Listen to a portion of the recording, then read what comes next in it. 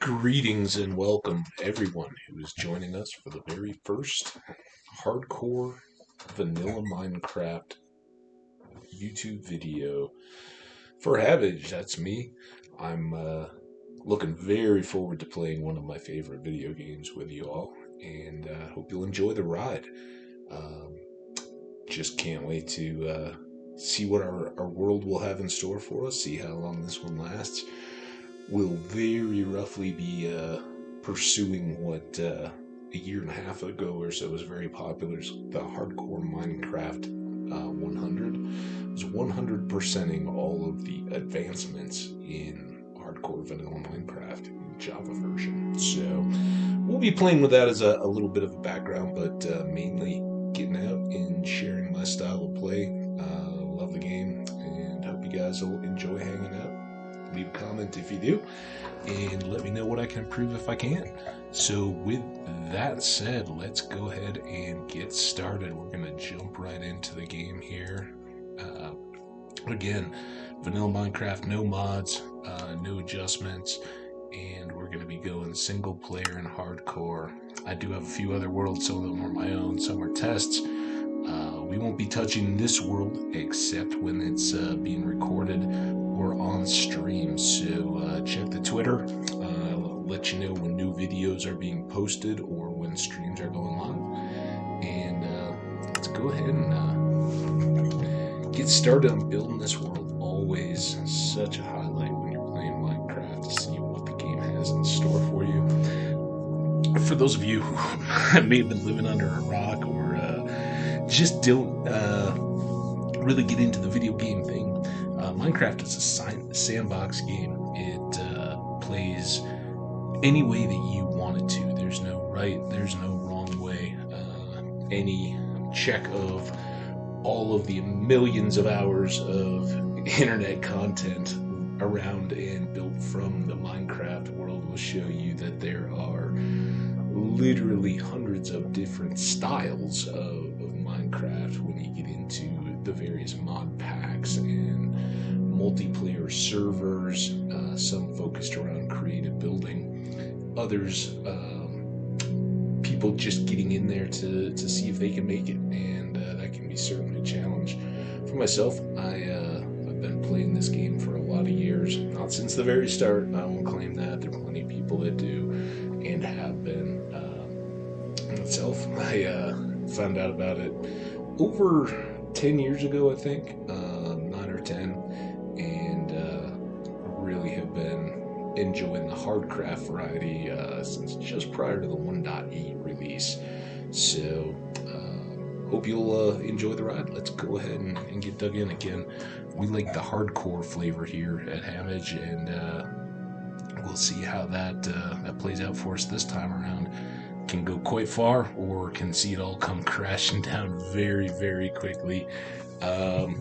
Let's think about what we want to call this world.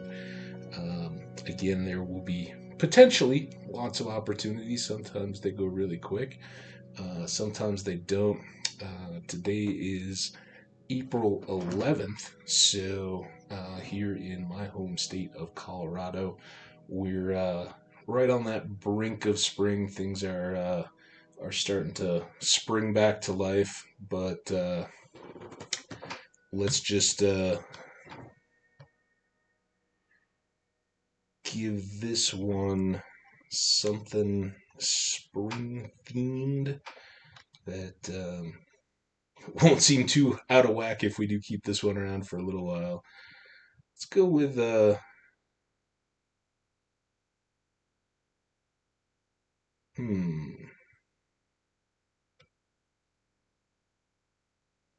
upcoming yard work. Something I know some people hate, others absolutely love. It's a passion to make a home yard or any of those around look great. We'll see what this season has in store. Last year, around my home, we were felt a little dry and scorched, and if you may have seen the news, there were plenty of fires out to the west of us that kept the air smoky for a lot of the summer. So hopefully we'll get a little more rain this year and be doing a little more yard work of the non-fire mitigation mode. All right, very first start here. We're on a beach on what appears to be an island, and yeah, this is it. For those of you guys who don't know or haven't played a lot, I do like to kick up the info screen right out of the gate and just make a quick note of where we're starting off from. Others more than I definitely look to spawn chunks as a source of automation. The spawn chunks will stay loaded whether you're in them or not. That can be a really good thing if you're going to be building a spawner, or a machine that likes to create mobs even when you're away from the keyboard. AFKing, a good strategy for a lot of people. It doesn't work as well for those who are going to be online or have an audience that want to follow the action. And certainly it's not something I've ever done. I don't particularly enjoy, a game where I'm turning it on, leaving it running in the background, and trying to come back to see a result. I'd rather have my hands on the action and see what I can come up with on my own or build from there. I think many of you will see familiar builds and devices that others have certainly laid claim to over the years. But I don't go out of my way, at least at this point, to make overly automated machines and devices. Redstone stuff, I enjoy it. I do it a little bit, but the more time and effort I put into building a machine to do something, the more I wonder, hey, I could have probably just at least set myself up to gather these repeatedly. And I think you'll see that in my styles of farm building, more traditional vegetable farm type building, as opposed to like a skelly farm or something like that. But we'll have lots of opportunity to look at that. And as the time goes by, maybe we'll get better at automating some of this stuff. I'm sure that lots of folks will have good ideas in the comments, and I'd love to hear those. So please feel free to jump in. But again, as I get started here, and as we all get to know one another, I really hope you'll just sit back and enjoy kind of watching how I've played this game myself over the years. And I'd love to showcase that first off, and then we'll kind of expand it and go from there. And as we get into some of the later challenges and advancements in this game, those that are available, we'll see if maybe we do some more of the automation stuff as well. So that's kind of my intro take. As you saw while we were going, we started over on that island there. We are in the middle of a deep blue sea, but we've got a nice island here with some trees, and I've been doing the ever popular punching wood. That's how we like to get started in Minecraft, those of us that have been doing it a while. So here's our main crafting window. We're going to go ahead and turn all of these into our wood planks. And get a crafting table. This is in no way going to be a instructional video or guide. I'm assuming that either you played this game yourself and are familiar with the ins and outs, or if you're looking to learn how to get things really cooking, you may want to check in with any one of the million of different guides and tutorials that are already out there online. I'm really just going to keep playing through. If you do have questions about anything that I've shown on screen or kind of glossed over, again, drop those in the comments. I'll be happy to do my best to answer them as I go forward. What we did there was to build a wooden pick. That's what I'm using right now to get some rocks here, stone, and a wooden axe, which probably wasn't even worth it, but I was sitting there and decided to go ahead and do it, not knowing how much or where we would end up actually kicking out some of the stone. So now we've got 12 rocks in our pockets along with it. And real quick here, I want to repeat what I just did, but switch these tools out to stone tools. And that's going to be what we'll use here for the next portion of the game, probably a few game days as we build up our supplies. We'll get a shovel, and then we'll do an axe. And, of course, being Minecraft and having a number of things that come up in the dark of night or in deep in the caves of the earth to try to chew on us, we want a sword. So I've got some cheaper tools that won't last long. The next thing that we're going to do, since we're on an island, don't have just a whole lot of wildlife or land area to explore in, I'm going to really try to focus on getting some of these trees. We would love it if somewhere amidst this forested little island we found a colony of sheep.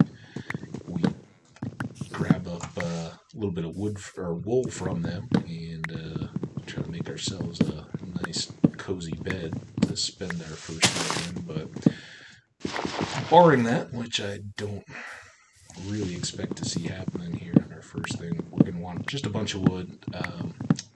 We can certainly use that to build a lot of our tools.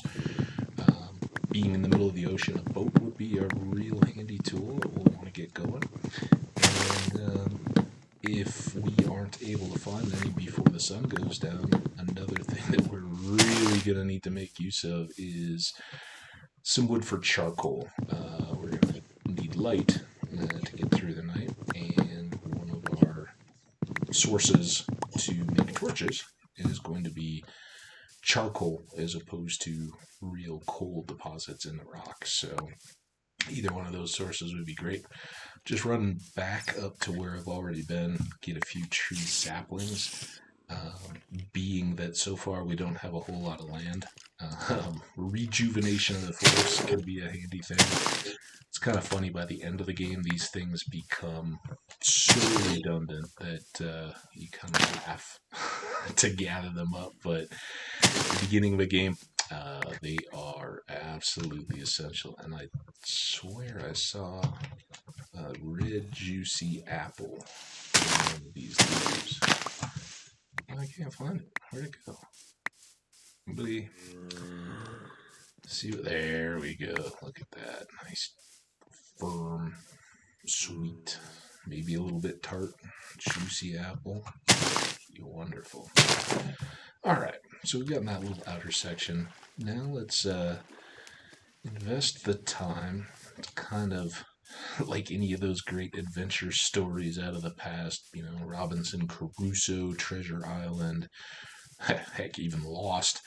Find yourself on an island, you need to get those survival essentials down quick. And one of the first, if you're a human, is finding some fresh water.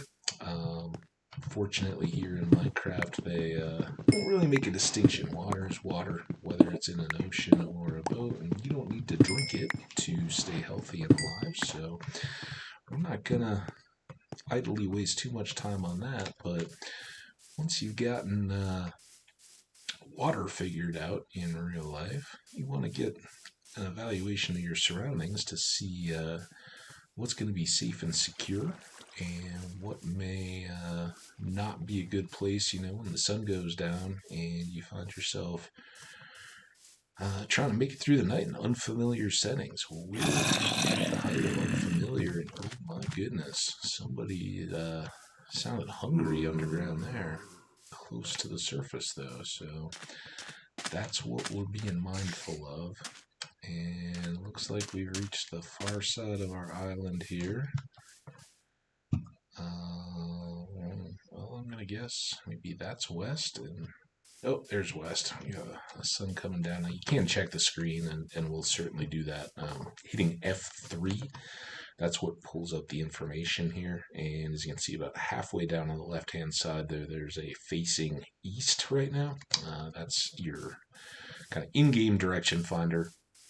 A lot of folks prefer apps that that have a compass, or a mod, I'm sorry, that will give you a compass functionality tool within the game itself. But for us, we're not gonna worry too much about that. It's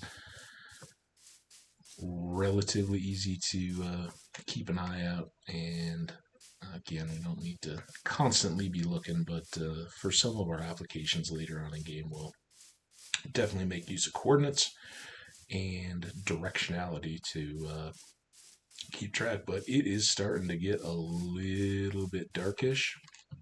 We do not have any sheep that I was able to find, and because of that, I'm going to go ahead and do what comes naturally to animals and people that find themselves in these kind of situations. We're just going to dig right into the side of a hill by kicking up a block here. We're a little bit elevated. We don't have a whole lot of space that could become real dangerous or threatening, and we can hopefully make it through this night without just completely wasting it. Now, this is not going to be a long-term home by any means, but I do want to try to make some progress since we're here. We don't have a bed. We can't go to sleep without a bed. So we've got the duration of a night to see what we can accomplish without, at the moment, having a whole lot of resources at our hands. But we do have our tool bench here, and by crafting, we can improve our odds a little bit. So we're going to first make a ring of stones that makes a furnace. Again, very early game, first round type stuff. And as I said, when you don't find a whole bunch of natural coal, one good way to supplement that is just to burn logs. And it's actually, Minecraft doesn't worry too much about keeping to the realities of the universe or physics, as a lot of people will talk and complain at times. But one thing that it certainly is, at least has a place in the world, is the idea of creating charcoal by slow cooking logs. A lot of folks don't even realize that was used to be a career back in the day when forestry was a family type profession. You could go out, gather a bunch of limbs or logs, stack them, and then build a fire around them to cook them down into coal. Deliver that to folks that could then burn it longer and with less volume of wood. So really performed a service. Anyway, a little tangent there, but we'll keep plodding along here. So we're going to need a bunch of planks, and even though we're not going to, so to speak, live here, I do just want to quickly pop up a couple chests, and we're going to throw some of the extra stuff that we have in there. As you can see, our inventory is quite small, and we want to maximize what we can. So I'm going to do that to the best of my ability. We're going to throw up a torch. Now, I have some of those. Again, one coal burns 8 units, so we'll reuse one of our charcoals, get those others cooking. We didn't find any foodstuffs to cook up. We got one measly apple. So not a real great long-term situation there, but we'll deal with that tomorrow. Soon enough, I'm sure. In the meantime here, we've got some more tools to make. We want to get fully stocked up. As you've noticed, even our stone tools go pretty quickly, and I don't have a real great need to explore within this, and I don't know what shape we'll get. Kind of show my starter housing model that I've come to use over and over again in various forms. once we find a real home location. But for the moment, we're just maybe seeing if we stumble upon another coal seam. Ideally, some iron would be great. That's going to be our first real necessity resource-wise as we get going. You want to get that iron. For those of you who know, right now we got our default skin on, but we're basically naked. We need to get some clothes. There is the ability for leather outfits, but by the time you're able to gather that much in the way of resources, most players, and particularly those that are out in the hardcore game, are going to tell you that it's really more worth your time at that point to just go after the iron, put your time and effort into that. Get loaded up with some stuff that will actually give you good protection and go from there. Now that gets thrown out the window a little bit if you're lucky enough to find a town or village as you get spawned in, or if you're on land and do a bit more wandering on your first day. Then sometimes you may find a village with some chests in it. You may get some leather gear right out of the gate. You may even have some enchantments on it, and that is just bonus for those folks that enjoy speed running. They actually count on that kind of early luck to move quickly through the early stages of the game and get towards what many would consider later or back in the day was end game content of finding the dragon and fighting it. But as you can see here, we've made good on our hope. We got a little more natural coal, and kicking out from those coal blocks are these little green chime blocks. Those are experience orbs. And right above my apple, down on my toolbar, you can see the number 1. So that's me effectively leveling up. Unlike some of the MMO type games where you level towards a level cap, and it's really defines what skills you can develop.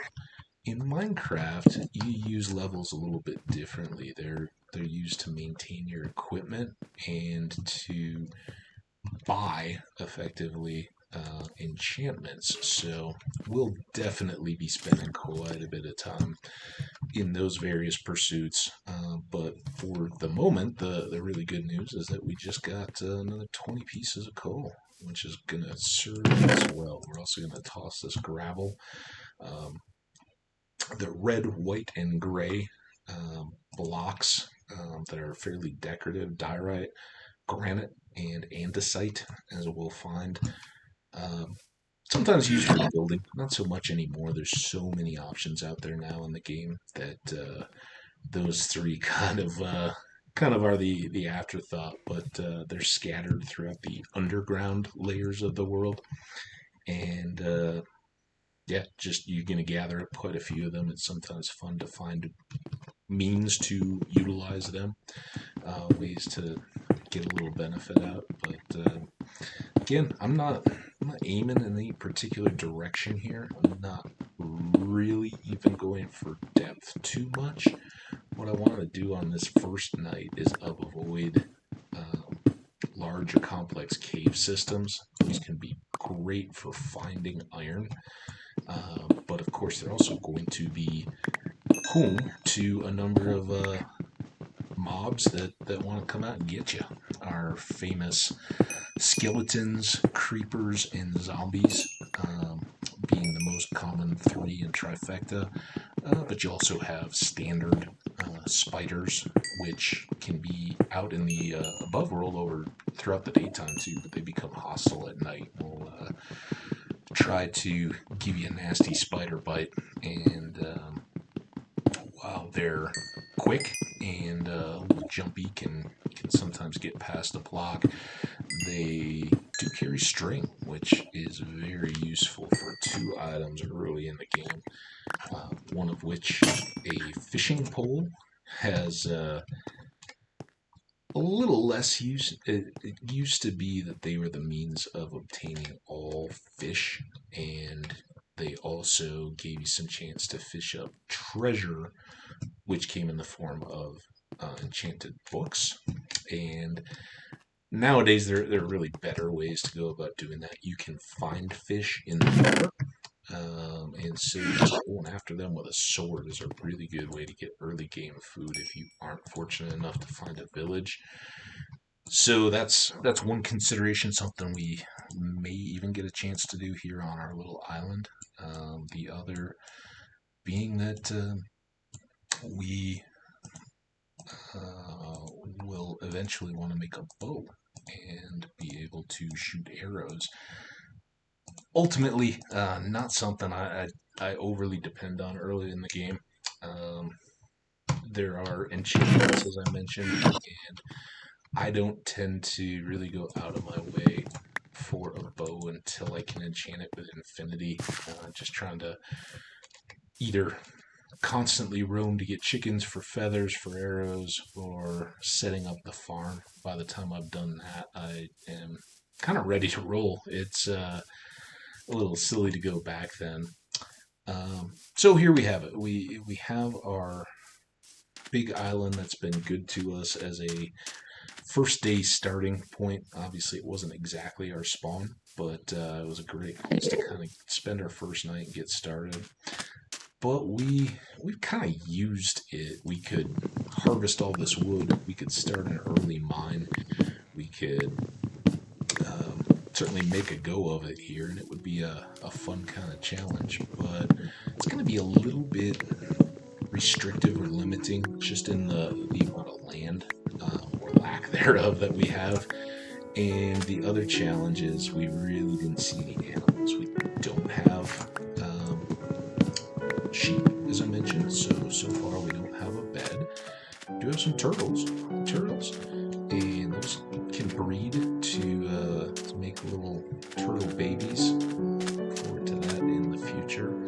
But for the time being, I think we're gonna head on out, see if we can find a world part of the world that suits us a little better for maybe a home, if not just a interim place. But I like to get in a place that I'm excited about, that kind of hits me, and someplace I'm not just settling for, but like to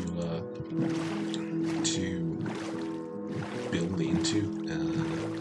It's really something that says, yeah, this is a place where, if you'd been a person maybe 500 years ago, either the brink of settlement of the North American continent, or even in the parts of Europe that may have been depopulated in earlier bouts with plague, you find a valley or a shoreline that's unpopulated, but it has that potential that, here's some really good things around that we can make use of.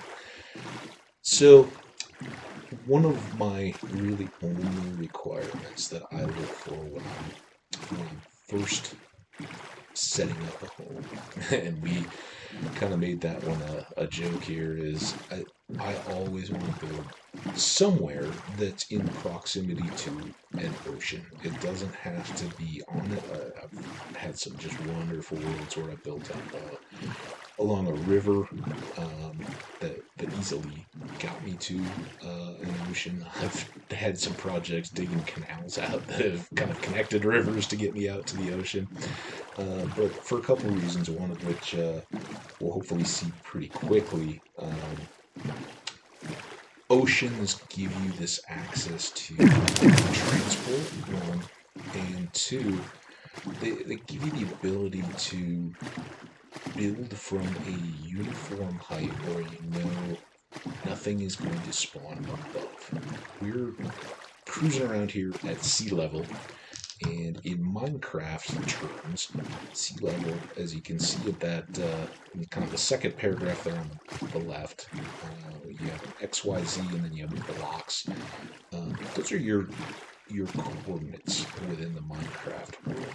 and the X and the Z axes are kind of showing you relative to a point 00, which was near our spawn, which direction you're heading and how far away you've gone. But in the middle there, you see that 62, and that is sea level across the nearly infinite Minecraft world that we found ourselves in. It will continue to sit at that point, and if you're on an ocean and things can't spawn in the small sky, it lets you do some really creative things in terms of forcing mobs to spawn where you want them to, and we'll certainly get into that for those of you that can only guess. Yeah, we'll very likely be building that always familiar darkroom spawner, kind of with my variation. But in the meantime here, we got some exciting stuff to look at. We've stumbled upon a broken Nether gateway. These were added relatively recently to the game with the update to the Nether, and they're scattered about the overworld. The Minecraft universe has 3 worlds to it. It has this world, the overworld. It has a Nether, which was vaguely referred to, but is not a hell, but it is kind of a reminiscent lava, lots of lava, lots of this netherrack brick, and a few different biomes throughout. We'll spend a lot of time there.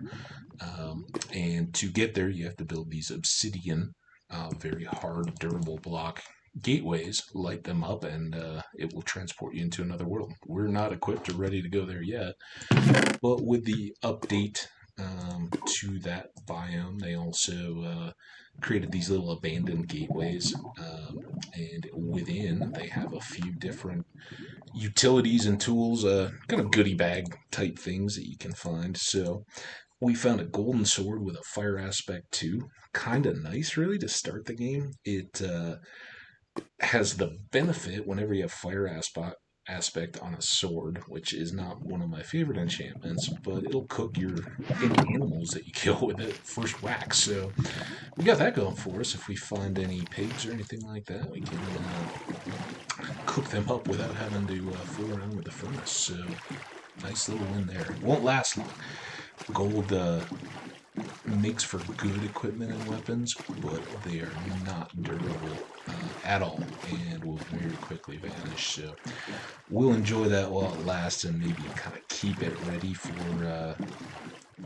any animal hunting that we do. We've now moved from a pine wooded taiga back there. Those were spruce trees, and we're now skirting along a desert. Deserts are not quite the formidable, challenging living that you would think of kind of from the real world.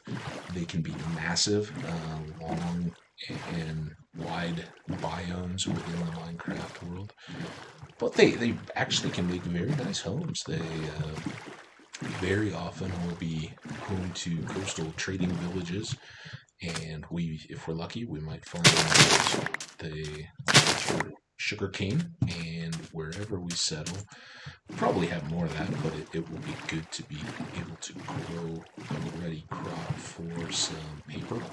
It's going to be a great resource. It also makes good use for trading. Cacti, not a ton. There are some other structures that we'll enjoy. One of them is underwater here beside us. So let's pull over on the side. How much time do we have left in our day here? Because this is going to get a little tricky without a bed. But yeah, with the underwater update, the developers introduced Sunken Ships, and as you can see, we've got one right here. Talking quickly here because I'm trying to pull all this, and I should have just double-clicked the paper. You can see those little bubbles in the food bar. And again, I apologize to anyone who's unfamiliar with Minecraft. It is so pervasive a game that you really tend to not think too much about the fact that there are folks out there that aren't familiar with it.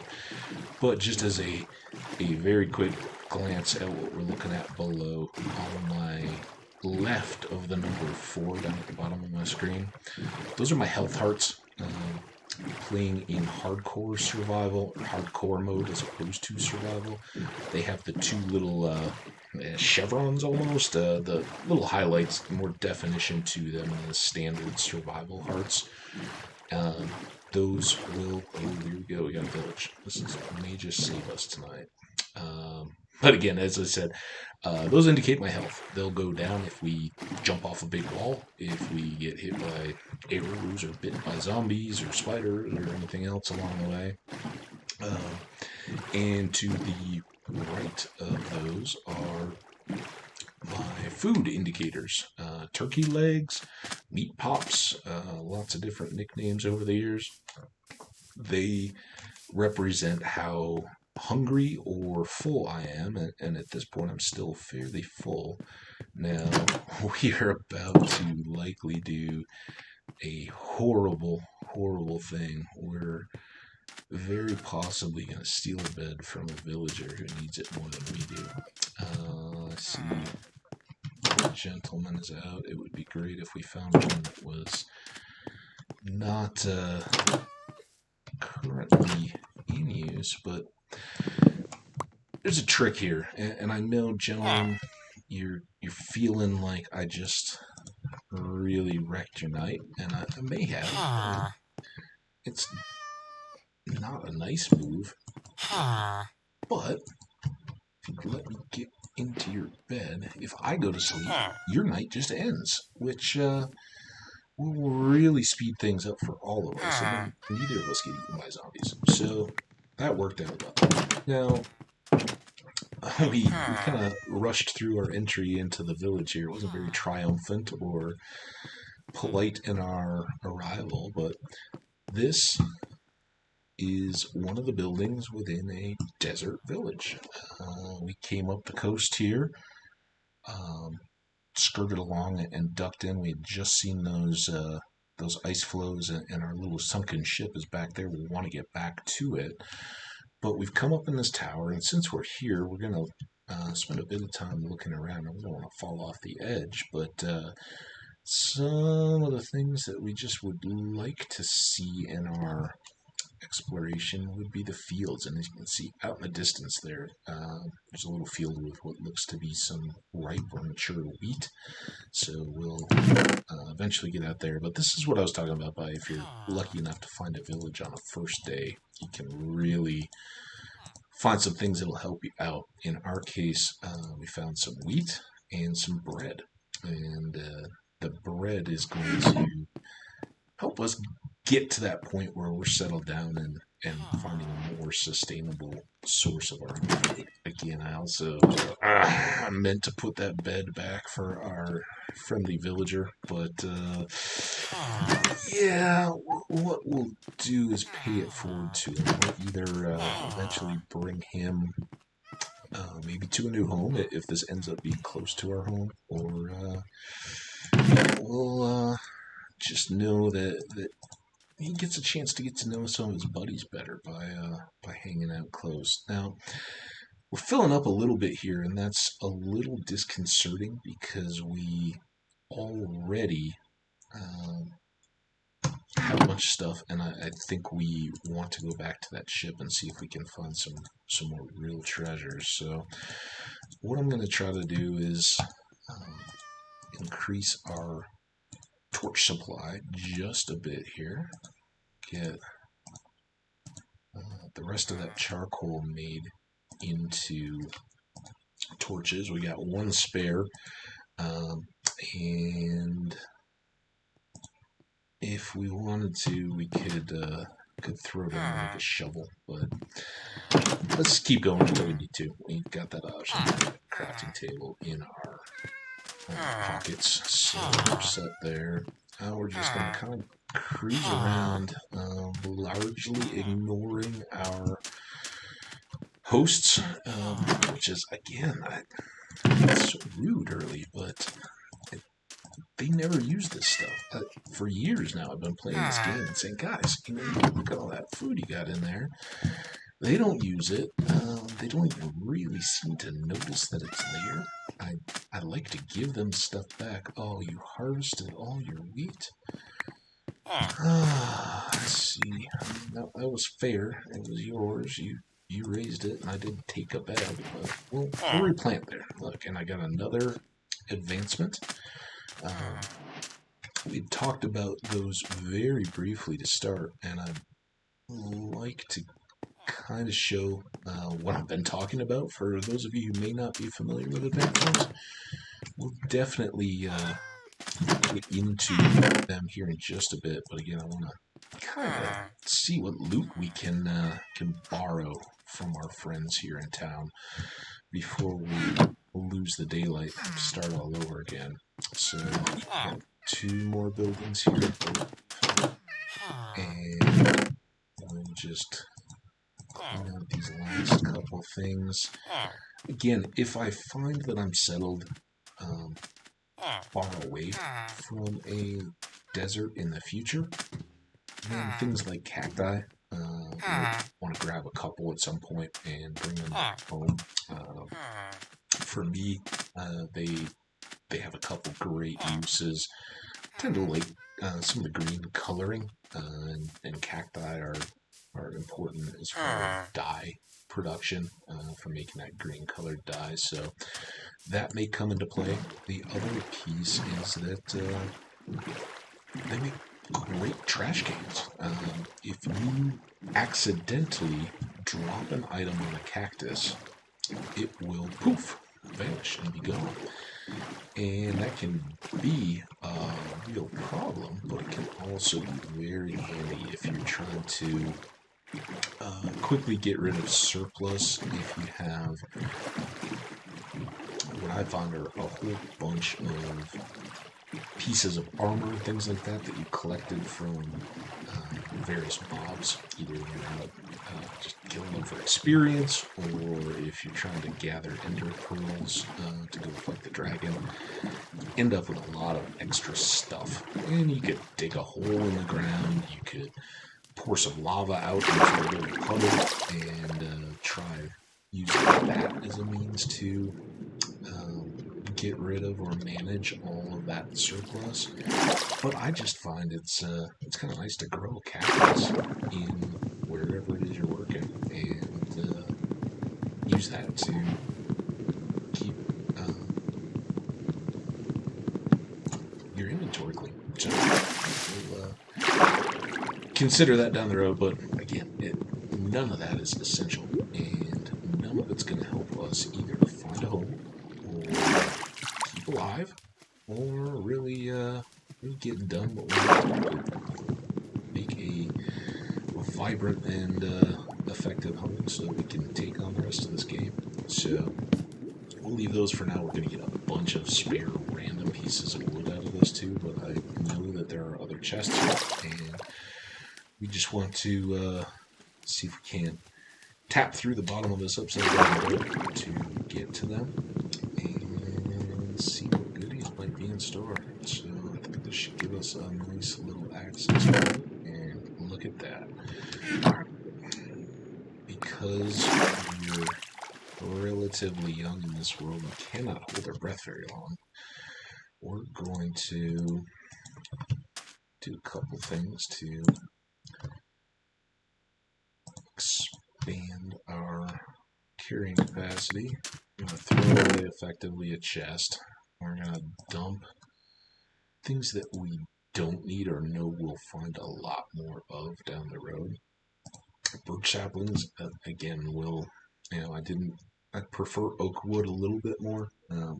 It's mainly just a color preference, but ultimately, I like the doors that you make out of birch better than, or out of oak better than you do out of birch, which is silly. I mean, it's 6 pieces of wood total. But the other advantage that I find of oak trees as opposed to birch trees is when you're growing them long term, they produce apples. So if you're harvesting a lot of wood and you have the choice of the two. This will be good. So all this stuff we're going to walk away from, never look back, and no regrets kind of deal.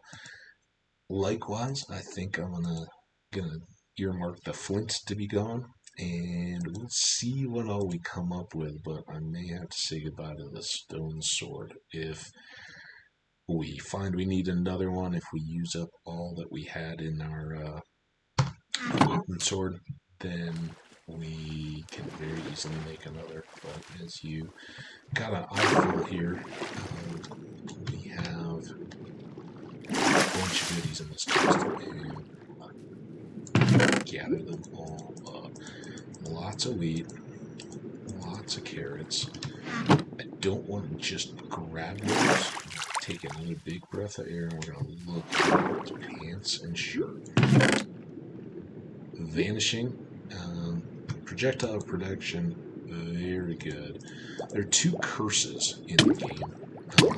One, I looked and talked to one here. Got a big breath of air. This gives us a good chance. So we lost some hearts there. We stayed underwater too long, got a little up our nose, and started coughing and spluttering, and effectively sort of drowned ourselves a little bit there. And on the right, our hunger went as quickly as it could in towards saving us from that. The hearts on the left repopulated a little bit. The hearts on the right went down. Once you get to 1.5 hearts of hunger, which I'm at right now, you lose the regeneration on the left. So these hearts are not going to will not fill up anymore because I am now not at full food. And that's something that you want to be aware of. It also gives you a huge advantage when you're playing in hardcore, any survival really in Minecraft, in that when your food is your hearts are if your hearts are full, you want to keep your food to the extent possible just short of full. Running around with full food is great. Yeah, your tummy's full and you're feeling fat and sassy like a cat that just ate. But the real truth of the matter is, if you get hit, you're gonna recover at the standard rate. However, if you eat some food, you very quickly get a bunch of healing from that first bite of food. I'm going to show you that, but first I'm going to take a quick nap because the monsters are going to come out here quickly. So we'll snooze through the night away. My advancements were there kind of down in the log for today's activities, and we'll talk about those more too. But here's our food. So if you look at the food pops on the right there, when I eat this bread, now my food goes up. You can see very quickly I get those 2 hearts worth of health. I was at 2.5 gone. I got 2 full hearts, or 4 halves of hearts, very quickly out of eating that bread. The last one, it took a little bit longer for it to fill, and that's kind of my normal healing. So now I can sit here with my heart or my food 1.5 down, and I can leave it like that so that when I next take any damage, I can eat and very quickly get a healing boost. So now, this is what we were talking about. I'm going to grab these paints. What I had started to talk about when drowning happened was there are 2 bad enchantments in Minecraft. So we're going to put on our shirt. Again, this is not great armor. It's leather. It's probably very lightweight and breathable, comfy, but it doesn't give us a lot of protection. 1.5 down in our armor shirts that just showed up. But it's better than nothing, and it was free, and some poor souls on a ship that turned upside down at the bottom of the ocean aren't going to miss it, so that's us. Now down here are pants. They have a curse, one of 2. They have a curse of vanishing, and there is a curse of binding that's also out there. Vanishing means that in a non-hardcore world, if you're playing survival Minecraft, no matter what difficulty, when you play survival and you die, all your stuff just sits on the ground. Hopefully you don't die in lava, because if you do, it's all going to go away. Or at least it will if it doesn't have that fancy new netherite coating on it. But what vanishing will mean if you're in those types of worlds is you die, your pants are gone, and that's can be a real bummer. You get some nice diamond pants and coat them up with netherite, or netherite, and they're the nicest ones on your server. If you die and they have vanishing on, poof, they're gone. Well, we're playing hardcore here, and if you didn't know or weren't aware, hardcore means if we lose all those little hearts on our left, it's all over. We're not coming back to this world. And if that happens, we don't get a second opportunity to come back and try to make it good. So in that case, we'll have bigger problems. We'll be looking to pick a new home. So here's the last chest, and it's going to be a bit more challenging due to our small lung capacity and the ship being upside down. But there should be some goodies that I'd love to get. Let's go. We're gonna blow through some of this food that we got. Thank you, Dolphin. As you guys saw, I started swimming very quickly there. When you are swimming in the ocean, if you come within proximity to a dolphin, they have an effect that they'll give you, which is called Dolphins Grace, and it makes you swim really fast like a dolphin. But what we want, though, all this stuff is great starting out. We got a bunch more iron.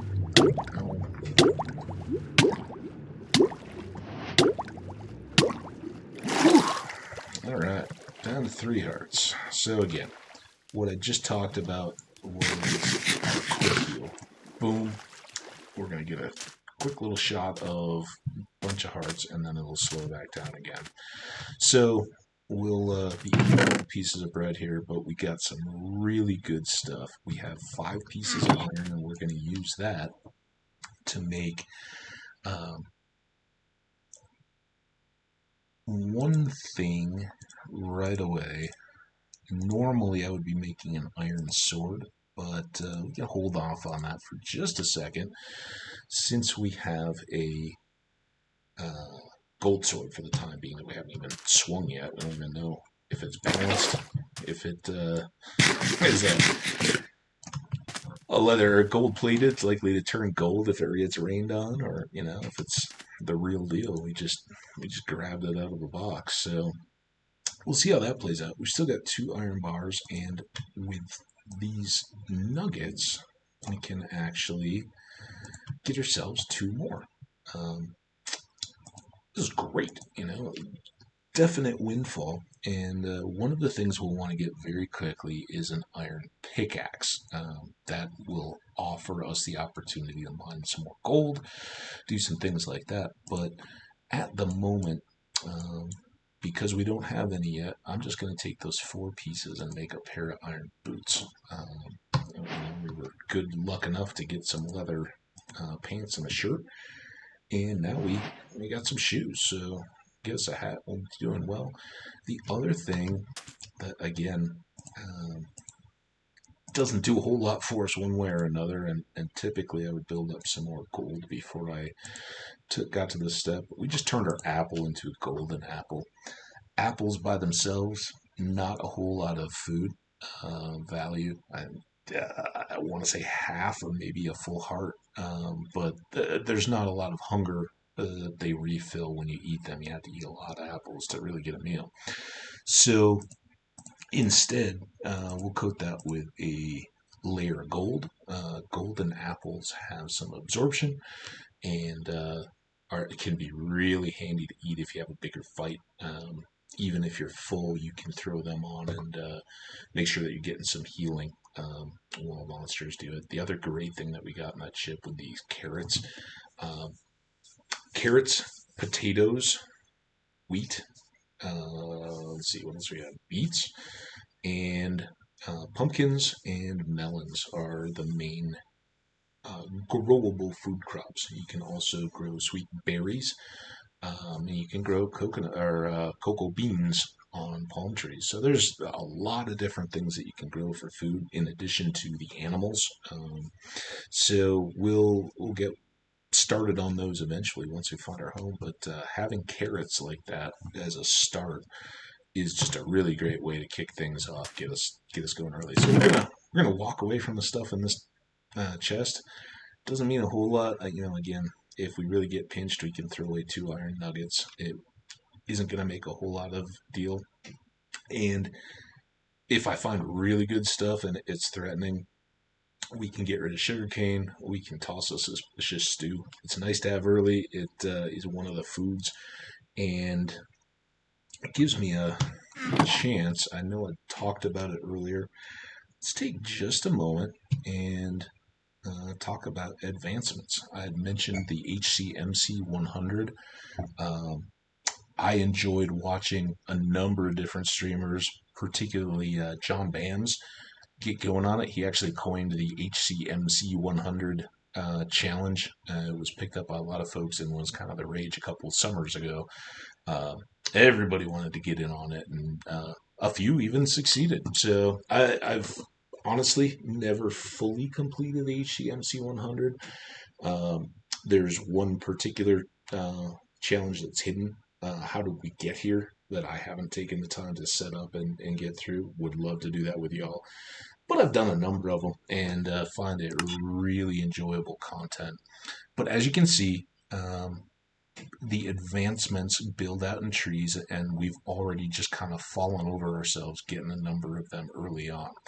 So um, when you first get going, I think from punching wood, it used to be that you got an achievement back in the day for getting your first piece of wood. Well, I think they just kind of switched that out to a first starting point, and it's very early on in the game. Um, then we got some stone. We'd made our wooden pick. As you see, you kind of have to do that, even if you punch stone until it breaks with your bare knuckles. You won't get the actual stone, so you need to make a pick, and that's what we did there. And then we'd eventually made the stone pickaxe once we stopped for our first night in that little outcrop.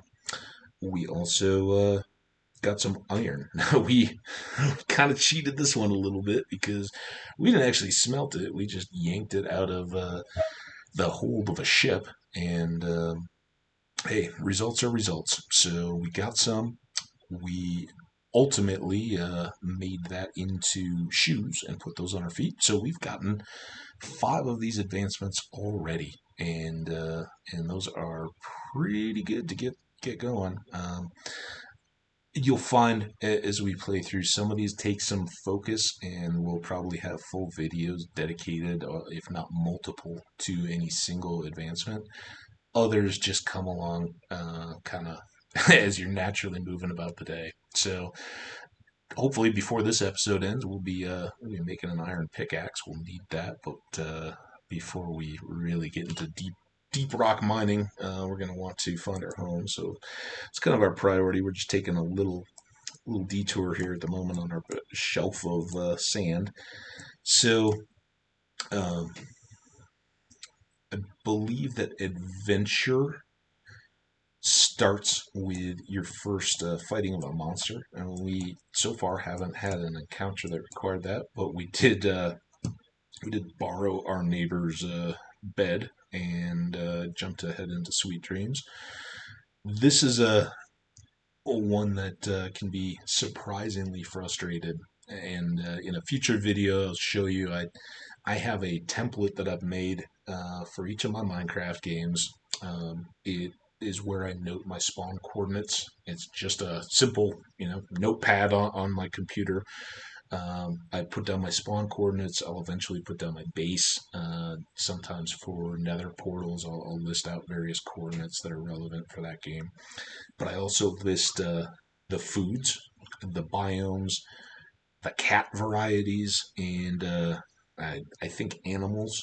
There's a number of different kind of checklist advancements, and it's so much easier to kind of try to keep track as we think back. We've been through 7 biomes already. Well, I know desert. I know forest. We were on that island, probably a beach, um, and a couple varieties of ocean. But without having really done a whole lot, we've got 7, and I'd be hard pressed to just name those. But we'll see as we kind of get settled and start looking more at advancements. We'll go out and review. I'll pull it up on stream and we'll look at what our various data points are for this show. So, in addition, we have a husbandry tab under advancements. And for this one, it's kind of food and animals and some of the stuff that you do get and buy. So, we, I think that was maybe harvesting the wheat. Um, then we replaced it with seeds. So, we got this seedy place. As you can see, there's bees. Um, Eat everything that's edible. That was where I grabbed the suspicious stew. Eventually, we'll want one, but they're not incredibly hard to find, and you can't craft them as well. So, lots of fun to be had to fill these out. There are additional tabs. We'll find those, and some of the advancements remain hidden until you get them. So, just wanted to take a moment to explain that for those who are with working through advancements. That's kind of what I'm talking about when sometimes I hold on to one item as opposed to another. Very likely that I know of an eventual need or requirement. So here's when we were talking about biomes, as you can see in that same paragraph that has the coordinates almost 4 rows up from the bottom of that second paragraph on the left. It says biome and Minecraft cold ocean. So as you can see, we got some little ice forming up. We're in a cold ocean. Lots of different types of oceans. See, now we're in a deep cold ocean, different one. And those will kind of flash through. Biomes have lots of cool ways of interacting with your gameplay, be that how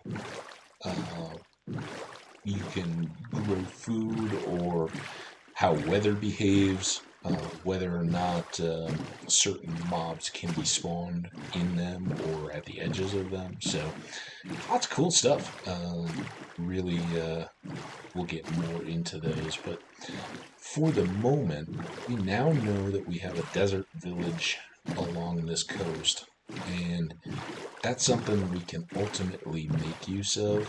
I had said early on that one of my prerequisites is I always want to have a home on a ocean. Well, I find every time I try to get into detail, we get another opportunity to get some more loot. This time it looks like we got another one of these broken nether portals, and I'm just diving down quick. I don't want to spend too much time deep for fear of once again drowning, but I'm looking to see, and you guys probably can't see it yet, but we're looking for a chest. Each of these monuments has a chest around it, and it may well be under this gravel. I don't think for the time being we're going to spend that much time tracking that, and I do think I'm going to try this, but honestly, this may break and not give us anything back for it. I have to do it one at a time, so bear with me. But ooh, look at that! We're in the middle of the night too. Combat in more than likely. I suspect a stone pick on a gold block is going to break it and not give me anything. But I'll call it for science. Never found myself in this position. Oh, I'm going to drown before I even. Well, so much for that. If we find that we end up at home in this particular area, we'll probably pass over that a million times, and at some point we'll get better tools. We can come back and get that done before I run out of air. And maybe that was the game or karma's way of telling me that, look, you're being greedy. You would have just wasted it, and be happy for all the stuff you've already gotten. So we'll call it that. We learned a valuable life lesson today to outlook all the good stuff we got in the mouth. As you can see, looks like we got a skeleton there, and he's slowly burning in the daylight. Oh, that's too bad, buddy. Should have gotten into shade. Or come down and swam in this ocean. But he didn't do either. He just decided to give it up. Now, I mentioned earlier,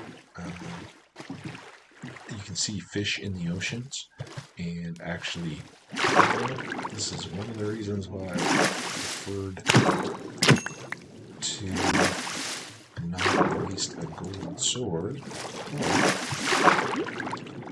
On the flip side, we may well get cooked salmon out of this. And cooked salmon is pretty darn tasty, I have to admit. So, I appreciate that too. Let's get you friendly fish. Again, I have to keep an eye out on the little air bubbles. One thing many of you are probably aware of if you've ever played any hardcore is one of the biggest pitfalls. You get used to playing the game a certain way. You advance a world and it's going great. I've gotten shulker boxes. You have all kinds of great diamond and chain tools and gear, and then all of a sudden you start a new world and I don't have those benefits that I used to. So it's part of what keeps Minecraft fresh and new and why it's remained so popular with so many people for so long, and not just a kid's game as many people would like to say. This game I can attest to, and many others share that conviction that it will offer endless entertainment and pleasure.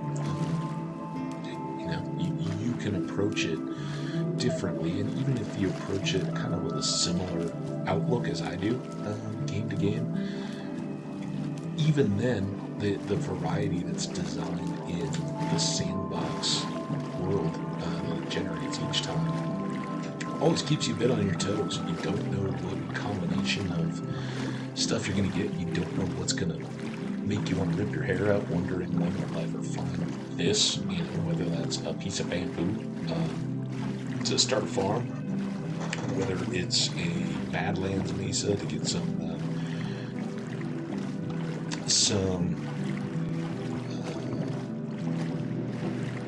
sandstone, although the red sand is nice, terracotta blocks.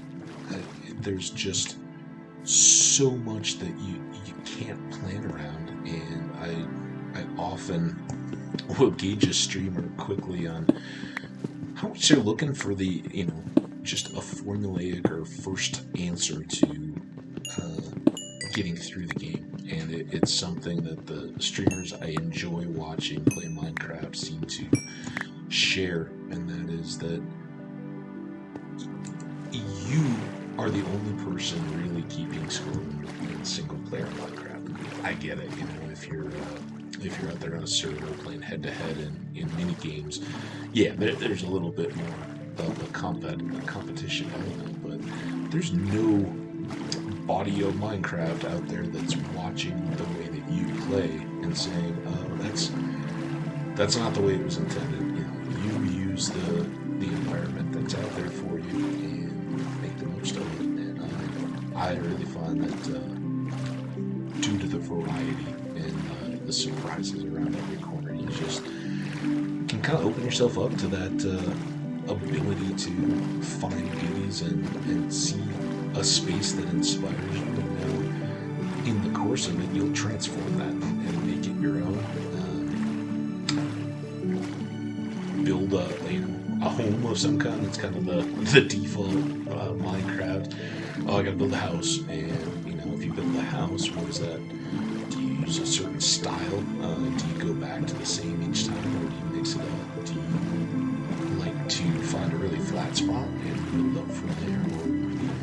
Or say that sandy mountain over there, is that something that you hollow out and eventually move into? So lots of different things that you can just factor in and go, yeah, this strikes me. This really catches me. I want to use this. If you haven't already guessed, just by the end of this ride the boat here, none of that has really happened yet. Although I see some pumpkins up there. And do really well on the food element here. Those carrots were a big win. Getting those so early.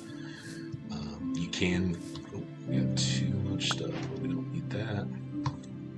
And definitely don't need kelp. See, this is why having a cactus is nice. You can get out of the way of that stuff. So we'll get rid of that kelp too. I don't need to carry that around. But again, I think it's important to plan each Minecraft game that you're going to be around for a while. With hardcore, that sometimes doesn't happen. Sometimes you just feel like you're getting going and disaster strikes out of nowhere, or you get greedy. You try to push beyond what your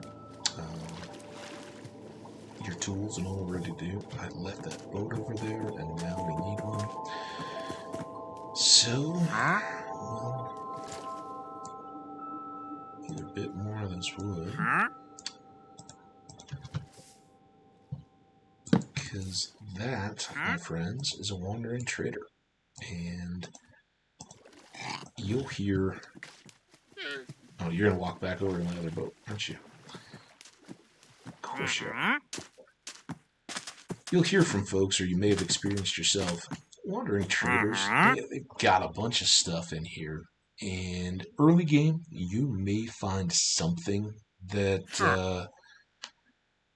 that really fills a need. The things that come to mind for me, I've found occasional food items, watermelon seeds, or something that would start a crop as opposed to, oh, I'm going to eat that right now. And occasionally I find bamboo. Bamboo only comes out of a jungle biome. And it can be tough to track those down in a rarer style of biomes. So if you don't find one immediately, it's real nice to get a piece of bamboo, and you'll see when you get one, it grows nice and quickly, as bamboo does in the real world. Wonderful stuff, bamboo. But if you get a piece of it here, you can very quickly have more than enough for your needs, and that would be a great thing. I don't see anything here that I want to spend my precious 5 emeralds on.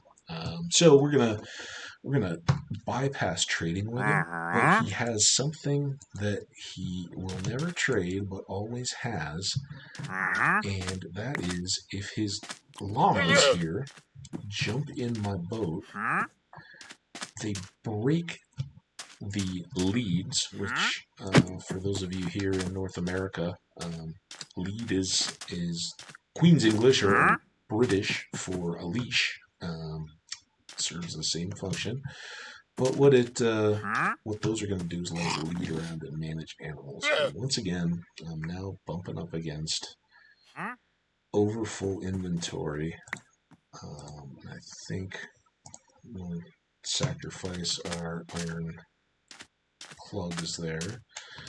So we want to get both of these, and it's not. Again, we're going to kind of just be around our boat and looking for a home. We've got a town here, but honestly, other than filling the stacks that I already have, there's not much more to add to our stacks, because we're getting to the point of things I don't want to get rid of. I can certainly, shrink down the wood. The chests I'm mainly carrying for convenience, but hay bales would be one. Let's put down a torch. And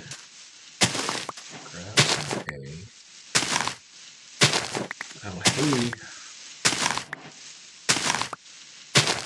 breaks down into wheat. It's a nice condensed way of carrying around a bunch of wheat. Wheat is very handy and it allows for the breeding of cows. And cows give us leather and steak. Steak being one of the best food items in the game, and leather being one of probably the most essential consumables, I would say, in the game of crafting materials, as you'll find out as we move on. Paper and leather come together to form a wonderful item that we would refer to as a book. Now, not the great books in the real world that contain stories and information, and biographies, and all those wonderful details that make our lives richer. No, books in Minecraft, unless they're your own journals, are simply used to contain enchantments and or make bookcases to make better enchantments. They really help with our tools and our armor, making them more powerful and allowing us to capture the later end content of the game without risking our well-being. So we'll, just as I said, kind of rush through town here, see if there's other things that we can use to fill out our stacks. We already have 64 is the max for most items in the game. Some things don't stack at all, and pickaxes, right? Can't carry around 64 pickaxes because they degrade, and they each have a unique level as they've degraded down. So we will just use those, and that kind of brings back the point that get rid of this wood axe by chopping out some more hay bales. So again, as I said earlier, cactus, we don't need that. But some of these things we can fill up. Our hay bales can go up to 64. There's no reason why we shouldn't have 64 bread or as many as these guys have available to us. So we're just gonna take the time to look around in town here. Always the off chance that they have something even better, something that we just can't say no to and have to make a decision. But for now, single wheats and hay bales and bread, good enough for me. Maybe we'll find another emerald. Not impossible. Also, can find various those seed type foods. And let's see here. To do that, drop that. Oh, we never even used that treasure map, which is just as well. We don't have anywhere to put it. We'll pick it up. This is the treasure map that we grabbed off the ship. I didn't even mention.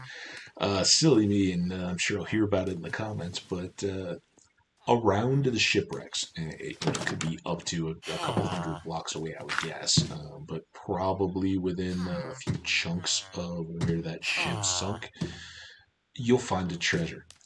They give you these map, or they give you a treasure map that shows you X marks the spot where there's a buried treasure chest, and it contains probably a lot better loot. At least it'll be jammed up with a couple of sea-based items, and then it could be diamonds or good food or whatever may be in there that you'll find worth tracking down. So what we're going to do is hang on to this. As you can see, I am represented by the little white dot in the lower left corner, and that dot will grow as you get closer. If I were either directly south or directly west of this map, that dot would move up one side or the other, and we'll show that as we go back to it. Once we do find our home, it'll just be a matter of hopping in our boat and coming on back here. I'm sure we want to revisit our iron village friends, and let's see how they're getting on while we're here. But for now, I'm just going to finish up this axe. It's going to, like the wooden pick that we had used that first night, there it went. When it gets down to no more durability, it'll break. I don't even know if our wooden axe here will last out the task, but we'll do that. Now, we picked up a piece of sand. Sand is another one. Late game, you wonder how can I find more sand? But early on, you are literally drowning in it at times. So, oh, that is worthy of a note. So, that building over in the distance is a desert temple. And desert temples predated even desert villages, or at least the functionality and some of the goodies of desert villages. Desert temples go way back and have, for long periods of time, been sources of some really good loot. And we'll go in and take a peek. Man, look at this. He's squeezed right between two villages. It's kind of neat. It's been a long time since I've made a desert temple my abode, but I'll have to consider that, or at least maybe a vacation home in here. So this is a desert temple. They are all the same layout. You're not going to find a variety of structure here. And so, like many of you, I've unearthed countless numbers of these. I like to pop up to the top pretty early on, throw 2 torches on corners. Much later, you'll find that by marking them, you can see them from the air. And yes, eventually we'll be flying. But for the time being, we just want to make it recognizable that we've been here, and we want to get some torches up to make sure that if it gets dark, we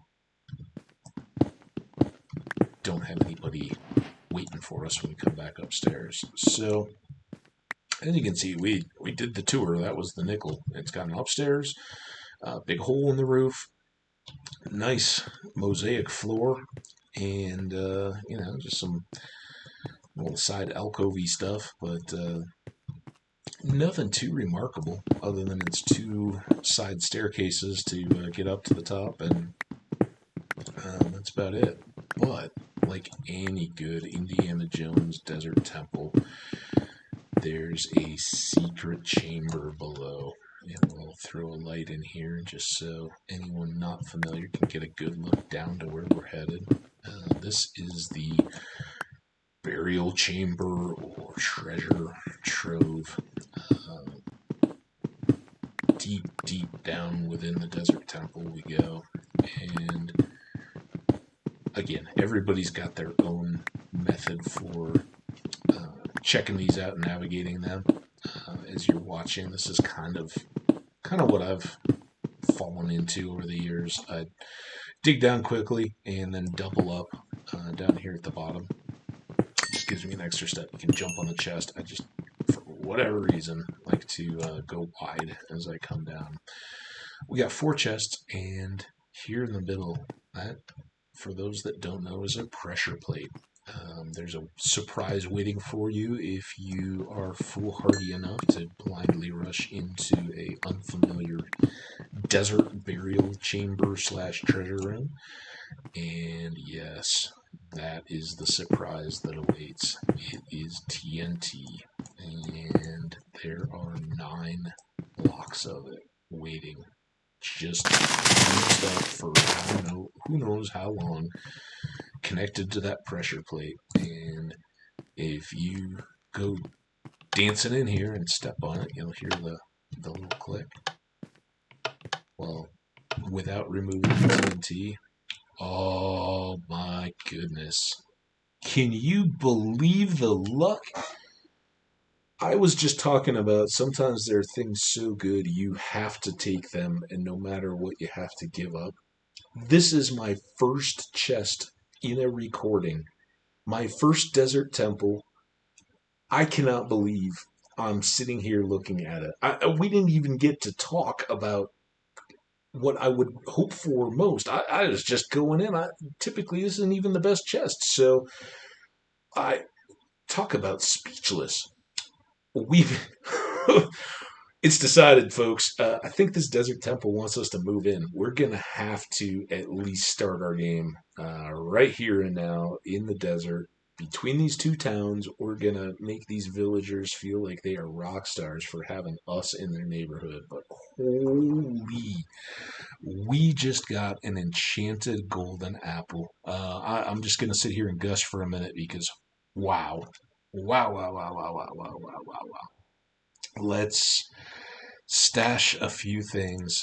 Um, I'm going wild. I remember back to the days when that was an item that you could craft yourself. It was then referred to as a notch apple. For anyone who doesn't know, Notch was a guy responsible for Minecraft. He made those, and early on, one superfood was a notch apple. Um, you would take golden apples. No, you would take a regular apple and surround it with gold blocks like these, as opposed to just gold ingots that we used to make our first golden apple. So, really, really powerful and tons of food and absorption.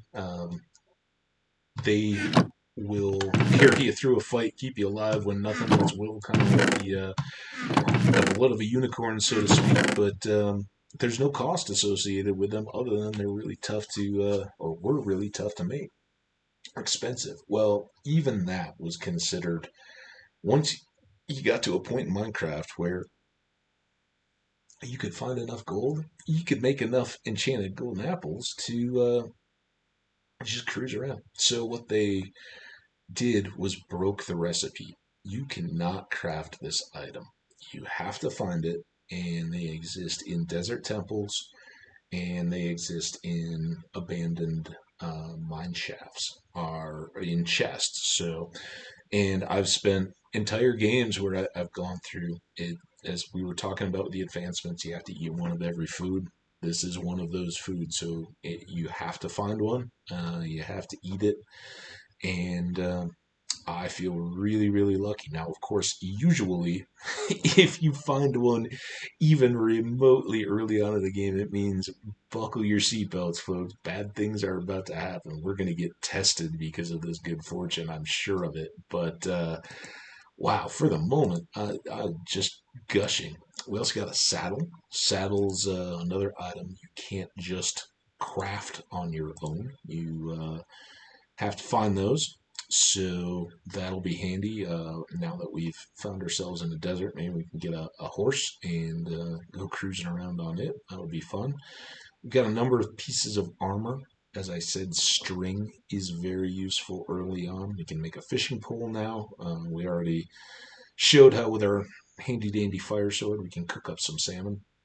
So we've got a good source of food there. But fishing does allow us to get puffer fish, which come in handy for potions, and again, have those old, what used to be only fishable things, such as saddles.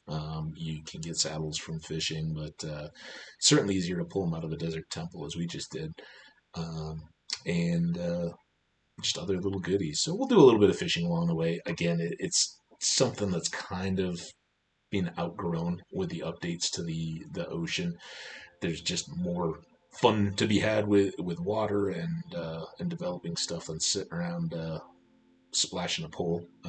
So if you're one of those that gets a lot of pleasure out of Minecraft fishing, I hope you start up your own game. Sit back, drop a line, and watch while we go through. But yeah, I think we're doing well here, just on what we've gotten. I'm gonna throw another torch here because, as I said, I'm one to take read the signs, so to speak, of what we have just been offered, and what we've just been offered is a really, really good bit of treasure in this desert temple, and I think at least to get a bit of a start, we're gonna hang out right around here. What do you think? Ooh, we got a little husky thinks that's good. We got a creeper. See, they think it's such a good idea that they're all coming to welcome me. They're like, oh, guy, let's celebrate this wonderful new arrival in our neighborhood. And frankly, I think they're right to say that. Well, the creepers, you guys all know what they go boom. And we kept them from going boom by hitting them with our sword, and both of those two slowly burned as opposed to dying under my direct impulse. That little difference is noteworthy for a couple reasons later in the game, but for now, the important thing is we got them, they didn't get us, and I think we need to just kind of start getting settled a bit. Let's chests. Let's see, with our temple here, if we knock out any of these walls, that's right outside. We're going to be looking at monsters and making new friends that we don't necessarily want to make. So I'm not going to push too hard for that. But we also, want to make this cozy enough that we can hang out for, the effect of a few in-game months to kind of get going. Get down to that level where we can chase the diamonds, and improve our gear enough to where we can someday get back after hunting dragons and checking out the adventures of the Nether and all the content there. So that's kind of what we're looking at. This is not a layout I typically spend endless time in, so we'll be playing it a bit more by ear than even intended for an early stream. But that's great. Again, everything I've been saying about Minecraft is it's so free form that you can kind of play it the way you want to and enjoy it, and I intend to do just that. So I think, how many of you all were laughing that my awesome self-storage double chest system here wasn't going to work because one side was too low? You'd think, half-access double chest would have been a thing, but no. So now we're gonna have to make a mess of our whole room here, throw stuff around. Let's put bed back, get rid of these chests.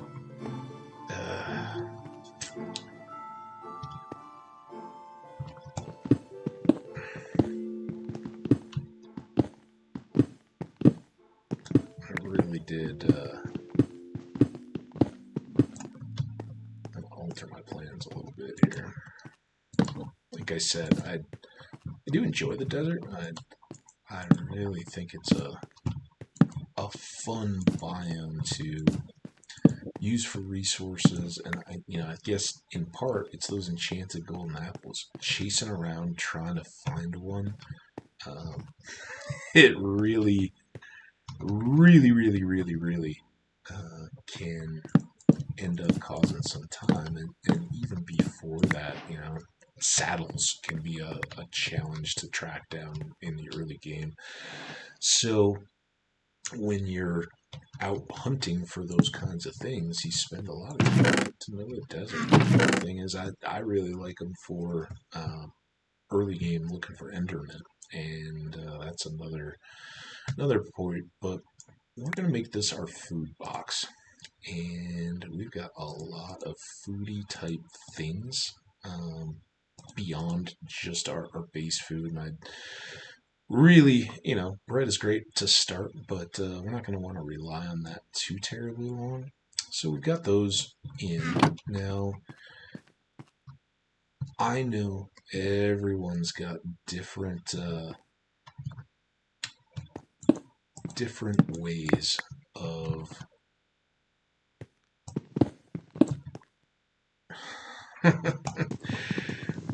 starting out and organizing, and the storage system's not broken. We all are familiar with how opinionated well-intended viewers can get about what is and is not the proper means to manage all of the various items in the game.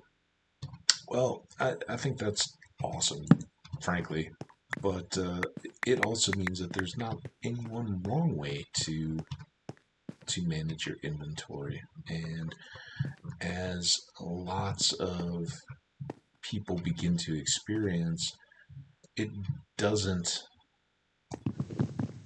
not always does the most elaborate and automated storage system have a need or really a place. They can become more trouble than they're worth if you're not playing in a way that's suited to that.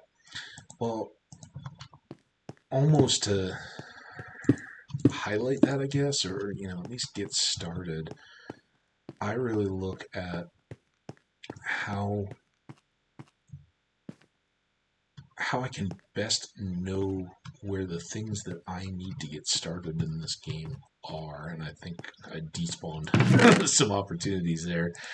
I got a few things that will just grab that now. And in case you haven't noticed, yes, I'm very aware that there's still an enchanted book. Just kind of saving it. I mean, we're so far from using it. I want to enjoy that surprise when I do get it.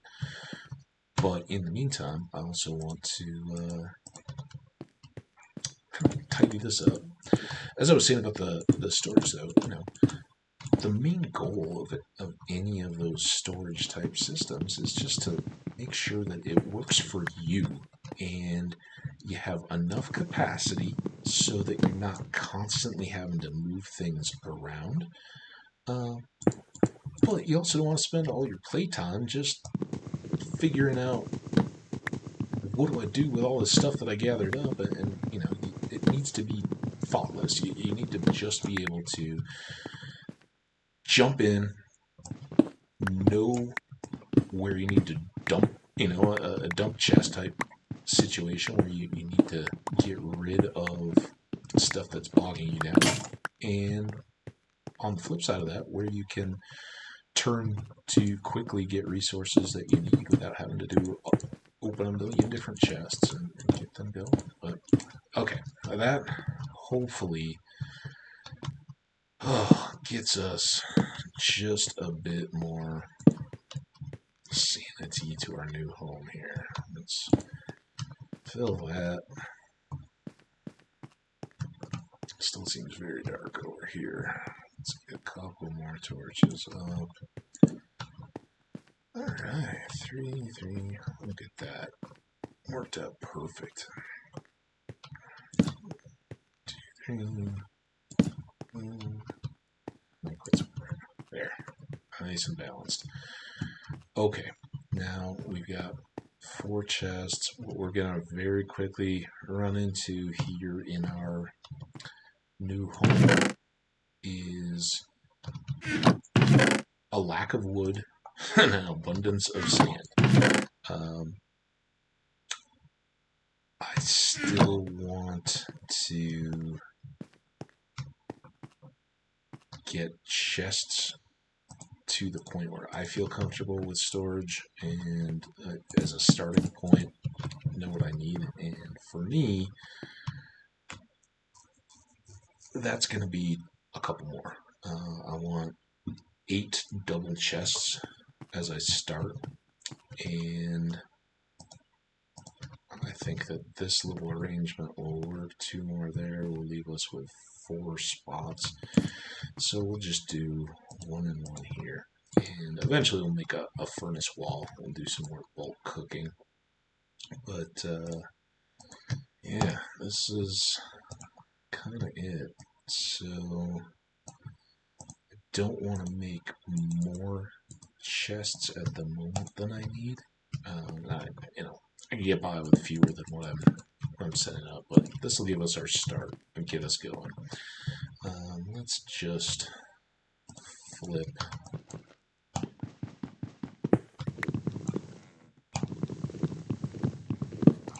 these 2 around. So they flip. Okay, now switch that to. Okay, that's not too much. So we're gonna actually relocate. This, ironically, is going to be a bit of a junk chest, and that'll clarify a little bit more for the rest of you that don't know the inner workings of my mind here in a moment. I'm going to hang on to the various sand stuff, except for sand itself, the sandstone cut and chiseled, just as I'm reworking this base a little bit. Next, this is our food chest. I think I got enough room now. So this is going to be the chest around our storage of food ingredients, crops, and general edibles. So we'll put those in there. These 2 can go. Stew is certainly a food. This chest is going to be our cobble. We're going to use and store a lot of different cobblestone as we get going. As we start our mine, we'll have a whole lot of excess, and then as we begin building, we'll find that it goes pretty quickly. Some project is going to get cobblestone. Everyone gets a little tired of it. I know, I do too, but until the point where we've got more touch options for those who know what that entails, it's going to be a minute. This chest, and this is where I kind of reverse, and you'll see if we start other worlds or build other homes. Typically, I build in a more square pattern, but I have an 8 chest setup, and typically, if this had been my entrance, I come in, I've got a first chest, which is my tools and building stuff, and it sits on the side of my crafting table. So this is it. I build it into a structure of up and down and corners, and I put into it all the various things that I'm going to use throughout the game. Torches, arrows, wood, sticks, iron, coal, and accumulated tools, accumulated basic building supplies will all go in here repeatedly. Next over, this is my wood chest, and it's gonna have a tough go for a while. I was just talking about that birch sapling, and I missed that a little bit. We may have to go on a trek here. So I've got tools, wood. This one we don't have any need for yet, but it's going to become dirt and gravel, or typically wood. I think here it will probably begin to incorporate a lot of the sand material. It's basically the non-stone bulk box. And then this chest here is what we're going to dub our treasure chest. Right now we don't have a lot of treasure. Pretty limited out of the gate. Excuse me as I adjust my mic there a little bit. But we're settling in here, and again, everything has a home for me in my treasure chest until we've totally eclipsed the need for it. It'll serve us quite well. And yeah, look forward to filling that guy up quite a bit. Right now, he's looking a little sad, but this has gotten us back to a level of comfort within tools and supplies. Now, granted, we didn't have a lot of wood in our lumber box, tree box, but I'm going to take what I do have and make some sticks. We need to reset our tools, and look at that, it's already night again. Let's just jump in here, have another quick nap. Now, there'll probably be a few more of our friends out and about since I let that night get going. It's fine. To drop for us.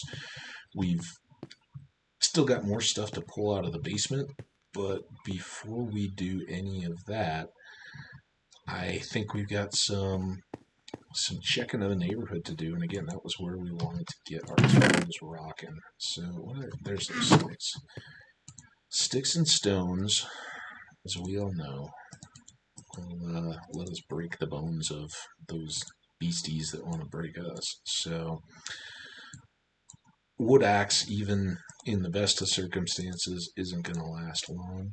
So we'll use all those. Now we're pretty well set there, and I'll just go ahead, since I have it, keep 4 stone axes, and really all the way up to the point where I've got fully enchanted diamond netherite type tools. I'm going to keep a full stock of picks, and I'll usually do 2 each of the best I can of axes and shovels. Eventually these hotbar utilities are going to fill up, and I don't want to dedicate 1 each for these 2. So shovels and axes will get shared eventually, and they'll just switch out. Food will shift over 1, a good utility food that I can have. Depending on what I'm doing, sometimes a golden apple sits in the spot as well. Water bucket almost always sits right here. Cobblestone or stone almost always sits right here. Torches do always sit right here. 2, eventually bows, and 1 is always my weapon. Now, the majority of people that you see out playing Minecraft, they don't use this, picks and weapons go close together and all that. This is what I've developed over the years and what I've played with, honestly, since before I knew people used YouTube. And it's worked for me. It's what I adapt to. And we'll go from there. Now, I know the other fun thing to, pun intended, bash on is shields. I think for hardcore, in the early game, shields are entirely worthwhile. I just find that they help when it comes to, if you should find yourself in the midst of cave spiders, trident wielding drown, or archer skeletons, to keep you a little bit more safe at a distance, so you can time your attacks and have more success without just constantly having to hope for the best and potentially risk all. So we'll eventually get a shield, but ultimately I love the idea of a totem. And again, much later game time for all of you guys that know we're getting way ahead of ourselves. This is just kind of filler as we go through. Look at that. Oh, you're being so good to me today, game. I don't know what I did to deserve you, but I'm very happy. We're going to, I think, just... And typically I wouldn't do that. Typically I would snatch up a rare type seed, and I hope that doesn't bite me. The villager AI is minimal at best, but they will do an attempt to tend to their own crops, and I have seen it where they'll go through and gather a carrot or a beet or a potato and swap it out and replace it with a wheat seed, and you can't get those back from them. They may be sitting hidden in their inventory, but they're not accessible via trade, or the taking. So hopefully he won't make all those disappear. Well, being this close, the greater danger by far is to them that we incur a bunch of bandits to come down and pillage, so to speak, their poor little village here. So I'm afraid that at least at the moment we'll be doing less to help them than potentially introduce a lot of danger, but we'll be checking in often just to see if those get closer once we get a little more ready to grow some things, because we definitely want to do that. And I think we'll just leave the hay. We don't even have animals yet, but I'm looking hungrily over at this savannah, and we'll work in the world of trees. Now, this is kind of one of those love or hate types of wood, and there's a variety of different tree types in Minecraft. Acacia trees, I believe, from the savannas of Africa, are one that's been around for quite a while, but they have a deeper reddish pink color than jungle wood, so they can really be great in building, mixing up the color of your structures. But they don't offer apples, which is a big factor for me, and I don't, as many folks find, they grow a little oddly in terms of harvesting. Sometimes you have to build up bases just to get to the top of the tree. So those are all reasons that I kind of shy away from them as a major wood source tree. But being on the brink of a desert, we're going to take what we can get, and I hope that here before we get too late to nighttime, we'll get some more saplings and can flush those out into future trees. And this may be an example of what I was talking about. Now we've got a little hill here. Hopefully, look at that. I'm just standing on my tiptoes, reaching up, and I lost my wood axe, which frankly is okay. I mean, we built that on our second tool. We built it all way back before we'd stopped for our first night, and through lack of use, it survived a lot longer than intended. So good for it. But now we're fully into the stone tools, and I don't expect we'll be going back. These are the guys that I was hoping for. We want oak saplings and trees, and we'll hopefully turn these couple into our very own little tree farm. It's a noble, very slow returning. Not so much in Minecraft as it would be in the real world, I would think. But yeah, we have a real need, and I hope that these couple trees can fill it. So we already got one sapling, and that's great.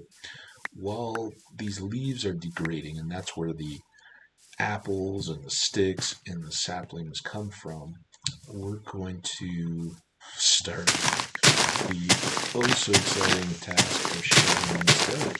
And way back when we made that first little hidey hole to not sleep in because we didn't have a bed, we trashed a bunch of dirt that we had dug up, just not wanting to carry it around. Of course, that's the right decision. You don't need to carry it, but in a desert environment like this, we really need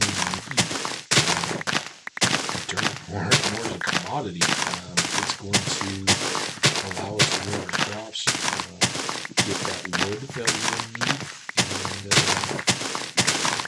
really move from a position of just getting by to getting on those diamonds. So yeah, we're I think I mean, listen, we got an enchanted first temple chest. That is absolutely amazing, and I've never had that kind of luck before. I guess what they always say about streamer or YouTube luck. I kind of laughed it off, and you always wonder like how do these guys get things to pop that quickly? Well, having just been the recipient of it, get a channel up and reap the benefits. I guess. Wow, it's so easy. Who knew? But I haven't gotten that oak wood, and that was important. One of the things that I wanted to make sure I got going were some of these nice oak doors that I had mentioned early on in our first night. Oak doors I like, and they're not particularly more durable than the other doors, but they got this window, and I think they may be a little more stout than the acacia wood doors. So for me, they're a pretty nice option. Now, I wanted to door up all three of these, and I think we're just gonna go ahead and start lighting up our future home. Why wouldn't we want to? A little here, a little there. There's no electric bill for our little wooden torches. We're just living the good life, and nobody was using this, so why wouldn't we kind of start making ourselves cozy? Now, we're going to want to do something here. I kind of like the steps. Maybe we bring that out with some more sandstone and then just put a door up on the top. Let's see what strikes us. But here we are, and this is what I was a bit worried about for my little neighborhood friends. You see those zombies out there wandering through town? We're close enough that sitting here, all the mobs that spawn during our knives, and we're not going to, commit to going to sleep at 6 o'clock every evening just to make sure that there's no trouble. What I think we can agree to is, if anybody survives, we're going to stock them up with some guardians of their own to try to combat the menace. But even that is kind of temporary, right? We just can't be sure that they're all going to make it. That's too bad. But hey, the good news, is that they've got a neighbor, and neighbors are fun. So we got our oak saplings. We're going to go back in the daytime. As much as I'm talking, each minute they get more neighbors showing up that really are not as nice as me. So we got those. I know we're right on the brink, and I would prefer not to overplant on acacias just yet. So let's keep to the oaks, and let's go back and see if there are any more. We'll sort of grab this one. I haven't even recalled that we have so much dirt right here. Great thing. Man, I like our new home. How nice, Sometimes you move in, you get a little expensive. It's just, really where I want to be. What's going on here? You maybe tend to think that desert driven off the ocean right here. It's got some of the folks that show up at night that maybe don't have your best interests at heart. And note the jump protectors there. Critical hits are definitely a thing in Minecraft.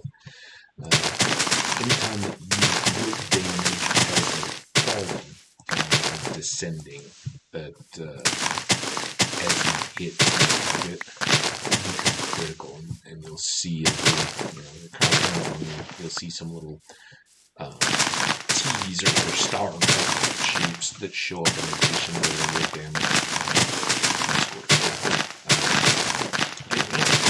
Very good weapon in this game. We can have a little bit of fun. I effectively lit myself on fire by lighting my enemy on fire and then not staying far enough.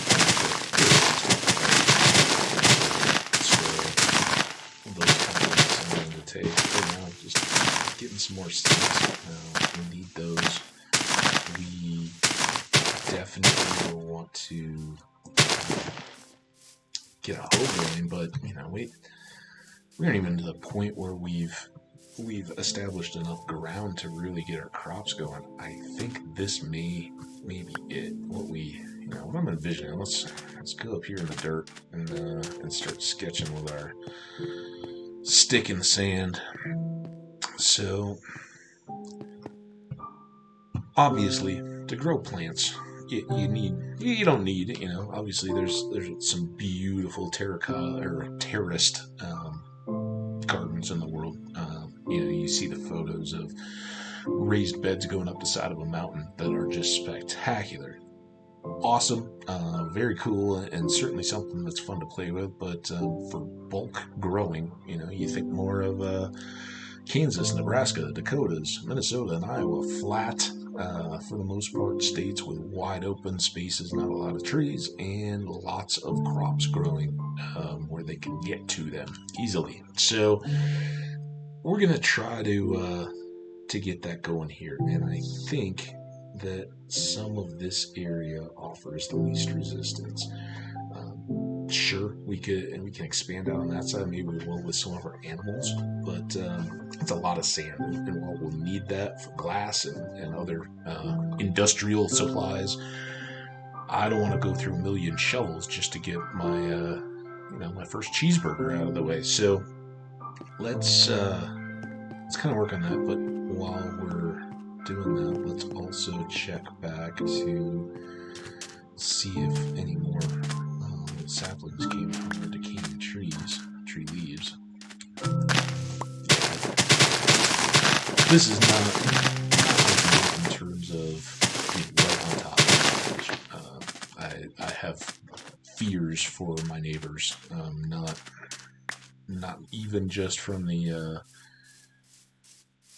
zombies and skeletons that spawn in the night, but bringing back larger events to pass on them would certainly not make their day. Here we either lingered too long or that was the extent of it, so I think we're now going to see if we can't increase our folks coming out of a zombie. We don't really even have to deal with him. I think we hit one shot. Those are the X's indicated critical. If I just hit him, see, it doesn't show those. He would light on fire, and we could just run away. Creepers, on the other hand, already exploded, guys. For those who don't, they don't burn in sunlight. They do burn. My fire sword here hits them, and as you can see, we're getting low on that. And having just dealt with those two, look at that. Let's go deep here for a bit. Just see what all we got. Okay, that's far enough because we got a spider coming. And he's gonna follow us. I don't know if he'll stay hostile or if he'll become more passive once he gets out in the light of day. Particularly have a beef with him. I mean, if he comes after me, that's his deal, but I want to get some of these goodies, and seeing this iron made me happy. Not as happy as a Enchanted golden apple, for sure, but definitely made me happy in the sense that we can replace this fire sword as soon as it breaks, and we can also get a hoe. Those are two things that iron is really going to be useful for. The other thing that we have to be aware of is we don't have a hat. I'd forgotten that, and our moderately decent leather stuff is gonna wear down pretty quickly too. We need to get all that upgraded. So lots of need for iron, but our bread supply that we've gotten, and we can turn some of those hay bales into wheat and then into bread as well. So we've got an okay food supply, but it's not very good food. The steak that you get from cooking beef is much better at filling your hunger hearts. Here's our half, and that bread fills that up, but it wouldn't put a lot more out there. So that's about as far down as we can go, and you can go through that much food very quickly as you're going through caves and fighting monsters. We're just going to kind of keep glancing. Don't want anything creeping up on us. Forgive me. The zombies and skeletons rattle, and zombies kind of can't keep from groaning too often. But it's the creeper. That's why they are the masters of the jump scare. They like to drop off ledges at you, which gives them a little bit of something extra. And they also just, compared to their buddies, they move so quietly. And that can really get you if you're not paying attention. So I think we're going to call it good. We got 10 pieces of iron. We've been talking about, we still haven't planted our trees, and there's really nothing to that. Send down right here.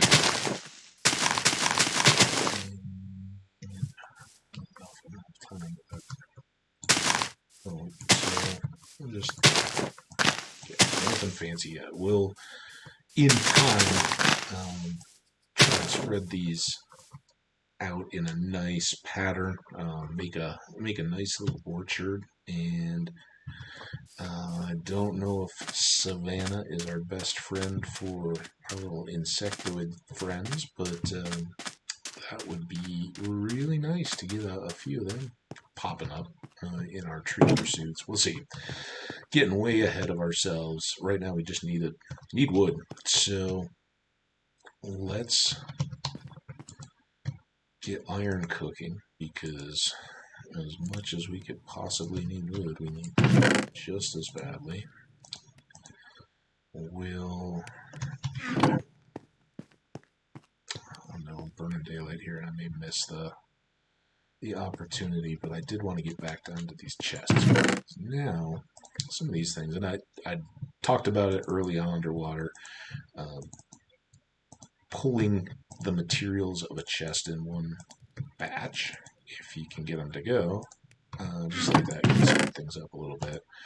All right, we've waited in suspense, and I had intentionally not talked about it. We'll get that guy unless we fill up here, which I may have just inadvertently horribly teased. So at least we'll get to talk about it on our way back upstairs and then back down again. And I know it's already gotten to nighttime, so my real reason for coming down here we'll just have to deal with tomorrow morning. But as you can see, if I hadn't gotten so excited and distracted by our enchanted golden apple, each of these chests contains a lot of things that, I've heard speculation, it's the burial, right? The rotten flesh and the bones, or the buried kings or whoever lived in these temples, priests or whatever. And the string represented, their clothes that had worn away.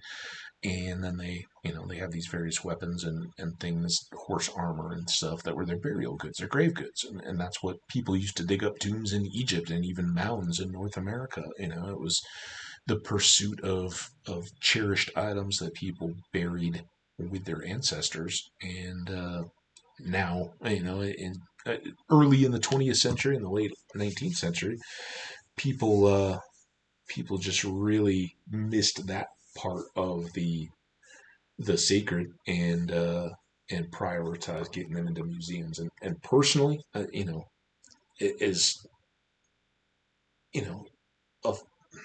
irritating as that sounds to a lot of us today, we have to look back and realize that they opened a lot of the world's eyes to how societies used to function, and a lot of the studies of what we became as people, or have arisen from, or different shapes that cultures have taken in the past around the world that came out of that. So you always have to, kind of take the good to the bad. But yeah, sort of grave goods, and we got some rotten flesh. Not a lot of use out of zombie flesh.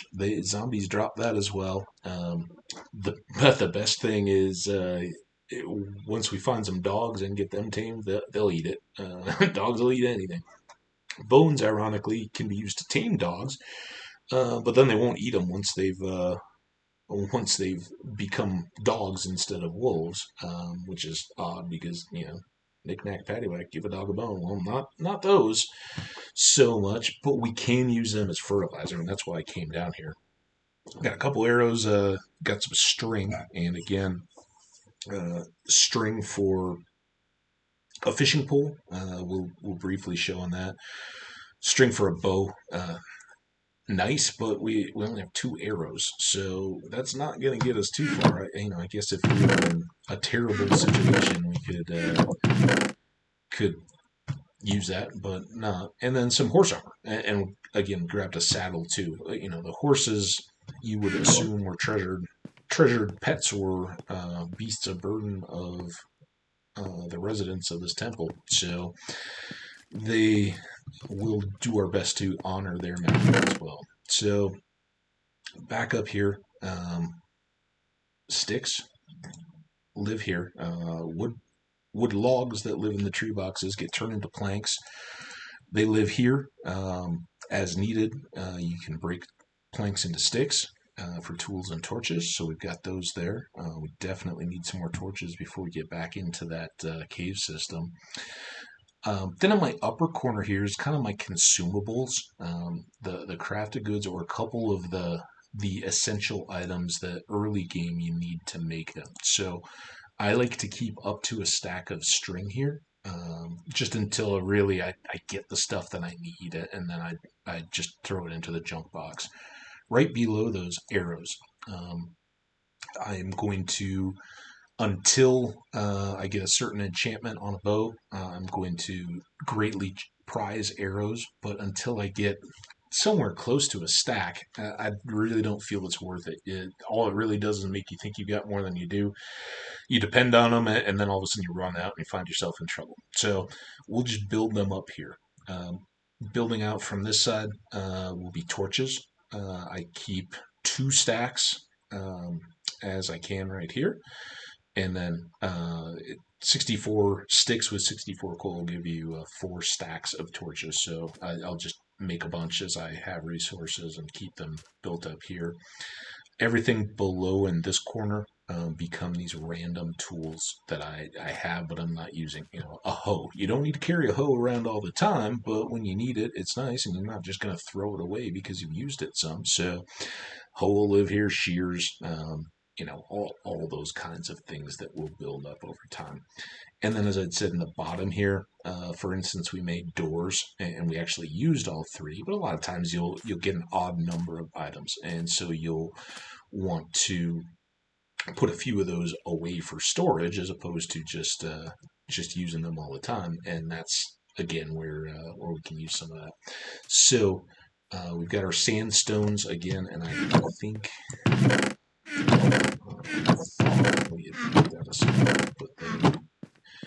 As much as I just talked about having 2 boxes, good old Murphy comes knocking at my door to tell us that, best laid plans. So now we got some iron. We cooked it up while we were talking there. We also have spruce planks from the boat. Throw those down. I may ultimately just break those up. Another apple, our beet, our seeds can go away for now. Into the junk box goes the gunpowder. We're going to hang on to the bones. We want those. And then here, our diorite. Again, we talked about those earlier, diorite, andesite, and granite. We'll just kind of group those into here. And these are the ones that I'm still struggling with. I don't have enough wood yet to really justify making a separate storage box. And I think for the time being, going in there. We'll put our dirt here, although I want 1 stack. And then we got all this horse stuff. We'll make a box eventually for stored armor, stuff that we've enjoyed or appreciated, and horse equipment. Eventually, when we really get going with horses, they'll have their gear out by the horses somewhere. We'll give them a nice space to live and thrive, but man, not there yet.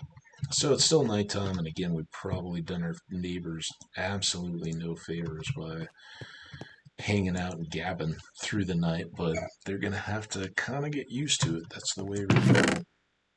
Now, let's get a few more sticks going, and we can use those extra logs if we need to. I definitely don't want to have to just be living in fear of running out of torches.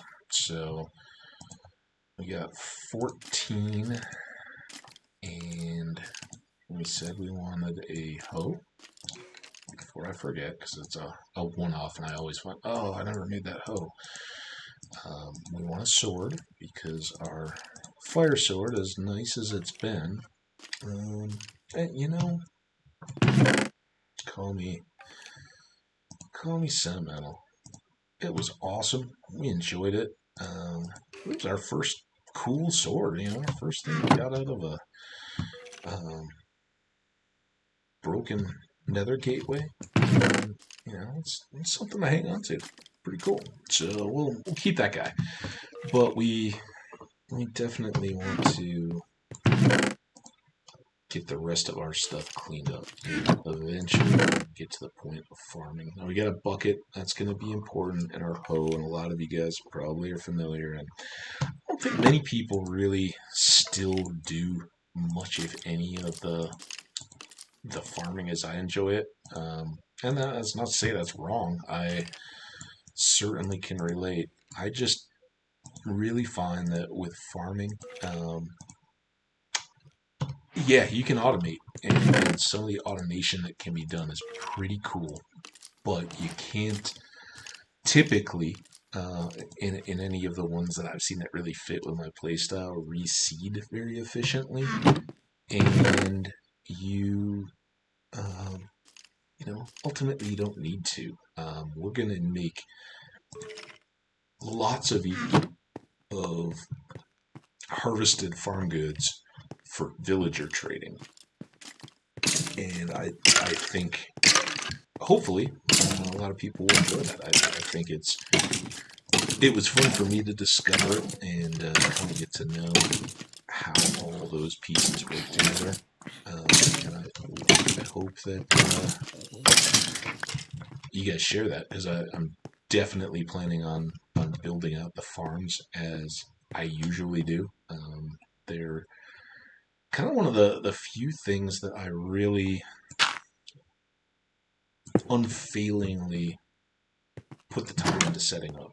And the reason I like to do that is I think they look kind of cool. I think they give it Minecraft more of that home feel. And a lot of people are gonna hate this, but I think they help extend the early part of the game, which honestly, you talk to a lot of people, and a lot of people give the feedback of, oh man, I get bored of Minecraft. And it's, I feel so many people are out there, and they get into the game, and they run and find a village like this. And as quick as they can, they gather up all the resources, and they look for one or two or three key items. And then as quickly as possible, they make a single track down into the bowels of the earth, and they gather up the bare minimum number of diamonds. And then as fast as possible, they find means to enchant those.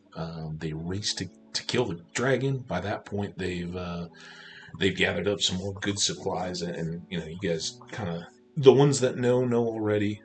You can gather up the good materials that can quickly let you thrive in most any environment here in Minecraft. And yeah, there's always the chance you can die, and there's lots of stuff, but it doesn't take a whole lot to to ultimately work your way through those. And yeah, you can die at any point. That's the fun of Minecraft. And I'm not saying that we'll be there in this world, or that I have a lock on making sure that it happens in any given playthrough. But I don't like to rush the part where I don't have all those advantages just to say that I got to the end. I think that possibility of knowing you don't have fully enchanted netherite armor, and knowing you don't have the elytra, and you've got to kind of navigate and look, and it's a fun adventure to go find a jungle and get some bamboo.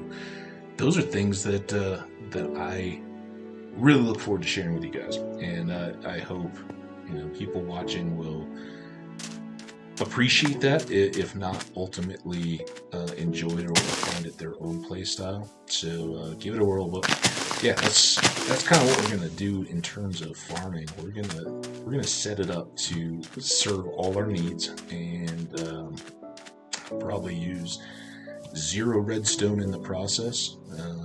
But by the time we're done, we'll have something that's well capable of meeting all our needs, and I think ultimately, they vary, and they kind of evolve as you start building them. But I hope as one that looks pretty nice too. So that's job one. As you saw, we already have a cave, and between and in the midst of working on our food, now that we've done bread and cooked salmon, we've got enough to get by. So while and through the nights that we're not out here working on our farm, we're also going to be getting started on that exact caving stuff that I just talked about. We're going to get our mine down at the diamond rich levels. Find those. We're going to use that cave we just stuck our head into. Now we have more torches to get some more iron, and see if we can't get all our tools upgraded in our armor. We're still so early in some of that kind of stuff, and yeah, we can emphasize it. We could be down there right now and just push and getting 25, 40 pieces of iron and be set to go. And we'll get that probably tonight, but before we do, while the sun's shining, we're just kind of digging some sand and some dirt here. We're keeping an eye out at those saplings, and these are bones here. Get just enough, and we'll see if we can't pop an adult tree that we can chop down. Because none of it works for that wood. That's why you gotta punch wood to start. Boom! There's our tree. Even kicked us down to the ground. It was so... Alright. So, let's use up some of these wood tools here. Get a few more pieces of oak wood, and hopefully... this is really what I was meaning to be looking back and watch for decay on. See if we can't get some saplings out of these guys. Now, you can chop leaves with an axe. Unless you have silk touch, you're not going to get the leaf blocks, and they do cause item wear. So even up to the point of my diamond stuff, I always have a junk block. If it's not a junk, use your food, use a torch. You can break up these blocks with torches, and torches don't have wear. So it seems silly, it seems like, but it's a roll of your mouse wheel. So give it a whirl. Save those axes for the wood pieces that you need, and find these little saplings that can keep us going. So I'm just gonna keep expanding our little forest here. I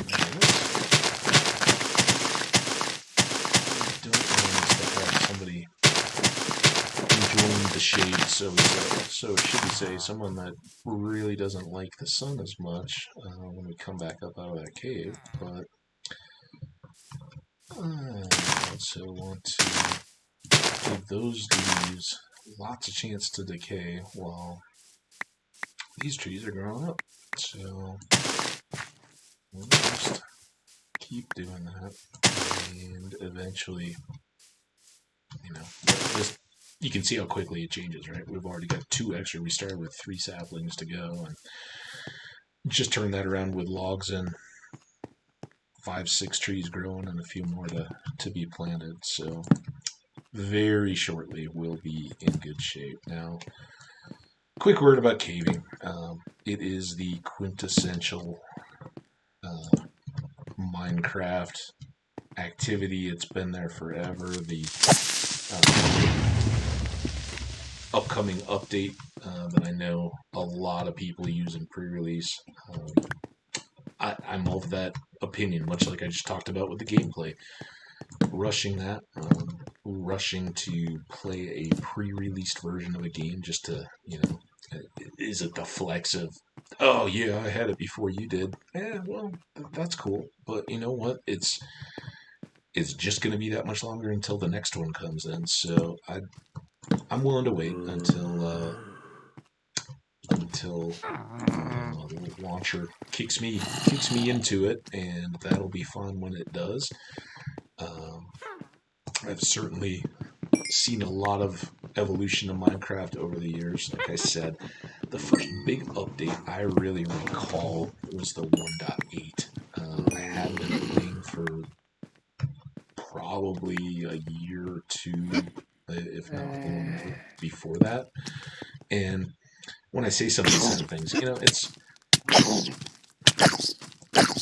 a little tougher for people that aren't just streamers or didn't play in their childhood to associate with it. I found this game through my nephew, and as you can probably tell from my voice, I am a little bit older than the average Minecraft streamer out there. I doubt I'm the oldest, and no, I'm not the youngest, but what I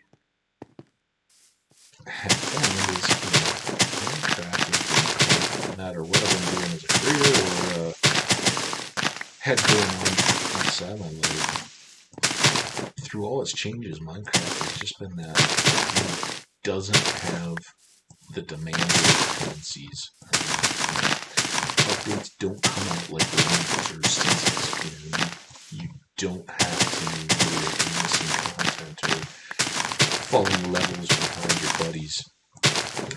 Being single player hardcore, and I've always, for the most part, played all video games single player. I console a little bit with friends, and occasionally, I remember back in the day, some on GoldenEye and on more recent versions, very occasionally we'll pick up a Call of Duty or something, but it would be,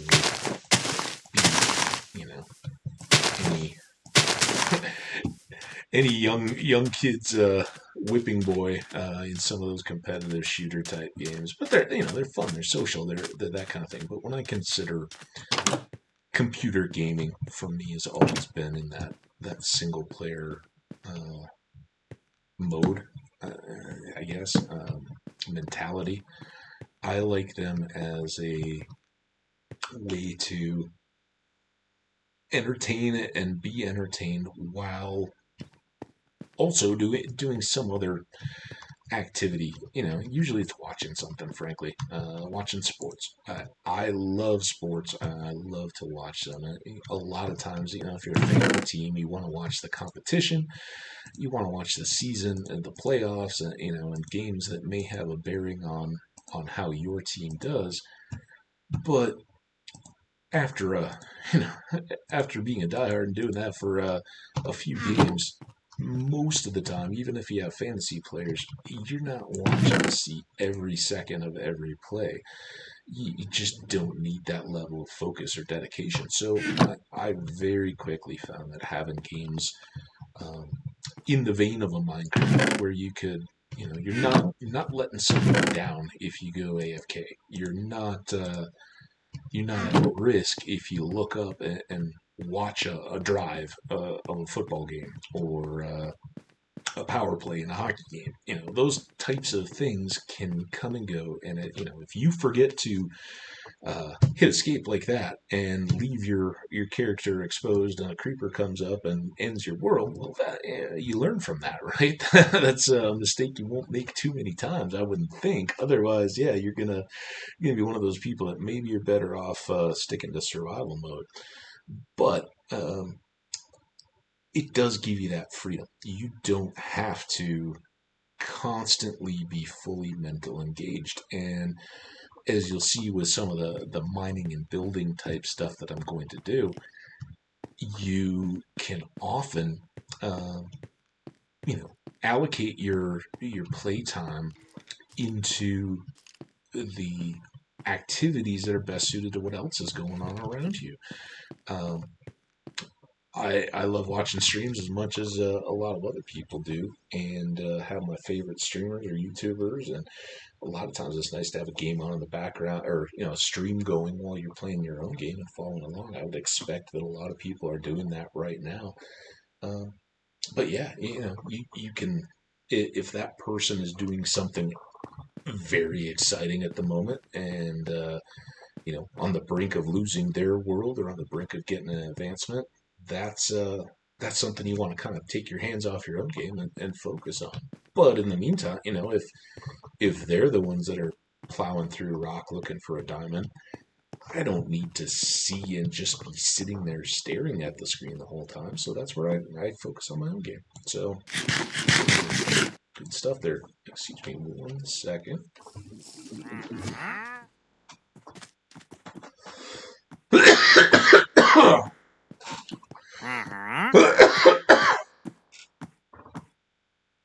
Oh, excuse me. A cough. Had to find the mute button there. But again, really nice with Minecraft to be able to prioritize your activities within the game to what's going on around you.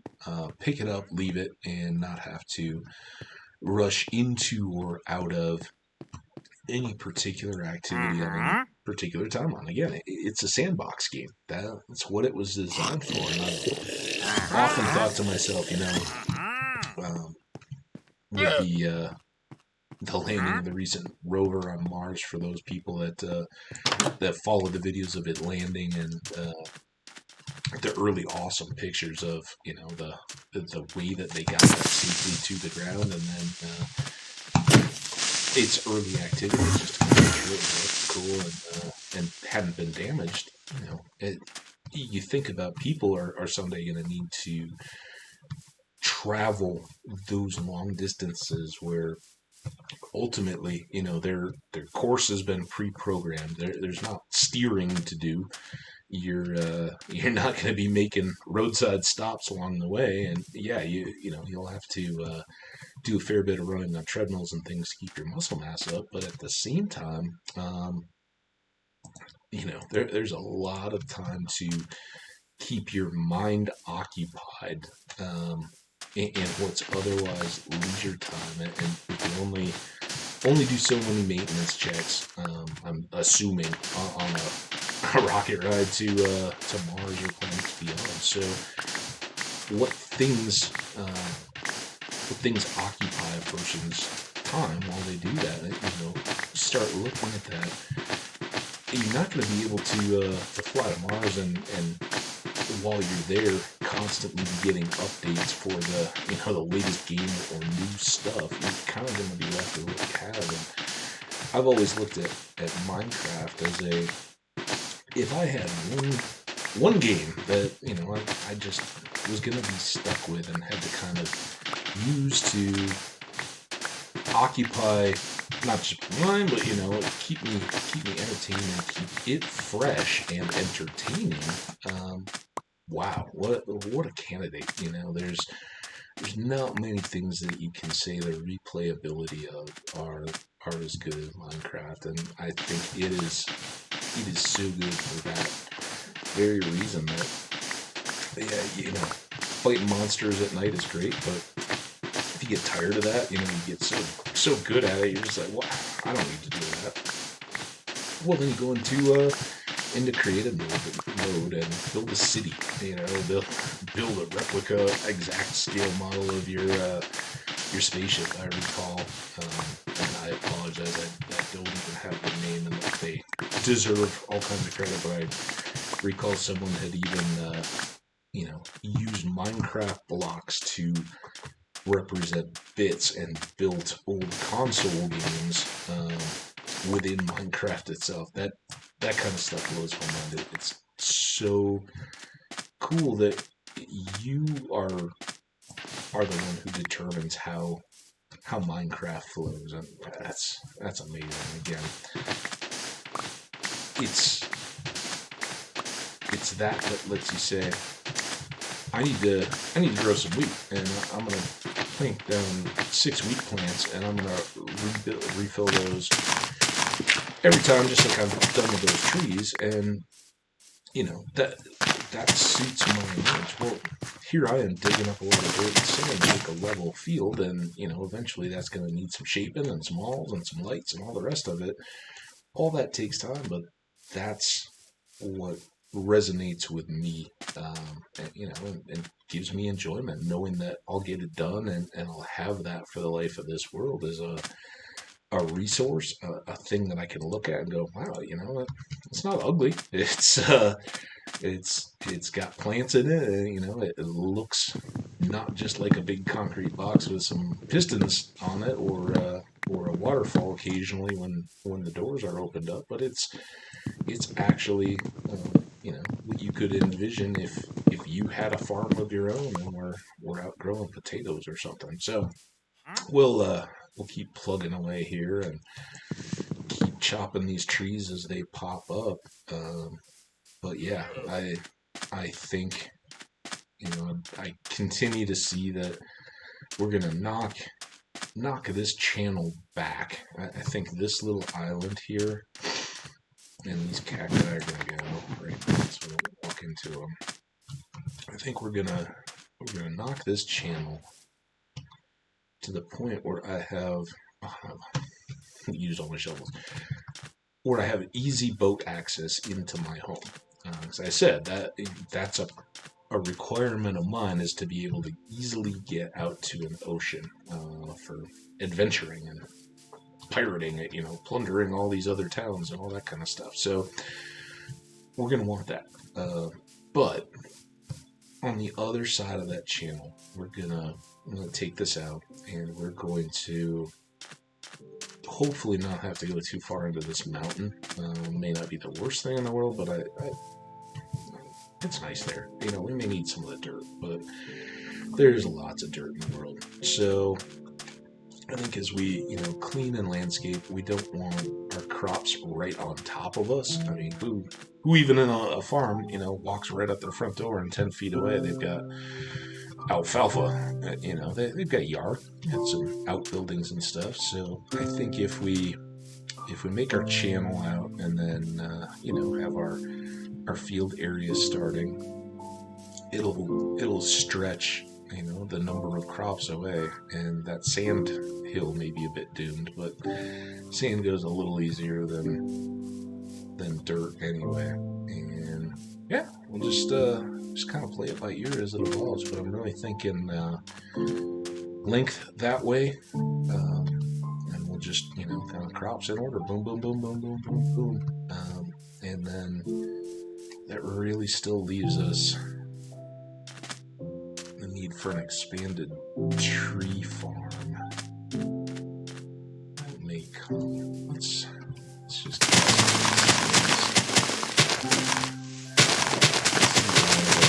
first trash item anybody sees after you get a relatively small wheat farm going. You find that you've got more seeds than you can get. If you're feeding as many chickens, that will take that year. But we'll clear this and take our next batch of tree saplings. I guess we can do these 3 and then use whatever we get out of those trees, which hopefully it popped. Again, just want to have the volume to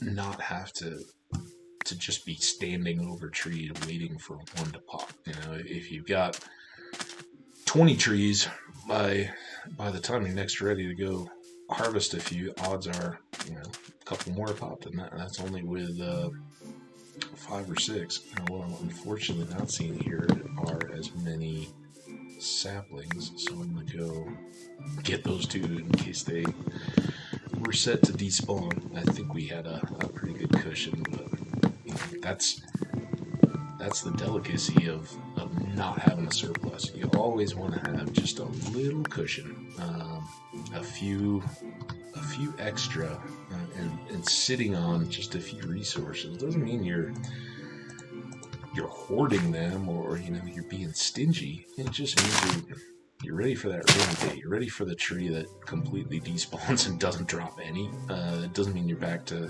starting at ground zero. You've now got a bunch more.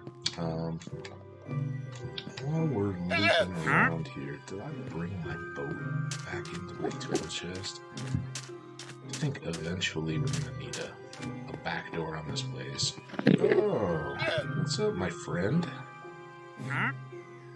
You could kick my butt, but, I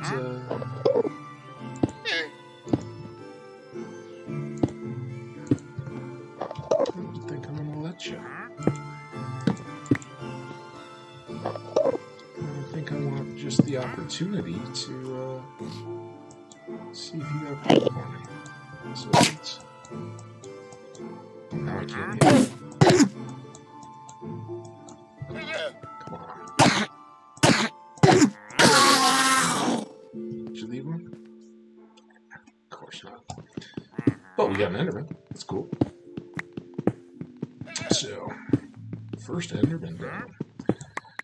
And that highlights a kind of risk of a desert temple, and now that I killed one, they'll magically, I'm sure I'll start to see a whole lot more Enderman in here.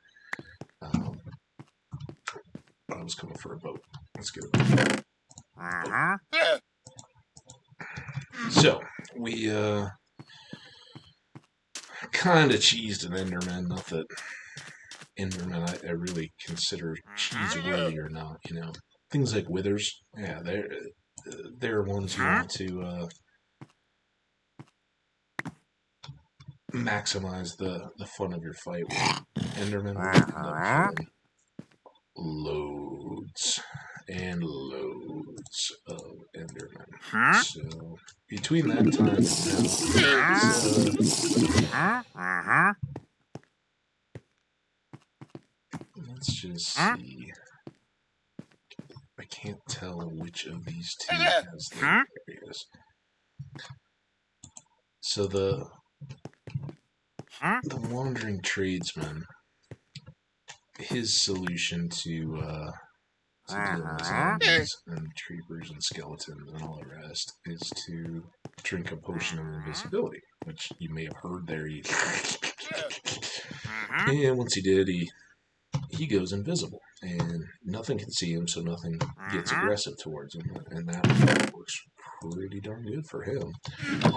But it has a big drawback when you're a human player like we are. It means that if you have any armor on, the invisibility doesn't work. You remain visible unless you take off all your armor, or as a herbative, you get naked, right? You know, you got your skin on, but beyond that, you're just out there, and you have no eyes, just like you're at the beginning of the game. Well, risking that you're invisible and having no armor, and you know, at that point, if you happen to fall off a few high blocks, or catch some fire or any of those kind of things. You got nothing, no margin of error. And again, as we just said, having a little surplus is nice, and not trusting too much to invisibility is another one of those.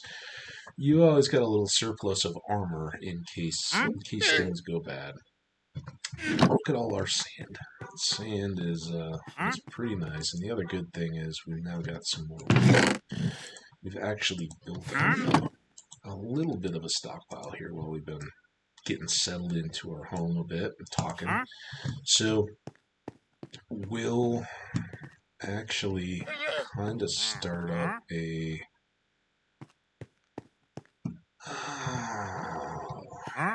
storehouse of sorts, I'm thinking.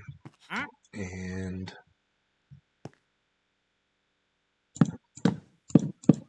I'm going to, kind of look to this as bulk storage.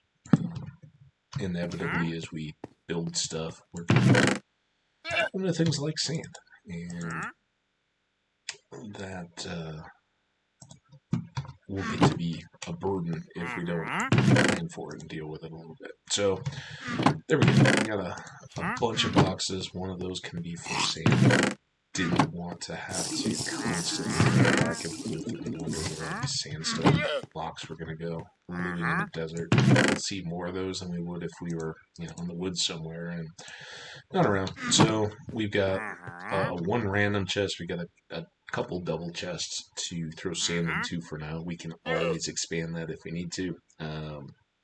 By the time we would fill that, I would think we will have a massive room downstairs to expand for storage. If by that point, well, that's someplace else we want to live. We'll see how it all plays out for us. But for the time being, that's what we got going. So I think I want to cook that sand because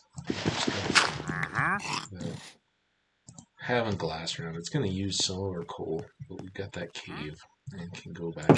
Why are we leaving the doors open? Come on. So the next couple steps that we want to do in conjunction with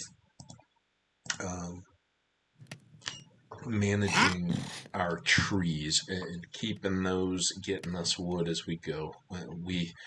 It can be surprising how quickly we go through blocks. And right now we don't have much of any.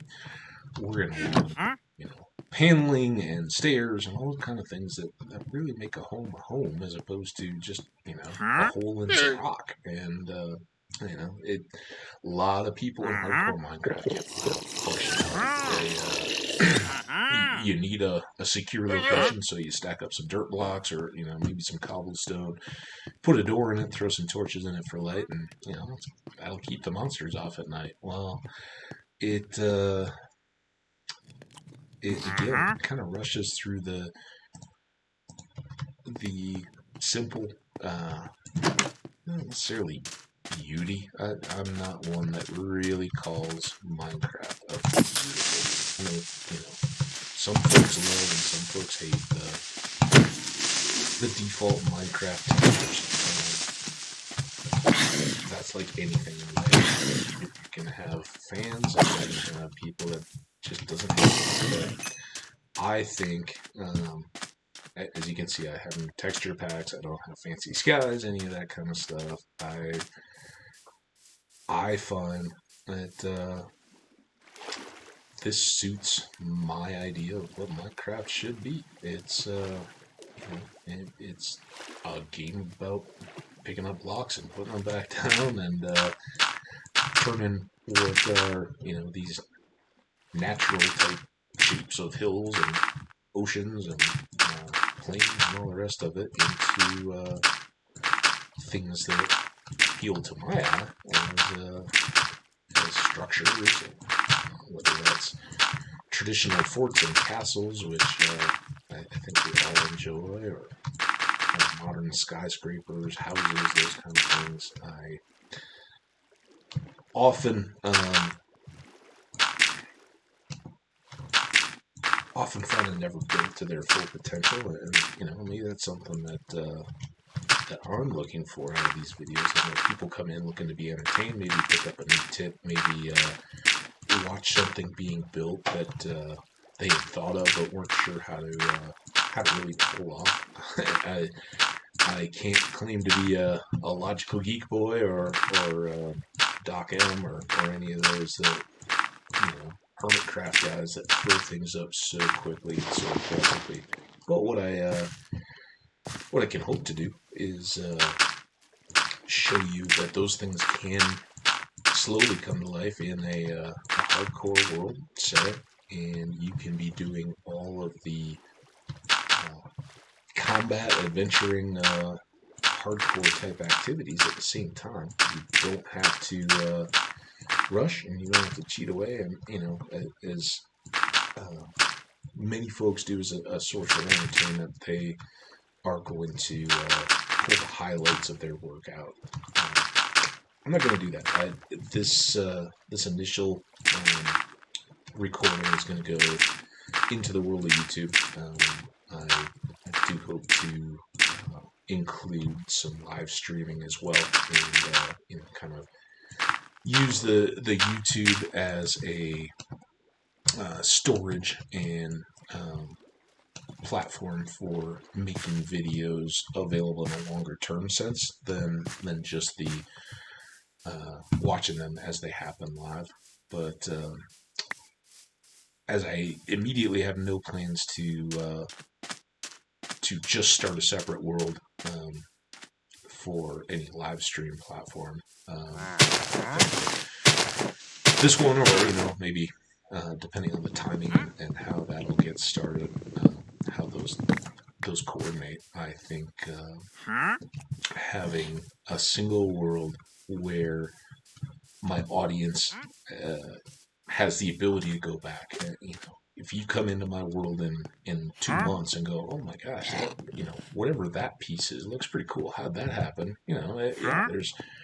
There's video out there of it, and you can skip around, you can jump through stuff, but not only does it show you how I put the pieces together, it shows you how I got the pieces too, because I think that's one of the coolest parts of Minecraft. And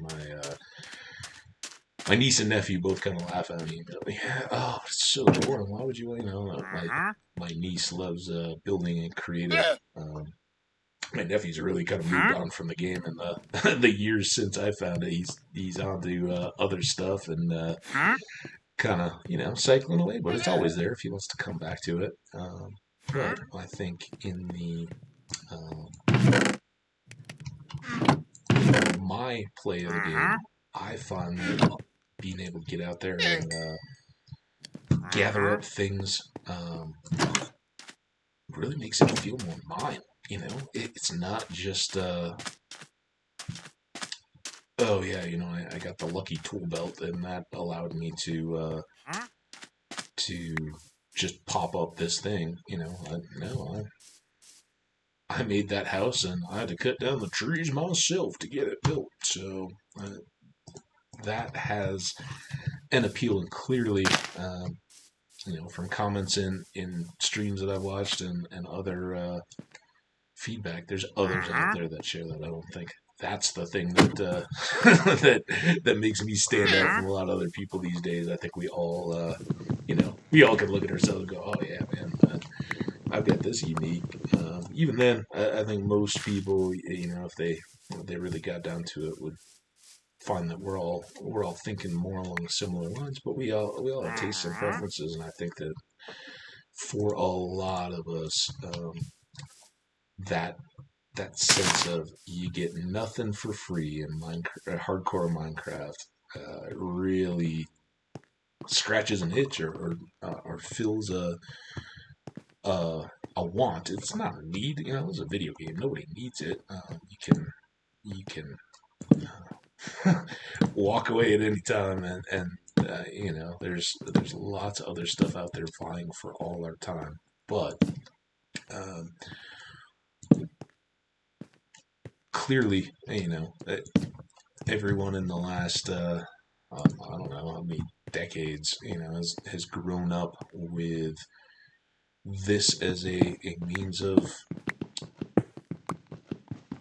socializing and entertainment and engaging ourselves in leisure.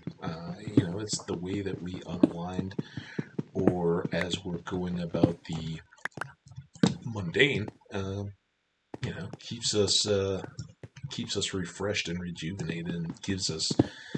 It's a lot like, as I understand, dreaming in sleep. Your dreams are your brain unclogging itself by just letting all the accumulated thoughts and impressions of your life manifest or uncheck. All like clearing cache, right? You got to have a chance to get some of that excess stuff that you were holding on to out, in order to have a clean slate when you go back to school or work or whatever you really need to be focused on. And being able to run through a cave with a pick and recognize that, yeah, the world creation algorithm, I've seen similar stuff before. It's never quite the same. You never get the exact same curves and caverns.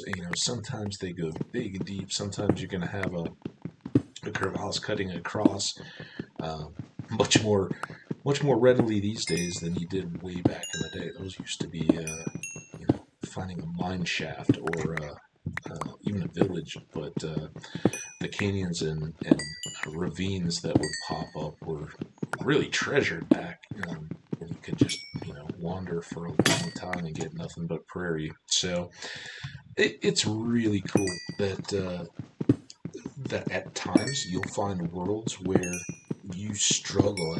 And very recently, I played in worlds where my first day was walking 3,000 blocks in a random direction. I think I picked west in that one, and I couldn't find an ocean. I found multiple of uh, the giant tree taigas with all of its podzol all around, and those are biomes that I've certainly had to hunt for in the past to either find or to get podzol for a project I was working on or anything like that. It's so entertaining to see the diversity where sometimes this world, I got an enchanted golden apple the very first desert temple chest I opened. That's never happened to me before. I've been playing this game a lot of years, and those have been around for a long, long time. It's not like they're new content. So it's just that kind of surprise that comes up when you least expect it. Certainly today was one of those times, and she's coming back and back and back and back for more. So I hope this is proving entertaining for folks to just be able to do a ride along and enjoy a little bit of hardcore. If you have questions about how I play, about what I've shared so far in my thoughts of the game, or if you have your own, please go ahead and leave a comment.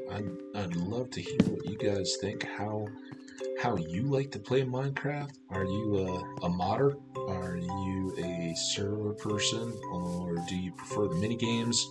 Do you just like to throw on some tunes and chill in creative mode and build up massive ice castles or lava fortresses in the bottom of the Nether where you can do it all, and have every block as a paint on a palette, like a artist, and just let your own imagination run wild. I wish I could kind of be that creative. I guess I really start from a little more necessity, and then as I work, I go, this looks a little like I'm living in a hole in the ground. How can I tweak that? One thing I had thought, and I think there's a couple things. I want to get access to this upstairs. Right now it's not being very used, but I also want to keep it open. And we cooked all that glass. So let's these need sticks anyway. This is what I said about all that wood. We're gonna go through so much wood. Alright, so sticks, ladders are a handy tool. I was talking about the trees. That's certainly one thing. I prefer these days to use bamboo scaffolding when I'm working on some of the larger building projects along the way. But I also think that just having ladders around it is kind of nice. You know, think about your own. Oh.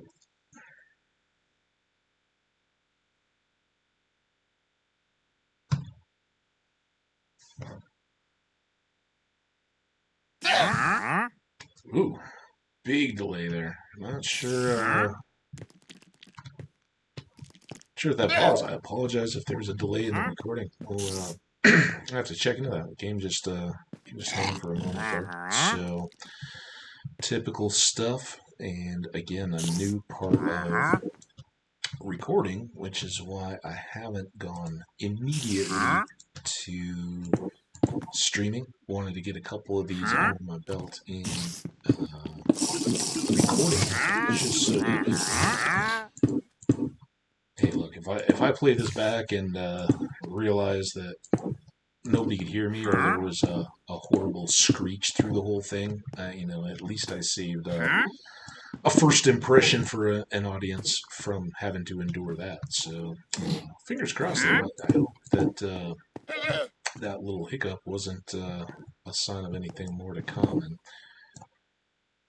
And here's another. Again, I apologize if this is going. I think what we may do is take a little break, and when this does come back, which I hope it does, let it pop. See if there's anything going on background on my laptop that may be going.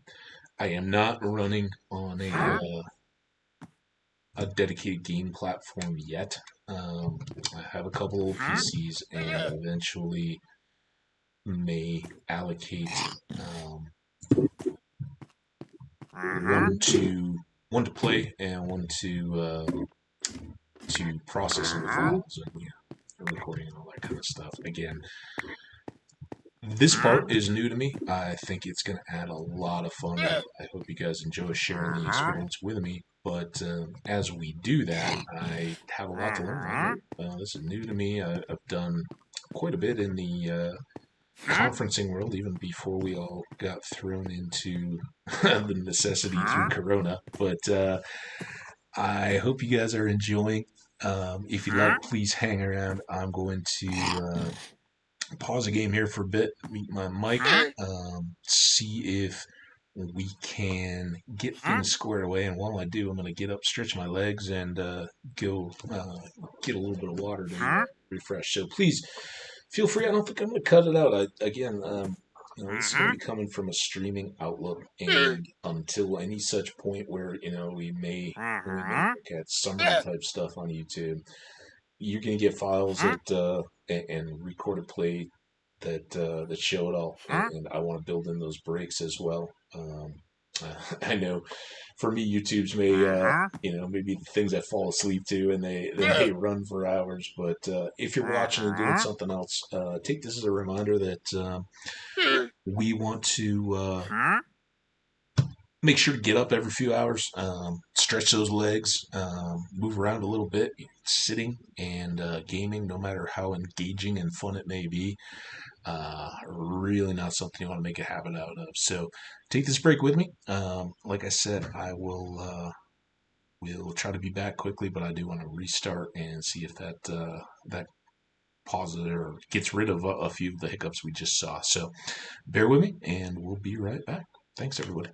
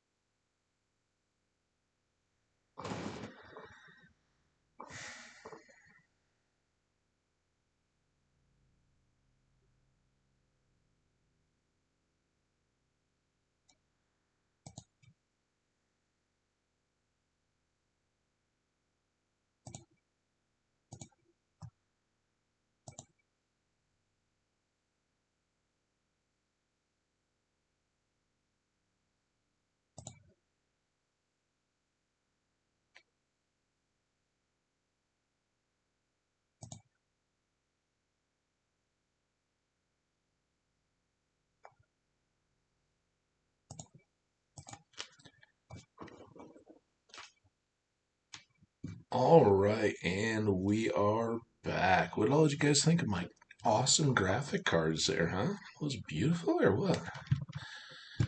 Gotta say, I worked really hard and whipped those up in less time than I would care to admit before kicking off here. But nice to have a little something to throw up on the screen while we're away. And again, I do hope to eventually take this into a live stream environment, get some chat feedback on what all we're doing, give you guys an opportunity to interact a little bit more. I think that'd be a blast. Again, this doesn't make or break my enjoyment with Minecraft. I've been playing this for a long time. I'm not gonna stop if this doesn't go, but I do think it's really cool to share it with the community, and I certainly hope you guys will give it a try and share with your friends if you find this is an entertaining game to watch play through. Again, I know there's a huge percentage of people out there that find the most entertainment when things go horribly awry, and it could never be too far away. But we'll have our lots and lots and lots of opportunities for horrid death to come and get us. But again, I'm not going to insult your guys' time by just pandering to that. And anybody that's watching this knows, hey, we we didn't fake it. If this goes into a stream format or if there's any others, we things like a golden apple. You guys saw when I suddenly decided that even with a full inventory, we'd pop to this temple here, and wow, home of the enchanted golden apple, awesome stuff. So I was just thinking about that while I'd stepped away and gotten some water. How how really cool that is to have had that happen on a day one of a game of Minecraft. Even I don't think I've ever had that luck. Much less here as I just started the game to share with others. So really glad to have you guys with me, and I do hope you'll stick around. And I don't have any immediate plans to stop for today or this session, so we'll see how long it goes, and we'll see again how long I really am sad to admit how much of a novice I am when it comes to things like YouTube videos.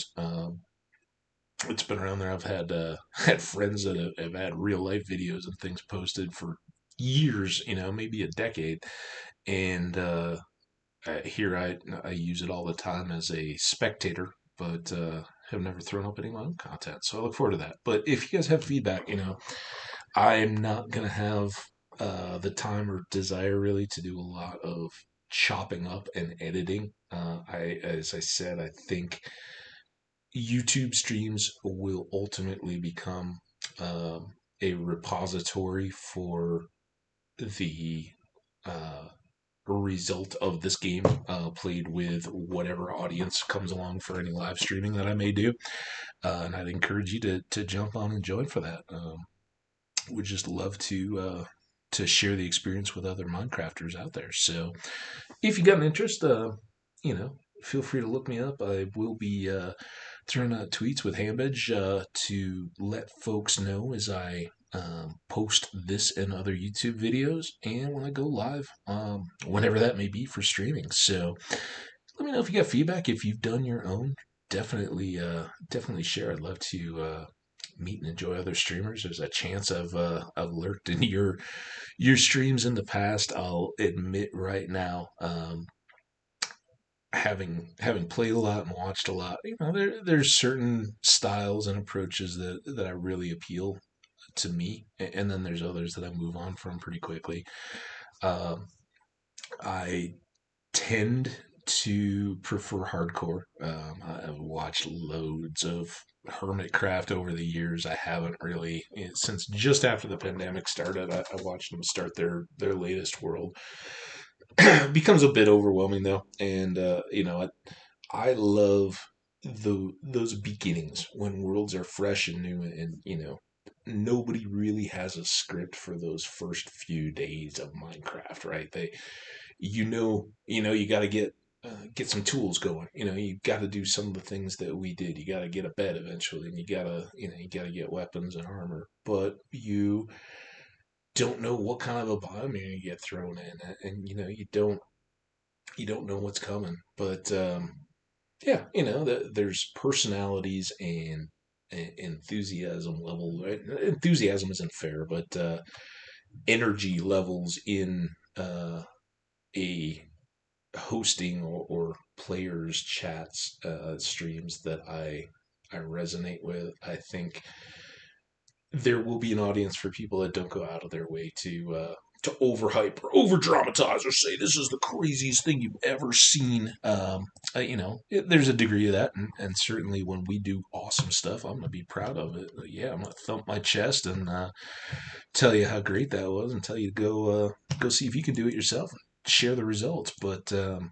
I also think that when you're playing a long-term game, if you have an audience that's willing to come and share their time with you, I don't want to insult you guys by pretending that every second is going to be hype. I want to have a conversation and a chance for you guys to offer feedback, either whether that's through responding to comments or talking directly through chat. I look forward to it, and just hope you guys enjoy and get a chance to chill and hang out, and share what's going on, share your Minecraft experiences or whatever other games you're playing. But I think we cooked up some iron, and as you saw, I was just kind of looking at it and going, there's always a point. Do we go tools?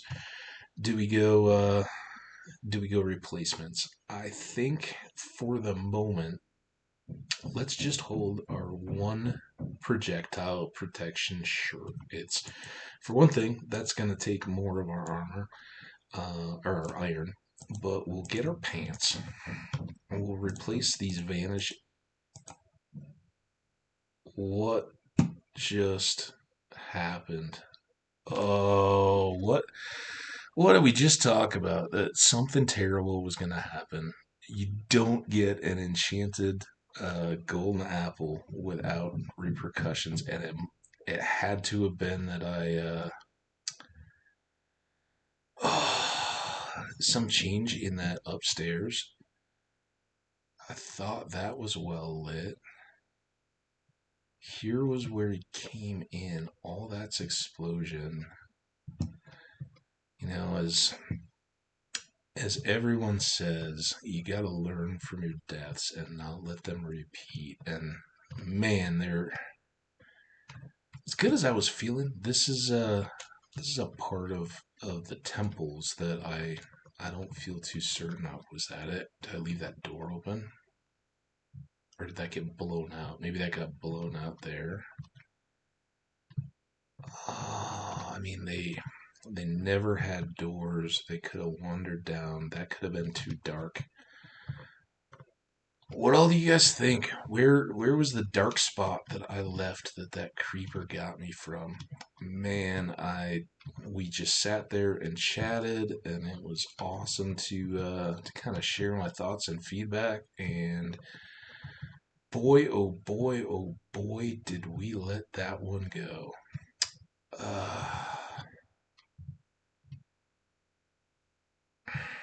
Now another thing that this, unfortunately, we get to talk about a little too early, but has been something that I've done since I very early started playing Minecraft.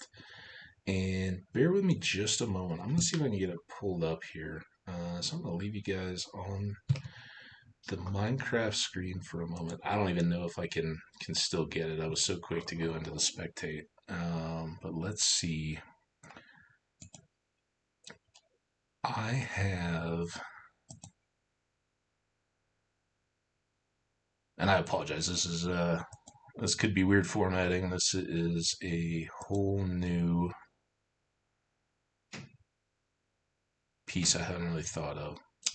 But since we've been interrupted, and boy oh boy were we interrupted. At least it wasn't a years old world, huh? It was pretty early on to get creeper.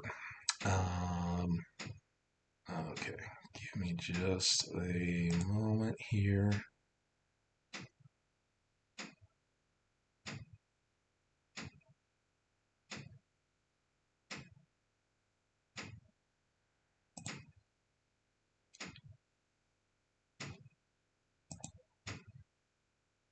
Okay, let me. Looks like it's already there for you guys, so let's pull that over and see. I hope you guys are seeing this. So I keep a um, death score tracker of what I've done, and on each computer I've had, and I've been playing this game long enough to have gone through several, and I kind of start over on each one. But um, I I particularly, and I reference him because I enjoy him as a streamer. I watch him quite a bit, and I have certainly related to a lot of his playstyle, and it's a reason why I kind of keep coming back to him. John Bam's just a hero of Twitch in the Minecraft world. He plays vanilla hardcore and currently has a a third world that he started almost 2 years ago, not quite. That is a hardcore and one that he's been building amazing builds in, big dumb builds for that matter, for its entirety. Started a first world not really having played vanilla Minecraft in any ages. Discovered it and said, "Wow, there's so much going on here."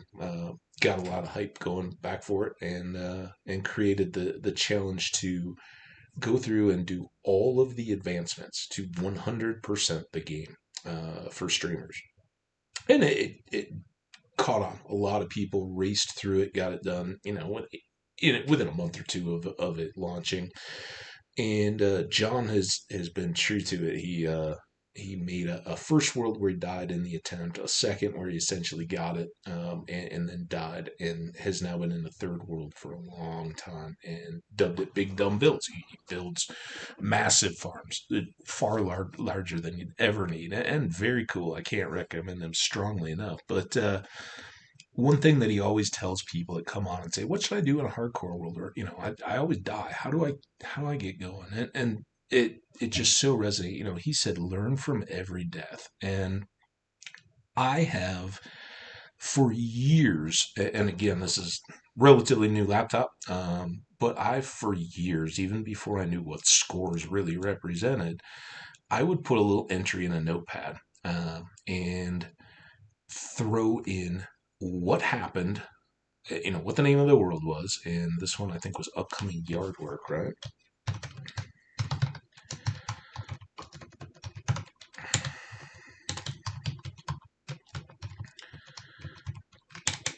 I would put the day, and again, I am kind of wondering how much of this is going to go, and I apologize, I don't know if I switched the feed or if it's hidden, but we'll pull it up. So on the F3 screen under the biome on the left hand side, there's a local difficulty and a day, and ours is day 12. This is new to me to be talking and playing at the same time, but day 12, not very far into the world at all. So that was one piece of it, and the score was the other, and I don't know that I can get back to approximate a score, but it was pretty poor. As you can see, there is a point um, around day 60 to 70 where you're reaching the point of getting a little overconfident. You're usually into some degree of diamond plus enchantments, and you're moving into a world that's a little a little more challenging. You're going out looking for it, kind of sticking your nose places that they really don't belong. Whether that's in a mine shaft or into the Nether, some of those kind of things. So they they can and do happen. This hasn't been a ton of time, but I definitely, almost 600-day world is more significant certainly than a day 12 world. And in that one, I was flying around with my elytra and what I thought was a pretty clean path through the Nether. Clipped the wall, fell straight down into the lava, and wearing my elytra cooked me, cooked me pretty quick. So in this one, unfortunately, we don't have a score. I wish I did, but it was not much. We didn't even get to level 20 that I know of. I think the last time I glanced at it and looked, I was at like 14, 15, somewhere in there, and that had been from cooking. So um, your score is a aggregate of your experience, and it fluctuates. It's not trustworthy entirely, um, but it gets you. And as you can see, most of my deaths have been creeper. It's the one that sneaks up on you and gets you, and it's why it's such an iconic monster out of the iconic game Minecraft. It goes. Tridents will get you. They are a formidable weapon, and when drowned were first introduced to the game, man, I thought we were totally outmatched. The seas were no longer safe. You couldn't just spend the night out in a boat in the middle of the ocean, and that used to be a big strategy. It was just you'd spend your days moving across the land, and when the sun started going down, you'd get out in a boat and go do some exploring or some fishing. You never had to sleep. Well, they fixed that right quick. So even even now, recently, those will get you. Drop creepers. I mentioned it. A creeper will have a more powerful explosion. As it's falling, it will become effectively a charged creeper. And that's my understanding of it. Feel free to correct me if I'm wrong, but falling creepers explode with more force than a creeper that you're just whacking with your sword and he approaches and does its little crouch and glow thing and then explodes. So a couple of those. And usually there's something else at this point that comes into play. Once you've got that full armor, it's a combination of factors that always gets you. That's so true in life, in games, whatever. When you think you're doing well, it's when one or two things happen in conjunction. I limit my elytra flying because I know it can be dangerous, especially if you get graphics turned up and the ground isn't loading. When I do fly, I fly high and try to stay out of the way of mountains that may pop up. But I'm familiar. The crash itself didn't completely get me. I clipped a rock and it stopped my forward flight and made me drop. And then it was the lava along with the damage that I'd sustained in the crash. Those two together were enough to get me. Usually by that point, taking a swim in lava sounds horrible, and it can be a scary experience. But you got good enchanted armor on. You can work in lava, and as long as nothing else happens, you can do it pretty sustainably. You got good food. It's keeping your health topped off, and even without potions, that works pretty well. But you put two factors together, ooh, trouble. Um, Another, fall into a ravine or something like that. There's a creeper there. I can't remember exactly what happened, but I think I was trying to build a home in a ravine on that one. Uh, Fighting a zombie horde when all of a sudden you don't realize there's a hole above your head and a creeper comes down right in the middle of it when you're already in the middle of a battle. That doesn't end up real well. Man, this one was humble pie, kind of like today's. You're fighting an ender dragon you've grown accustomed to and feel pretty confident taking on, and all of a sudden he shoots you up in the air, and you realize you haven't been paying attention, and you let your slow fall stop. That's a bad day. So never completely underestimate your Ender Dragon fight. Um, and then this one, fighting a creeper in a mine shaft. I remember it well, and going along, you know, taking down enemies left and right. I'm a beast to be reckoned with. And he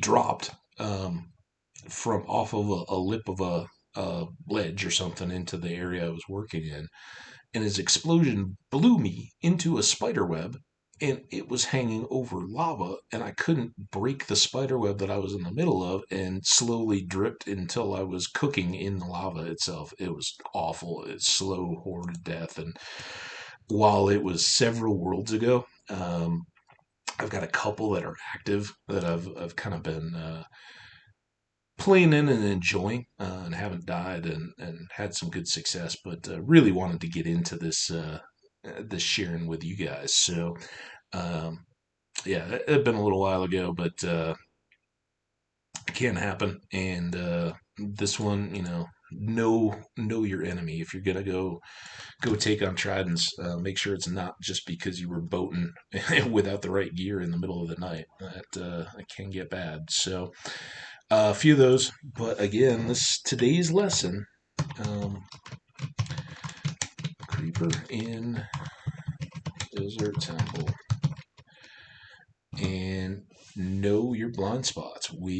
There was a spot in there that either wasn't lit, which could have been those hallways. I thought I'd thrown torches there. Perhaps came up the steps from somewhere, a dark spot on the descent down to the treasure room, or or was just a dark spot on the floor of that main room. I don't know. The other possibility was, and I'd even talked about it, I left those two doorways in the towers wide open. And, it's just cosmetically trying to think about what I wanted to do. Well, not using them, I should have just blocked them up, or gotten around to building out little alcoves, which is what I was thinking of, and putting doors on them to make them secure.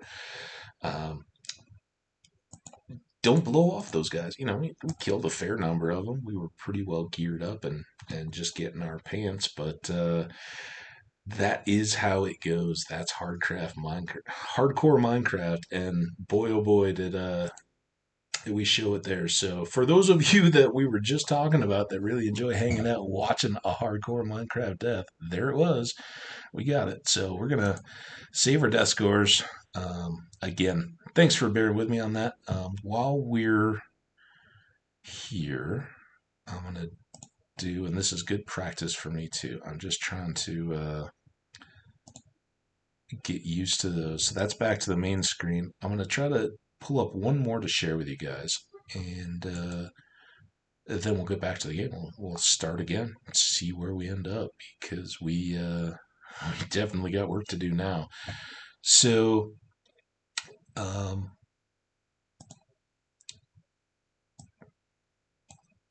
me create this as a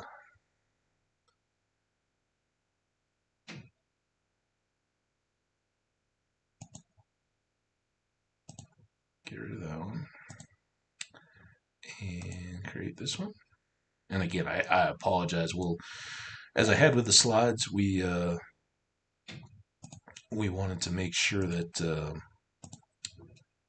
we had some good transitional stuff, so you wouldn't have to see all the nuts and bolts in the background. But first time for everything. So this is my template, and when we start the next world, we're going to make one of these and rename it for the world that we're playing in. And I just find it's so easy to start from scratch by being able to check these things off. And I'm not gonna I'm not gonna go through and check off each and every one as I go along.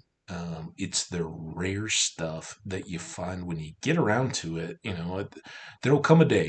I promise you. You may not believe it after just watching me get blown up along with half of my nice desert house, but there'll come a day when we've got our advancement screen says that we've got I don't know what 42 now. We've got 38 of 42, and we're trying to scratch our head and go, which ones have we gone through? Now, I'm not going to sit here and pull up this screen every time I go from um, mountains to plains or river or savanna. You saw we had been up to 7 pretty quick, and none of those were ones that I really considered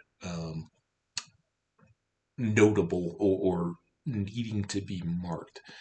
But it's some of the ones that you encounter least often that you'll get a feel for it, and it helps to just go throw a mark down when you've gone through. And the Badlands and the Badlands Plateau, both both very recognizable, both obvious when you see them.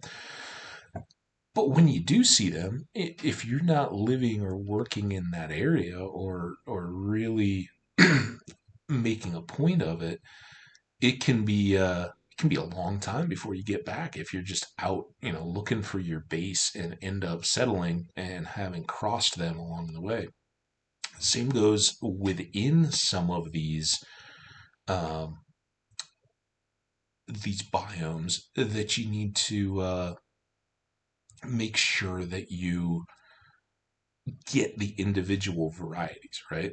There's a bamboo jungle and there's a bamboo jungle hills. And just because you find one or the other doesn't mean that the other one is even there. Or it may just be a little strip that runs along it. So when you do finally find that jungle, keep your eye on the F3 screen and go through and note if you've gotten all 5, and there are 5 of the jungles. There's jungle, jungle edge, jungle hills, and the 2 bamboo varieties.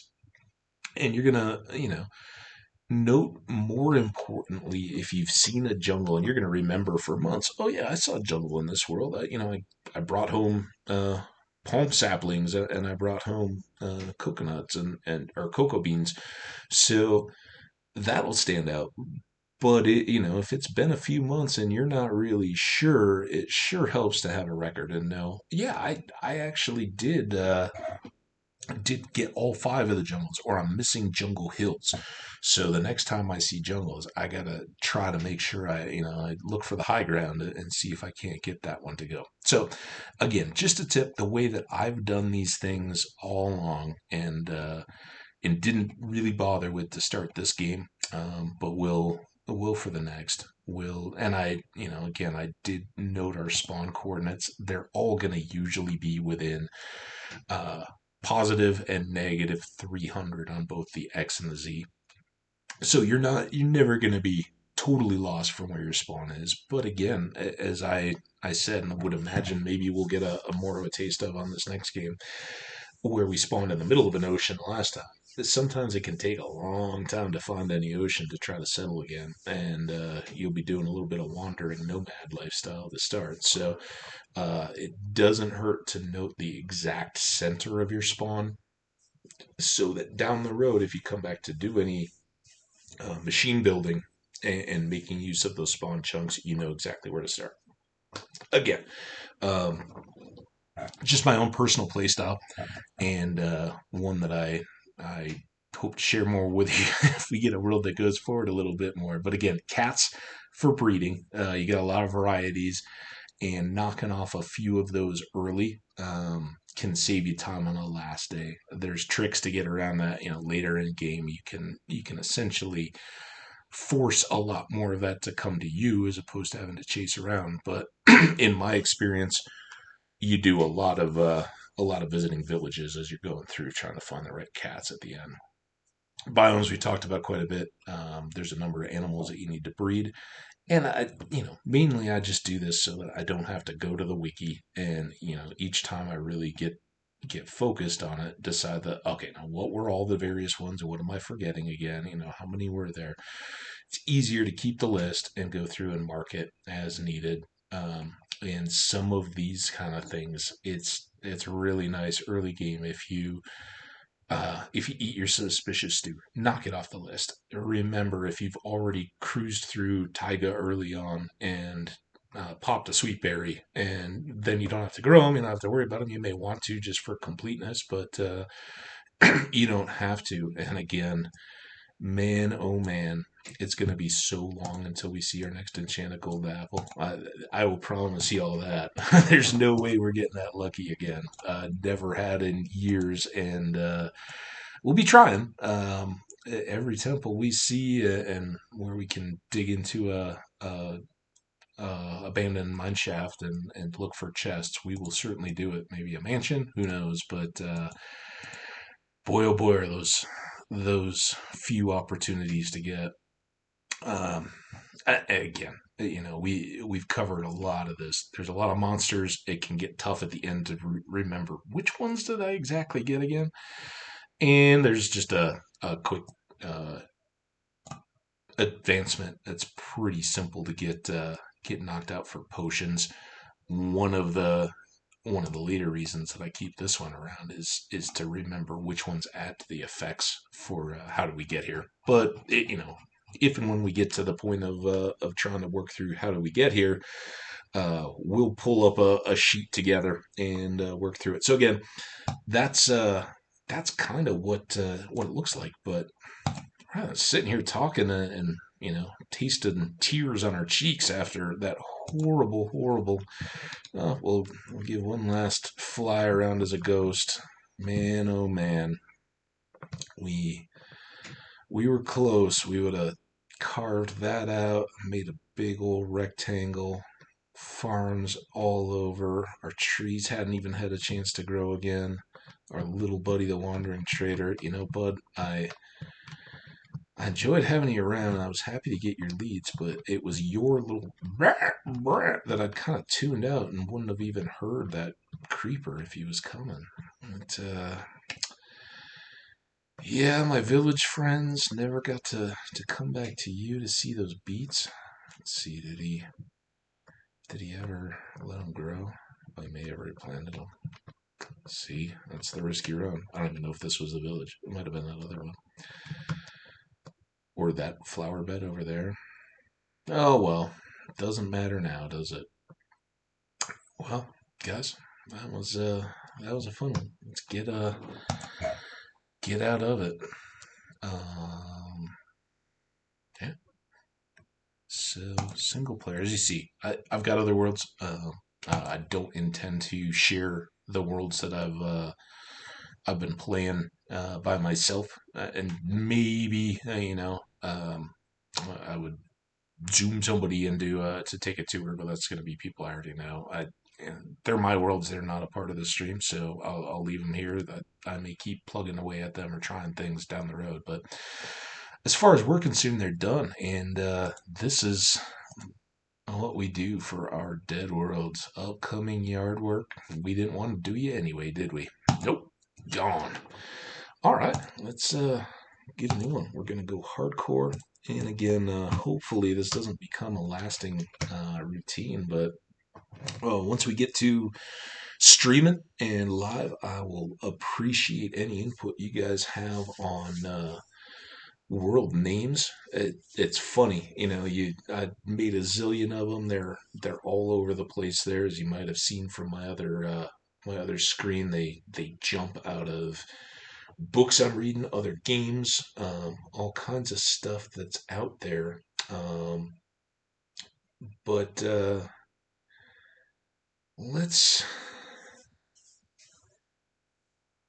throw one out there and see. Reach out in the comments if you know where this character comes from. I apologize for misspelling if I have, but I love books. Usually have 3 or 4 of them going at a time. Making my way through a favorite series that I had powered through maybe just before the pandemic started, and just getting back to again. Some of those you think, oh, I've read through and I'm done with it. I enjoyed it, and then all of a sudden you're like, oh man, I wonder what that would be like to revisit. So if that if that second world name strikes a mental note, or if you see it in future episodes and go, oh, I know who that character is, throw it in the comments. Let me know. Be cool to see if others share um, that is at least enjoyed, or maybe not. But if you've read it, let me know. So here we go.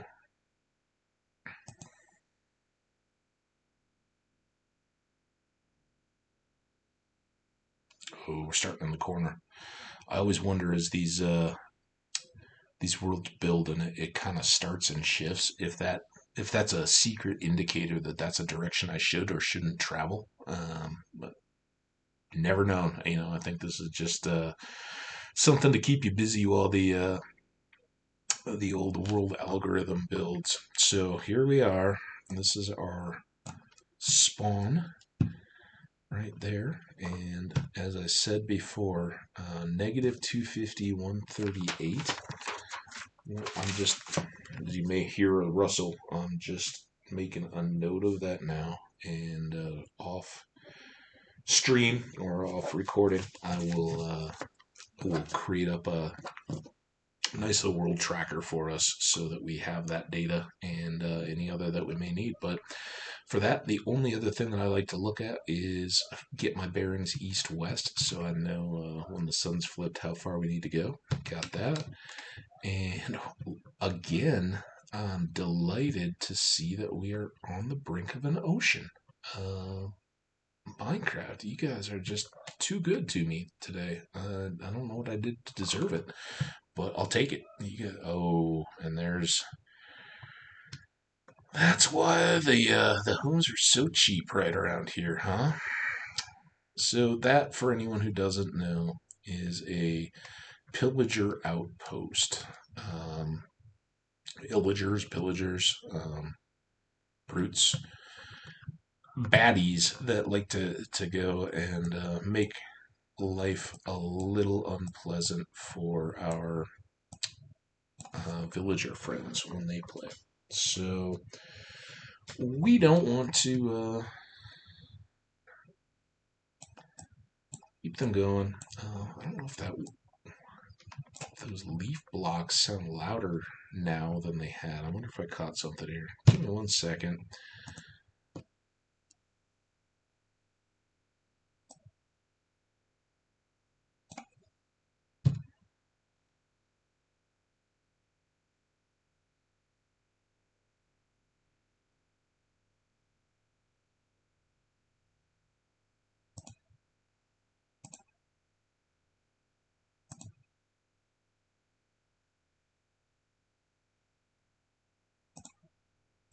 Well, I apologize. That may have explained both why it was so loud, but I just reached for my axe. I got no axe. Oh, bummer. Well, what I was in the process of saying, it looks like I may have left up one of the notepads, and I apologize about that. Again, working out some kinks here, and we'll try to be on that. But please understand that I will be looking to comments. I will be replaying this video to see audio levels and things like that. Streaming has its advantages, and one of those is that you get instant feedback from folks. I look forward to that in the future, but in the meantime, all I can ask is that you bear with me a little bit. We'll try not to let any of those things linger too long, and boy, oh boy, do I hope that we don't just have a trail of them in the past, or that this whole recording has been unwatchable for some reason or another. But fingers crossed. We'll hope for the best and continue. Again, Miss Susanna Dean introduced some baddies, and I will, because I suspect you guys were partially obscured by a big Windows notepad. So this is the outpost that I was talking about, where some of the unfriendlies and undesirables live. Now there is an elusive configuration that is much sought after for late game. Having an outpost and a village, which is the least important, but an outpost and a underwater temple, um, both close to one another, is a huge benefit for the late game advancements. So always something I'm keeping my eye out for. And again, all that blank space that I had in my game template file that I was showing you guys, that's that's really for notes like that. I will readily throw down a couple coordinates if there's something that I see I know I want to go back to. In particular, a mushroom island, or uh, even if it's a first underwater temple and I haven't seen any others.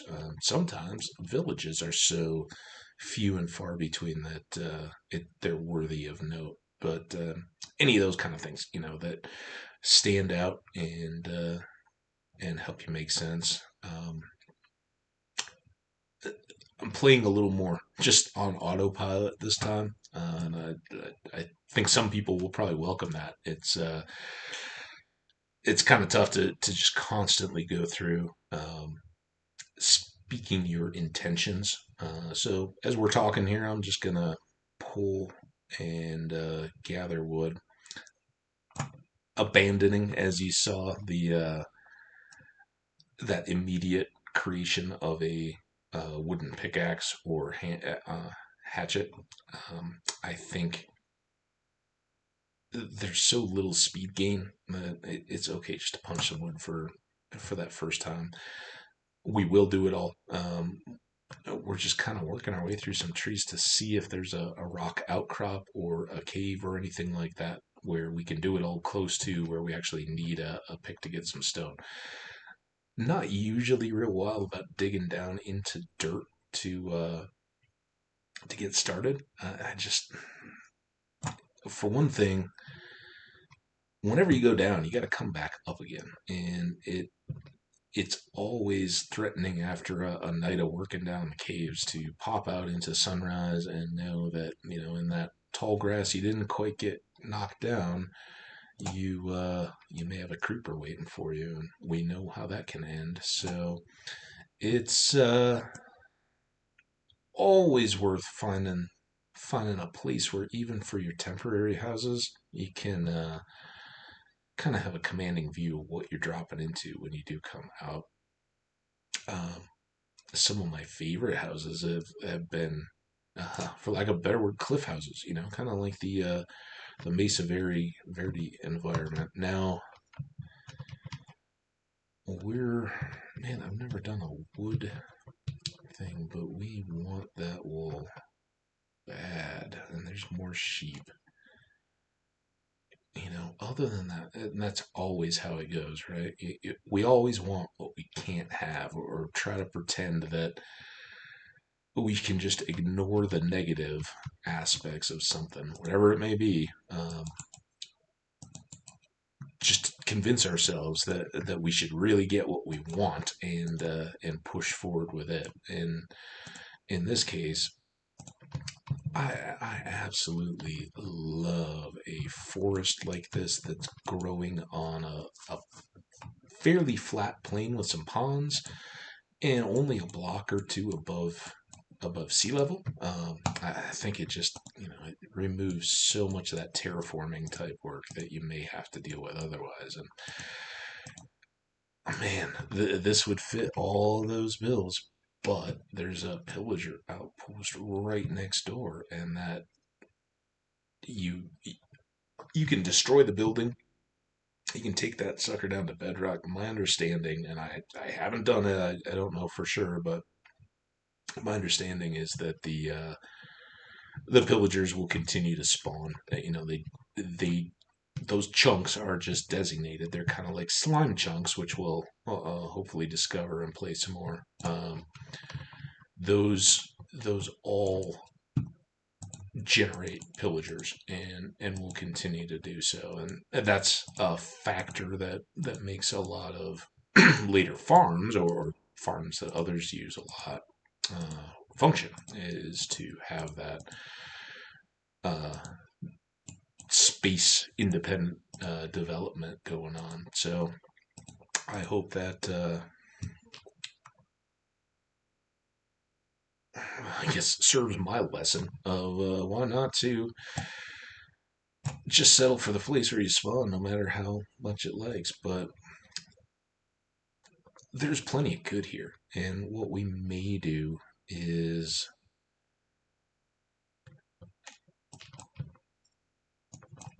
make capitalize on the fact that we've got, I don't know if I hit you like 4 times, and capitalize on the fact that we've got a couple sheep. We can eventually make a bed, and we've got all these trees, and we know that we're not going to sit up home right next to a bunch of no good hooligans. They may call me the same thing, but that's difference of opinion, right? We're in a different world. But I think what we're going to do is get well stocked on some wood. Um, Hopefully apples as a result. Um, the luxury of a bed early, it can't be understated.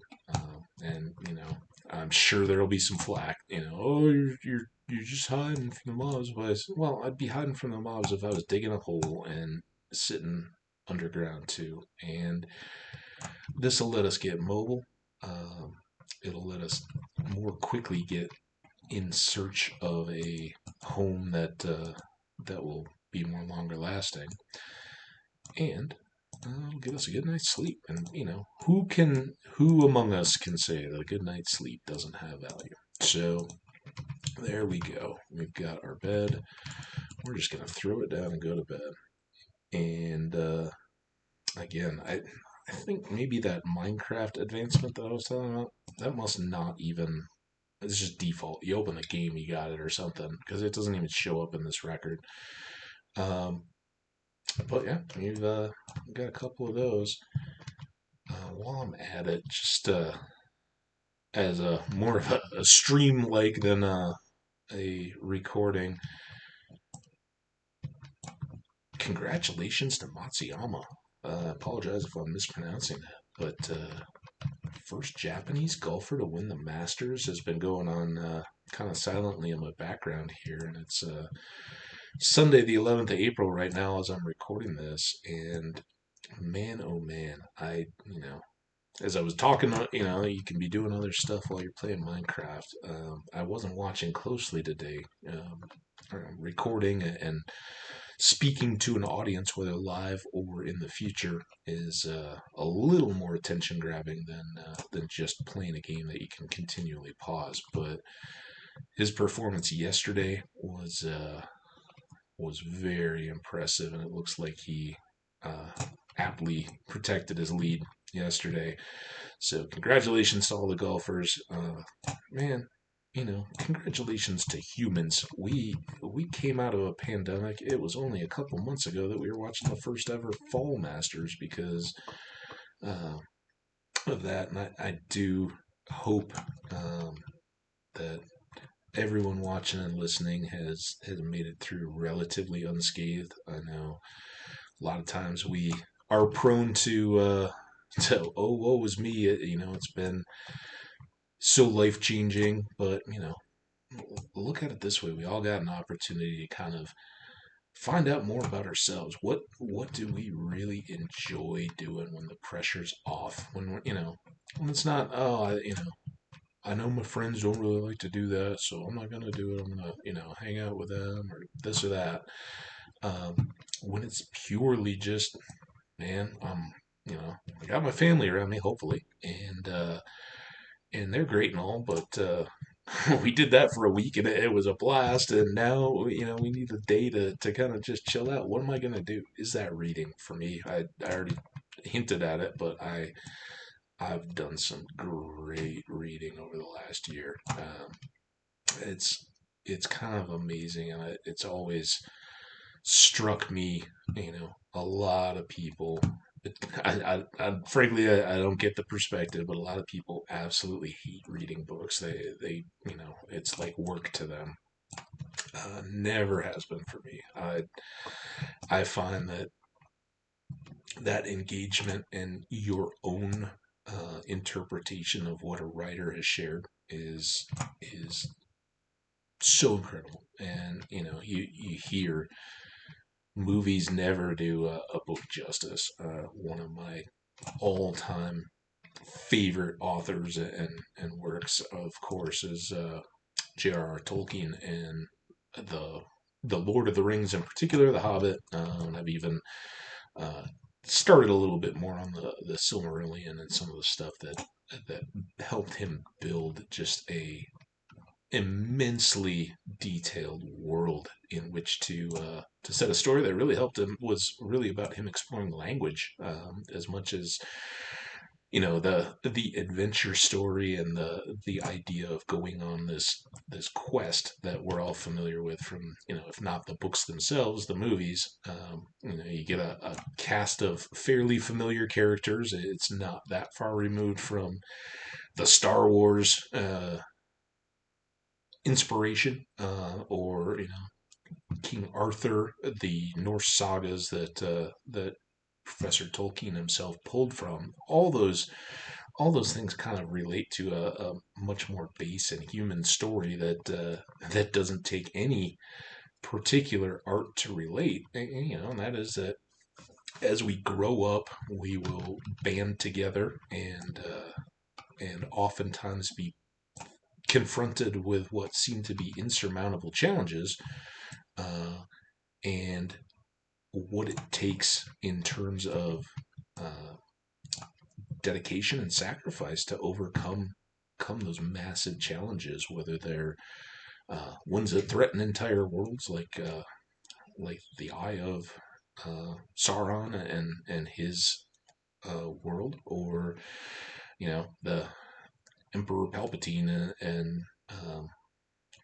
returning Order to the Republic in Star Wars. So those familiar stories always become more rich, I think, when we have that opportunity to envision them in between the writer's description and what's left out for our minds to fill in between.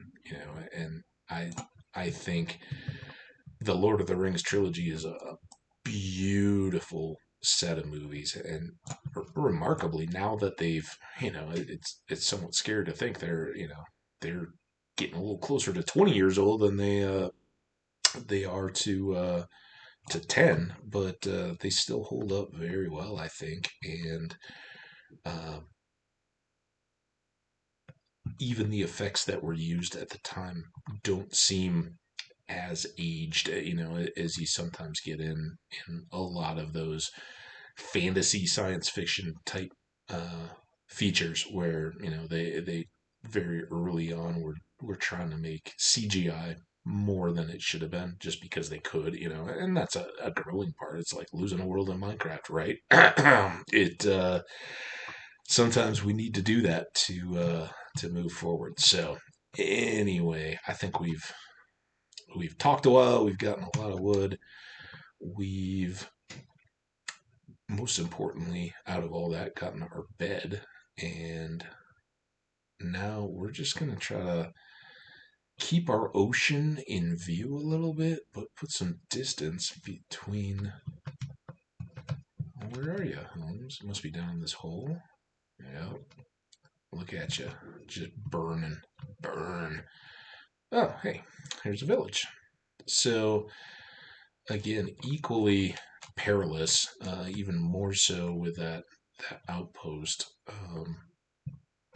to their potential for raiding.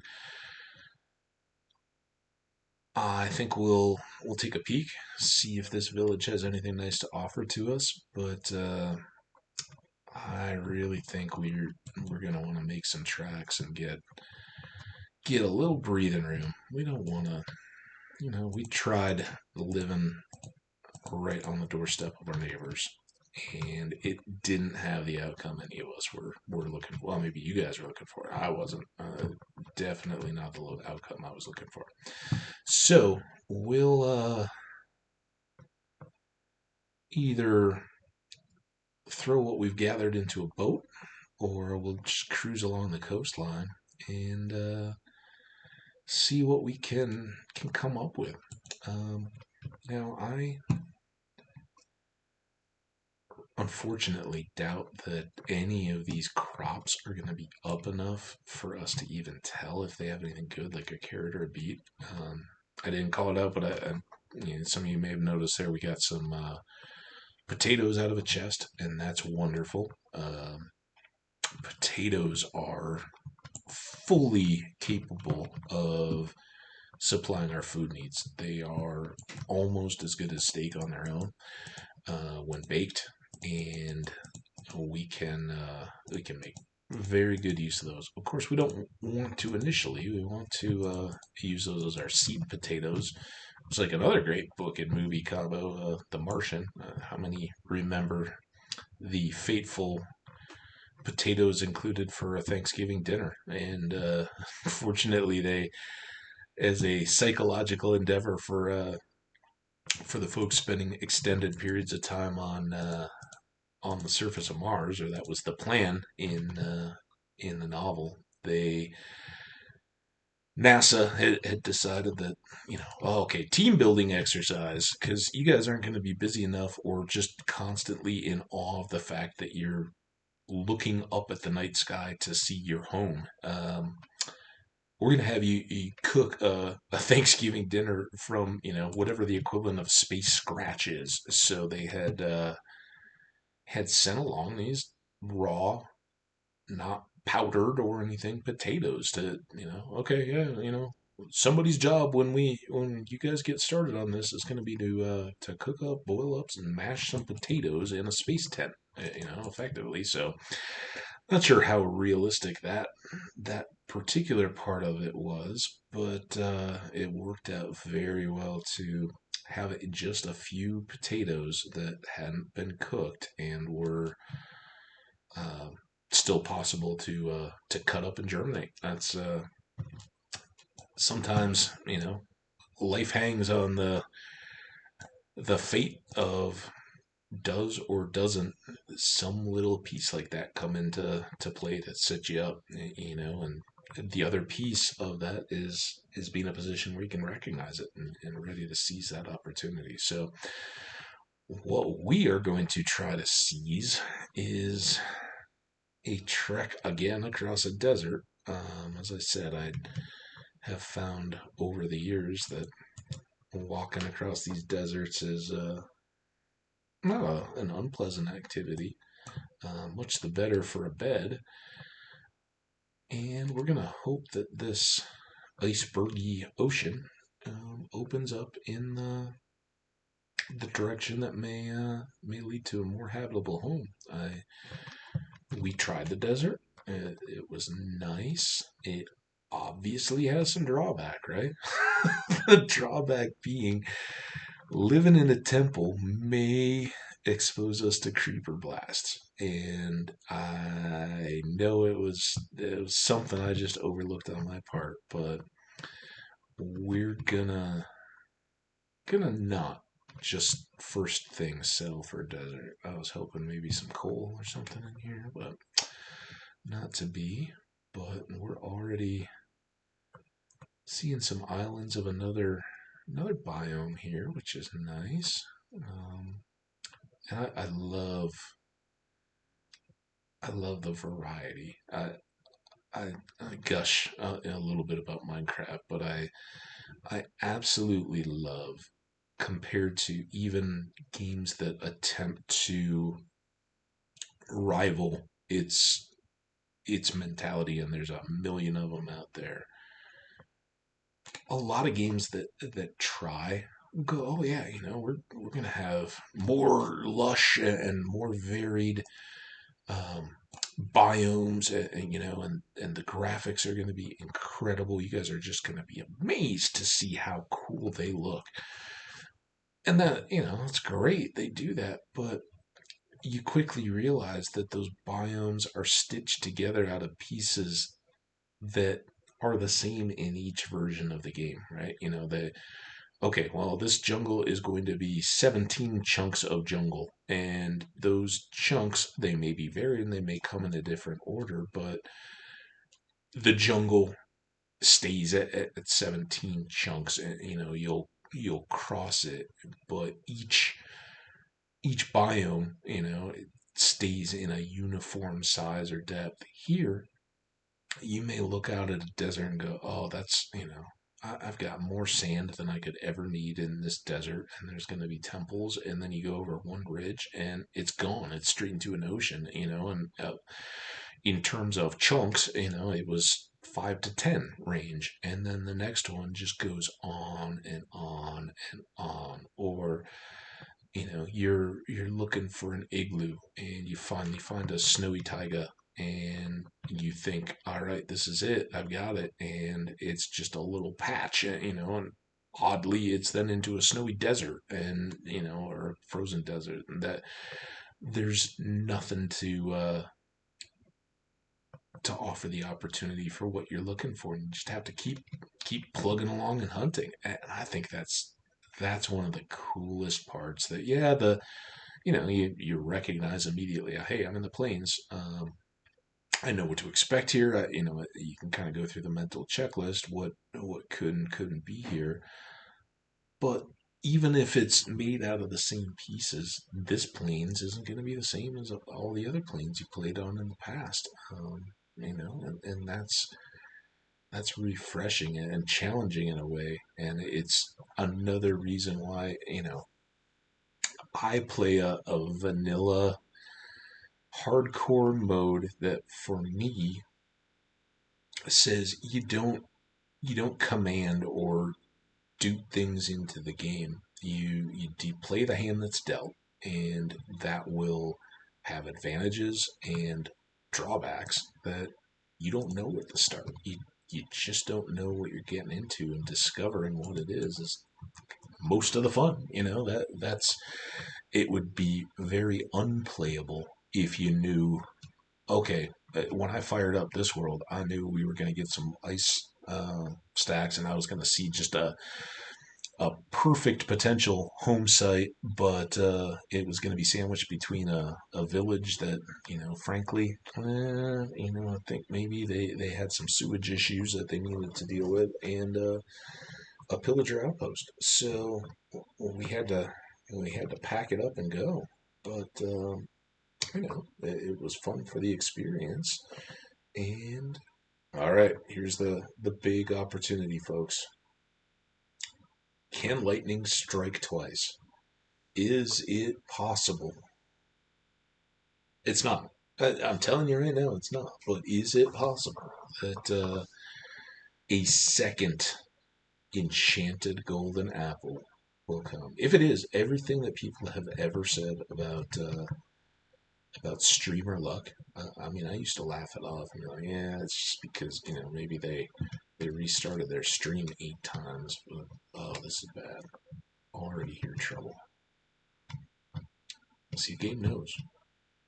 Game knows we had trouble last time, so it's putting skeletons in there. I bet there's creepers. It wants me to come in, and it knows that when I do, it's got the opportunity to retribution. All right, let's get this bread going. Man, I've been chatting, talking about space and books and space books, and we haven't even gotten some of the necessary basics. I don't even have dirt or stone to really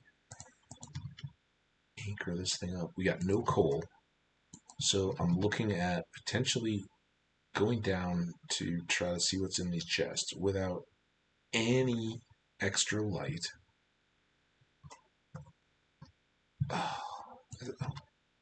Why? Why do we do such stupid things? All right. The trade-off is, if there's nothing in here, and if we can pull some coal, I think, man, I think we're going to get something good. I don't think it's going to be an enchanted golden apple. but I think our game takes off.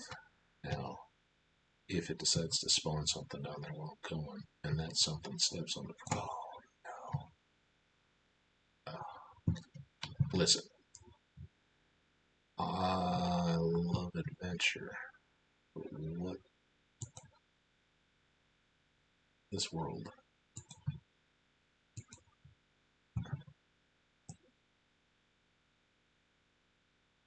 Just a disaster. Something's dropping on my head. I don't even need the books yet. Man, all I really need is light. Oh, look at all those emeralds, though. We can trade for something, and we'll take the bones. Try to take the bones. The bones. A saddle. Not at all worth this risk. This is just silly. Do not play your hardcore rules this way. And I said I need string. String. Let us get out of here. This is just so bad. That's man, there's iron. We gotta find some coal. But I suspect that well, it's not quite bedtime yet.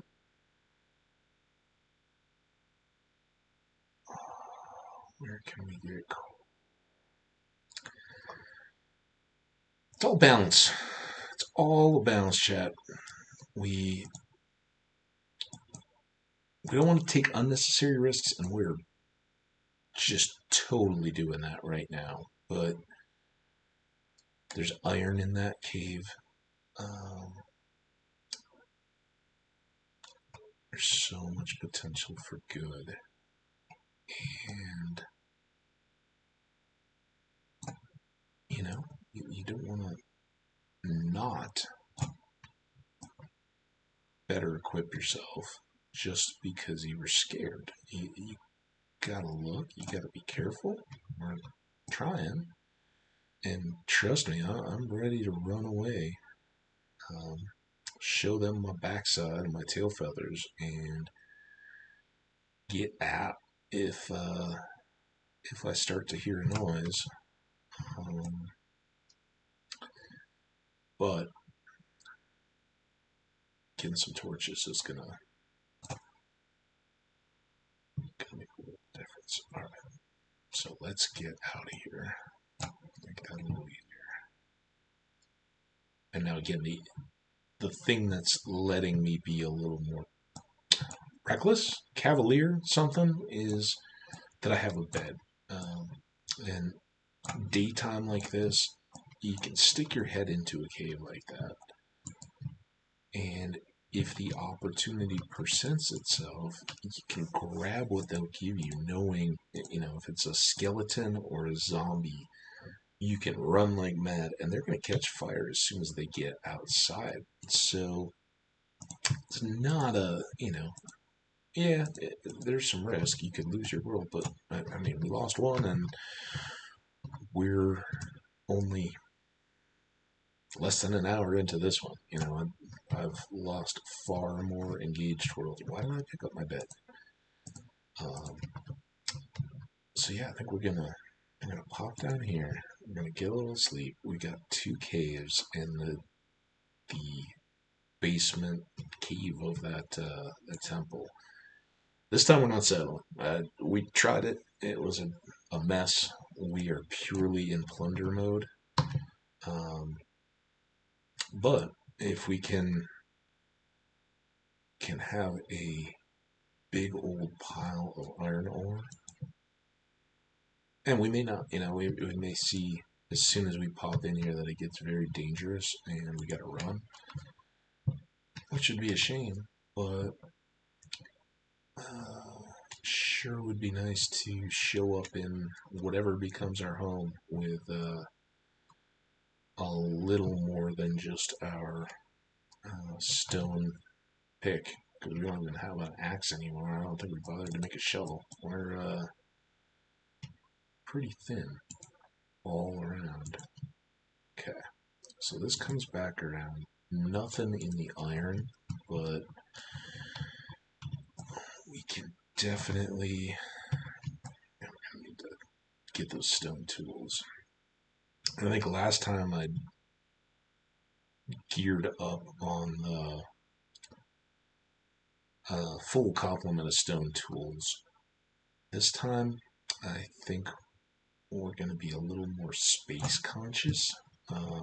Getting this coal is going to, fill a spot at least, if not a few more. And moving beyond that, we still haven't even visited that village up there to see what they may have to offer us in the way of welcome to the world gifts. So let's just take another little peek.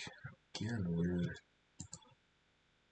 kind of moving with the plan of running like mad, but we do have an advantage, and it's one that I haven't really even talked about yet, but I mentioned right after we died when I was pointing at the info screen. We talked about how score was a factor of your experience, but that one of the metrics, I guess, that I track in my deaths is days in the world. And when we were looking at that page of days in the world, right beside it was a local difficulty number.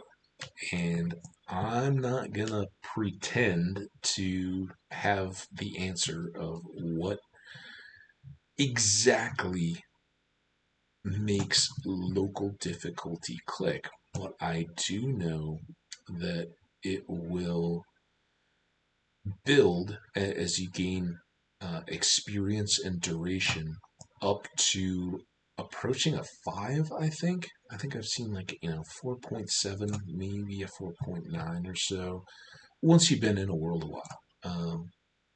And doing that increases the amount and variety of monsters that you may encounter. Well, it's been my experience that pretty early on, you lose any real effect out of that.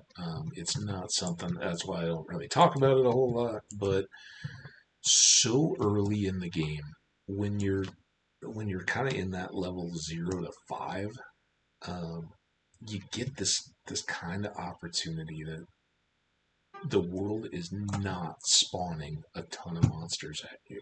Yeah, there's some out there. It's not going to let you just skate through. This is hardcore after all. But it's not throwing them at you in packs, and typically it's not going to just drop a whole bunch of them at you at the same time. Now that goes pretty quickly away, and I mentioned the day 60 to 70 range. I don't know if that's just a factor of my own playstyle, or if there really is a threshold that you're crossing where your world has reached a point, and your general accumulated experience is such that you're getting yourself into a new level of difficulty, or a new level of it's that feeling you get when you've been zipping along and you decide that the game's out to get you. I definitely get that feeling out of Minecraft at various stages in the game. I think that however, whether it's just based on the timing and the underlying code of when certain events and scenarios present themselves, or whether it's more intentionally designed to crop up as you evolve in your own play session, the game will throw almost predictable points of contention up. maybe that's unfair or not correct wording, but you can almost predict that hey, I've done this and this and this, and I haven't seen um, real tough times yet. I'm due for, hey, a zombie or a zombie horde, more likely in the later game, the stuff I'm talking about, or I'm due for a series of baby zombies, which are far more dangerous, as most will tell you. A certain UK streamer who lost a very long-term world certainly knows. So, yeah, there's lots of ways that this game can make it seem and does a really good job of it. And I'm not saying this like, oh, this is it's really conspiracy or anything like that. I think it's good game design that when games make you feel like there's a an actual, not conscious but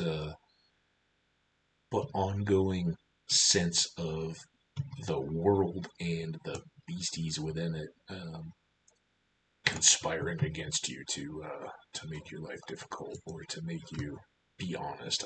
I just think that makes for a rich, rewarding gameplay experience. So, kudos. I think that's another in a growing list of reasons why uh, Minecraft holds up so very well. Anyway, we're gonna try to keep rocking on our. Oh, I didn't even see those sticks. I don't want to use all this coal. Now, let's go ahead since we're down here. Go pull some of that iron and try to sleep out here. And while we're doing all that, we'll just do a quick, another ill-advised but risky and kind of fun caving. And I didn't even make any more tools. Did I start that iron cooking? Okay. At least we'll get 8.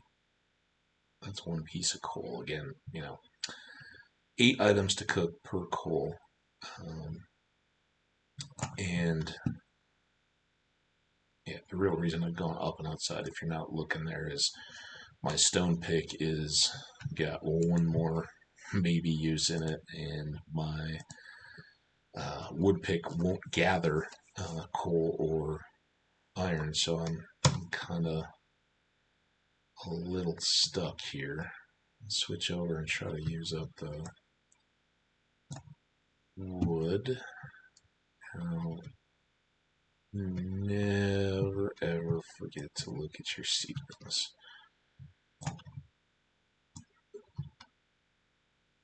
Another way that this game is beautifully designed when you're getting used to the cave world, I feel, is they will design it, or seemingly, and it's all algorithm, so whether this is built in or not, but you'll see a big opening like that, right? And it dangers out there. You got to be careful. You got to be cautious. And what you'll never see is there's a single hole right in the ceiling above you.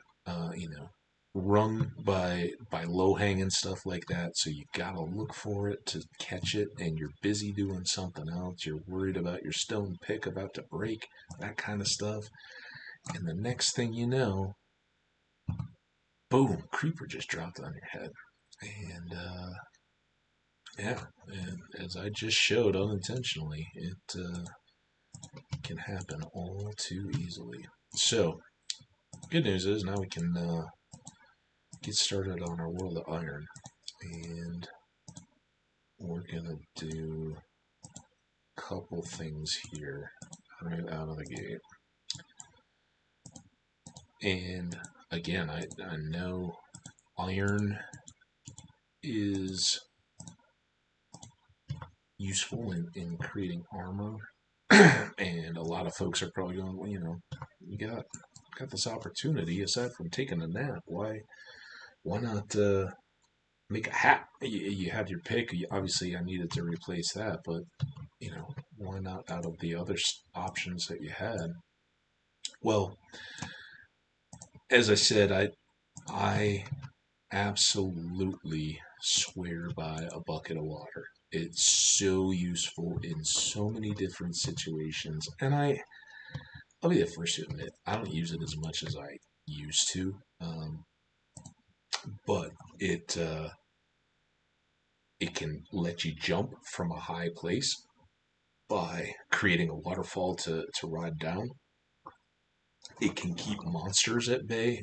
Zombie swarm. If you drop that water down and flow them all backwards, it'll give you the time you need to get a quick snack. If that's what you need to stay alive, or to maybe dodge out of the way, or deal with a an otherwise dangerous, skeleton that's shooting at you while you're going.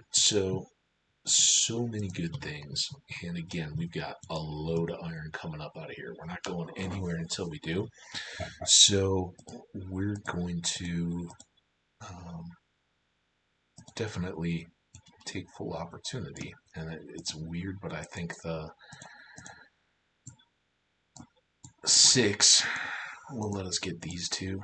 And I hope we can go back down without any incident and get enough to suit up the rest of our stuff.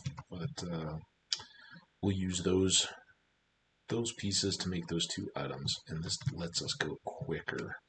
Now, I've got coal, so I'm gonna push while the pushing's good. And what I mean by that is, if I'd stopped and I want to get that coal, before I call this good, if I'd stopped to do it then, that may have given more of these zombies that we're hearing a chance to wander this way. And I'm, kind of doing the exact same thing here now, but this is also going to give us a nice little bit of an angle to duck back behind. You don't want to ever get in that spot where you've been pinned, you can't get back out. But you also like to have just a little bend in the wall so that if there's skeletons or somebody, you can kind of duck out of the way and let them cross the distance, come to you, and then whack them in the face with your shiny new iron sword. So, as you saw, I got to a kind of wider cave opening there, and I called that good, and I haven't really poked my head too far that way either. I'm just taking what this cave is willing to give me safely before I push too much further. And I kind of, when possible, I like to keep whatever I'm really focused on gathering visible on my toolbar so you can see in slot 2 there. I got 16 pieces of iron ore, and I know I need 15 right out of the gate for my shirt and my pants. And everything else is sort of gravy. But again, I'm not getting overwhelmed by creatures here. So while and where I can, I'm going to keep looking. I'd love to have enough iron to make a second set of tools, and I don't even have enough yet to fully build up my armor. So it's just being ready to call a loss, and get out if you've got to, and we may well find that. I don't, let's see, what I don't like to do is expose myself too much to to the potential enemies in what looked to be a deep cave there. I could see from here that, yeah, there's a lot of stuff down there. I don't know what's below. I don't know if that iron's going to just drop out. So you peek where you can, you take the pieces that you can safely first, and then trying as much as possible to to keep yourself from showing to the enemies, you you just take what it'll give you. And this is not a pure combat simulator, right? It's a little unfair to expect that every sight line is true. I've seen plenty of mobs that glitch through walls or apparently see through walls to come chasing after you. And once one zombie sees you, there's inaudible zombie calls that will just bring the rest of the crew crashing down on top of you if they hear that you're around. So some of that leaves a lot of flexibility. You're not necessarily going to find that trying to be a pure sniper in this game is going to leave you satisfied, because you'll find a lot of arrows that mysteriously go right through your target or bounce off them, and why did that happen? There's no reason for that, but I've always felt the combat is pretty engaging. It's more going to get you when you're not paying attention, as it clearly did in that first game. But it's got a little bit there, it's got the possibility for different play styles. It's got some limited opportunity for environmental type kills, using your surroundings against your enemies. About to do that. Oh boy, oh boy, oh boy, oh boy. That was me not following my own advice. Never go messing around without an escape route, and I thought I could just slam that rock down and get out. And I've got a bucket that I didn't fill with water. It's time to take a healthy dose of my own advice. Let's go back. Let's cook the 26 pieces of iron I've already got in the sunlight. That's nice. Alright. Was. Nobody wants you missing the water block.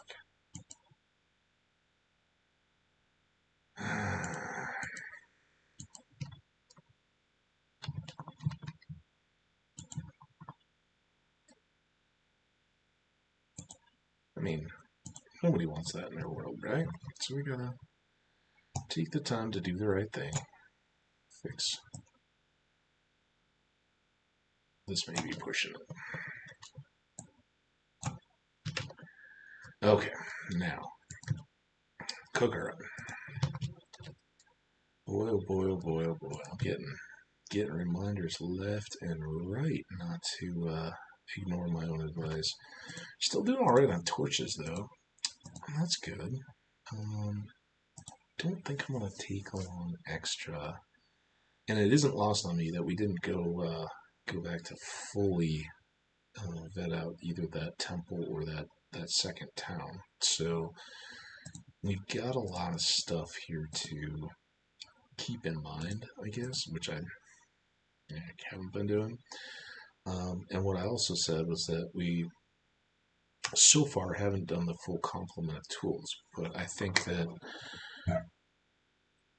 when our iron is finished cooking, let's back out of here, we do need all 3 pieces, so that's 19, 8 and 7 for the top and bottom there, and then 4 more for the boots. So 19 pieces to go into our outfit, and I think we have 26, so that's 7 more.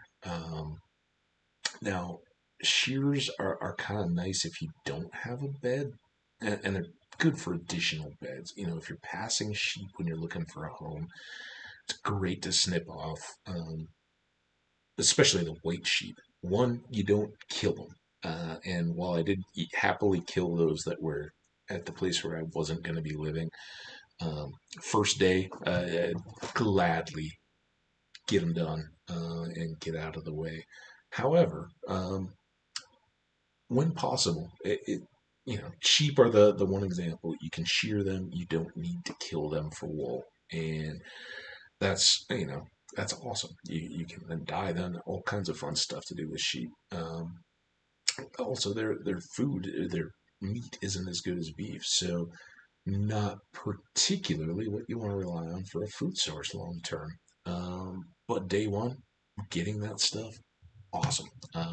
So much help to have the bed, so much help to have the sun going down. Let's avoid disaster. We've done too much disaster already. Now, did I have string? I do have string.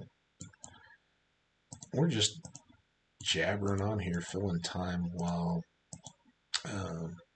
we're doing this early cooking, which we can't really avoid, and which, now that I've talked about it, I'd like to get that mutton cooked. Our introduction to Mr. Creeper there was pretty detrimental to our health. So, ooh, we got pufferfish. I'll probably not even end up carrying that with me. It's too early. They're nice for water breathing potions, but we're a long way from potions, as you guys well know. I mean, just the question of how many Nether fortresses we're gonna have to find to get our ward. That can always be a frustrating challenge. So again, fishing once upon a time was a fairly decent means of getting some food, and honestly, I should go over and get those salmon just by hand. That's so much quicker. But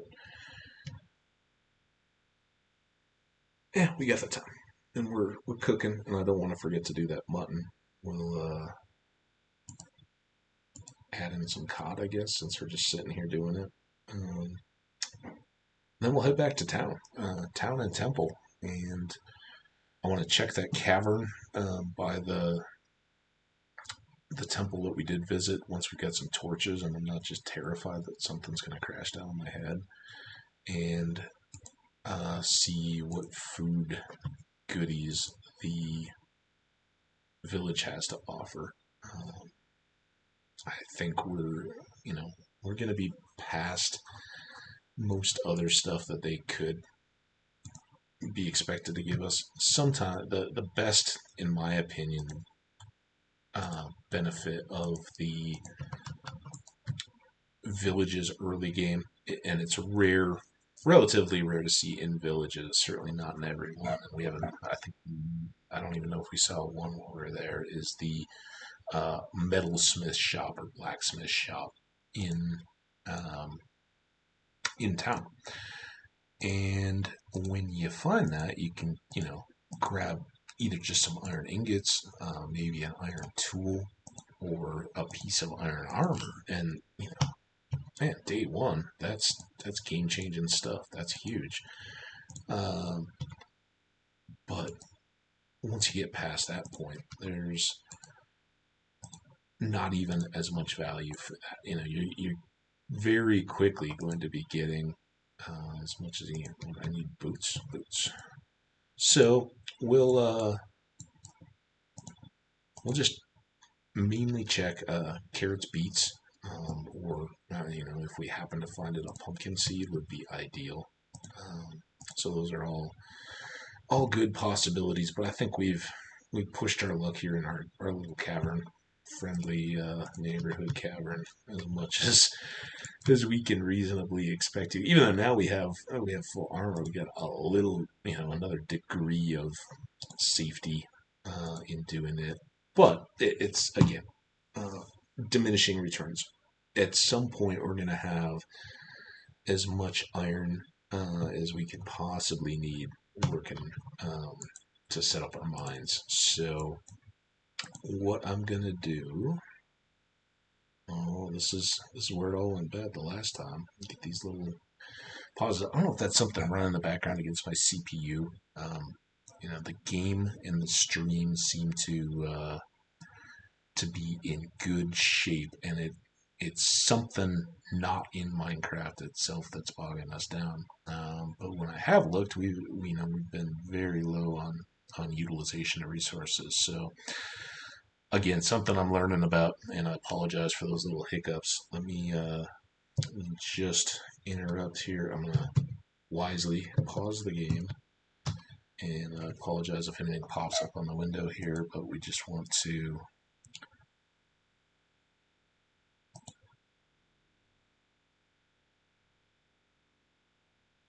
see, as usual. Minecraft is sucking up the memory, but that's kind of its gig. It's what it likes to do. I'm not going to just force it, and OBS and the rest of those are doing just fine. So again, since our last little stop and restart, we definitely had to regenerate worlds. That sucks up a little bit more, but again, I don't know that either of these are really causing a little system plugs. The game itself doesn't appear to be what's seizing there, but we'll give it a little whirl here. I don't want to um, belabor it, but obviously I'd like to be able to go for more than a couple hours without little books, but maybe I'll find something to schedule in that's running in the background. Anyway, I'm going to leave. We've got stone. We've got plenty of wood to make a future deal. I'm going to leave both of these set up. As much as I may regret it eventually, I'm going to leave that string too. I don't think we're going to need to immediately come back to it. Now, I think what I am going to do is turn the rest of these irons into tools. I'm going to do one shovel and one axe just for a traveling time. And again, I don't want to carry extras of those, but I will throw an extra axe. Because the numbers work out, that means I don't have a stack dedicated to iron. And it also will help in that when this one gets low, I can switch and then use those together to restore both, or make one better axe out of the two remnants without actually breaking them. So that's kind of the plan. We've gotten some good benefit. I'm glad we stuck our head down in that little cave. I'm not going to bother with sugarcane at this point. Honestly, I want to push. I want to find a place that looks like a good home, not just the first temple we found, which we already got, and as nice as it's been. See, if I made shears, we could be building up our wool supply. But until we have a home or a place to carry a bed, I think that's a bit excessive too. What we're seeing around here is awesome. There's a lot of good stuff. Horses are always nice, and more important, when I'm out just looking and exploring the world for the first couple times, is donkeys. Finding donkeys, they're great. You can ride them. You can put chests on them and carry your loot. And early game, that extra storage is fantastic. You can do the same with llamas, and I think llamas were such a cool implementation when they first came out, and one that at the time I never used. They totally got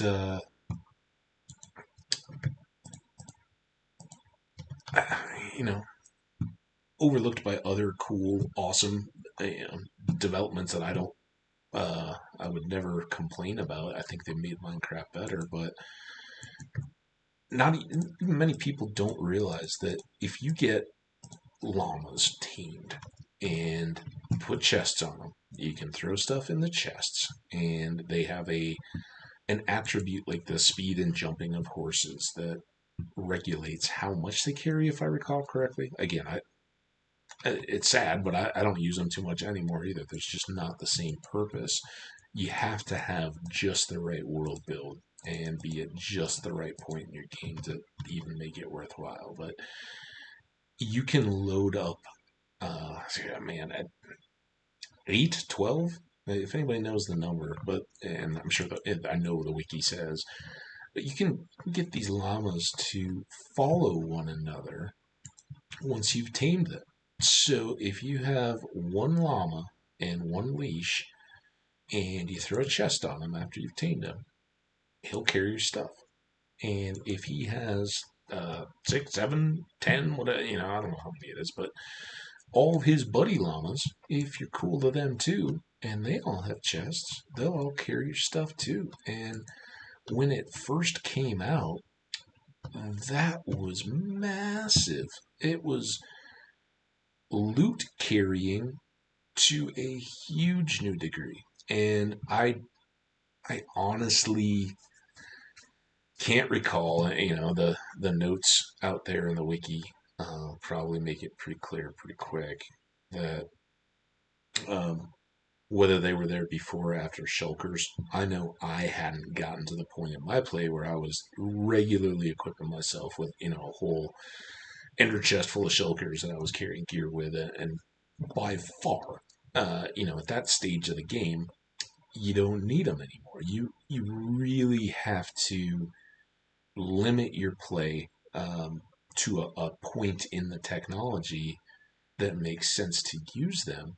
But it's that point that I really don't try to rush through as much as knowing you can is one thing, and doing that to push achievements is another, advancements is another, and I hope to balance that a little bit. As you saw, I kind of got burned a little bit on the first game, and probably to many a snicker, I could easily get too caught up in early game mechanics and enjoy them and make what slowly becomes a death loop where you're not even doing enough and it becomes grindy. But it's also stuff you just if you're watching the popular and most commonly viewed or most prolific of the content creators out there in vanilla Minecraft, more so even when you get into some of the modded type stuff, you may not even know that kind of stuff exists because it's not the most efficient and it's not the fastest. So this cool utilization of an animal that was designed in and built is right out there and still completely usable in this world I'm playing in. But most folks are pushing and pushing and pushing. I gotta get the dragon, and then I gotta go find the Ender City and get all that stuff and get my wings. And yeah, granted, when you have your wings and you've got a bunch of Ender chests, or not Ender chests, shulkers, why are you gonna you're not gonna load a llama train across the continent, and even then, it's got to be on a continent. So you got to be on a big landmass, not just a little one, to even make it make sense. It's got a lot of limitations. Llamas are not foolproof, but they're really cool. You can put different colors on them too. Get a carpet, throw it on. They get all dressed up. So maybe we'll play around with llamas. I doubt it, though. What I was really talking about was mules and donkeys and the fact that they can carry stuff too. And just like llamas, horses themselves have increasingly become irrelevant in Minecraft. And I think that's safe. Some of my early worlds where I first really got comfortable in hardcore and was not necessarily, at that time, I didn't even know that chasing all the advancements was a deal. That I was prior to, I think, I hope many of you guys know this name, and he's a legend in YouTubing video games and Minecraft in particular, and somebody I've watched for years, less now so than I did back in the day. But Paul Soares Jr. Oh my goodness, man! Oh man! What a absolute legend! Throw some hearts or hype in the comments for the man who brought the How to Survive and Thrive series into Minecraft back when there just weren't that many people doing it, and I certainly learned a lot from him. But frankly, his style of early play was largely responsible for some of the stuff that I still do. He also was one who was like, I don't need 8 million iron bars. I need one or two, and once I've got enough, I don't need to keep doing it. Now he's much more mobile, and I haven't kept up. I know he's had a new series out for uh, the pre-release of 117, and I kind of stick away from those. It's one of the reasons I've talked about John Bams a couple times here today. Like myself, and mine built more from I just play the game. When the launcher shows me an update, that's what I take. I for me, most of the people that were out downloading or going out of their way to get pre-release stuff, I figured, oh yeah, they're in the era of Minecraft. They got all that stuff. I just didn't even bother to look. Well, yeah, you can go out in either the launcher or through the data packs and get the pre-released version and play that today. If you've never even played the game before, it doesn't matter. It's there for you. But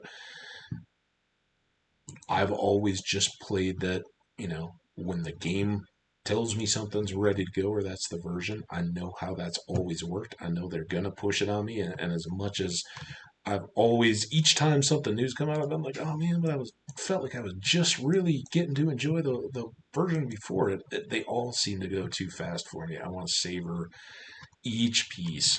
Um, how awesome is watermelon? We got watermelon. But yeah, he was a massive early inspiration, and I definitely have savored a lot of his Minecraft vanilla stuff over the years. And again, because it's vanilla, and he's content to play in that world along with it. He does a lot of different mods and ultra hardcores and that kind of stuff. But man, oh man, you get somebody that's playing the game that you play, and you don't have to worry about extra stuff, and they can show that they, as people who've put a lot of time and experience and thought into this game, can have just as much fun out of it as you can. That's pretty cool. There's something to be said for that. So, um, I I think that highlighted um, those adventures where you get a horse, you get them loaded up with a couple of chests, and you just go tearing off into the unknown because this world is so huge. It'll keep growing. There are people out there, obviously, and I don't think that the border chunks or borderlands or whatever they are a secret to anybody, and aren't designed to be. You can get there if you want to, but there's so much between here and there, and I've never once found I've run out of terrain or anything like that. But it does change with the new updates and the new types of content that are available in Minecraft that certainly make the experience more gratifying and immediately entertaining. And I understand my style of play is not the most common, um, but you know, I do recognize that while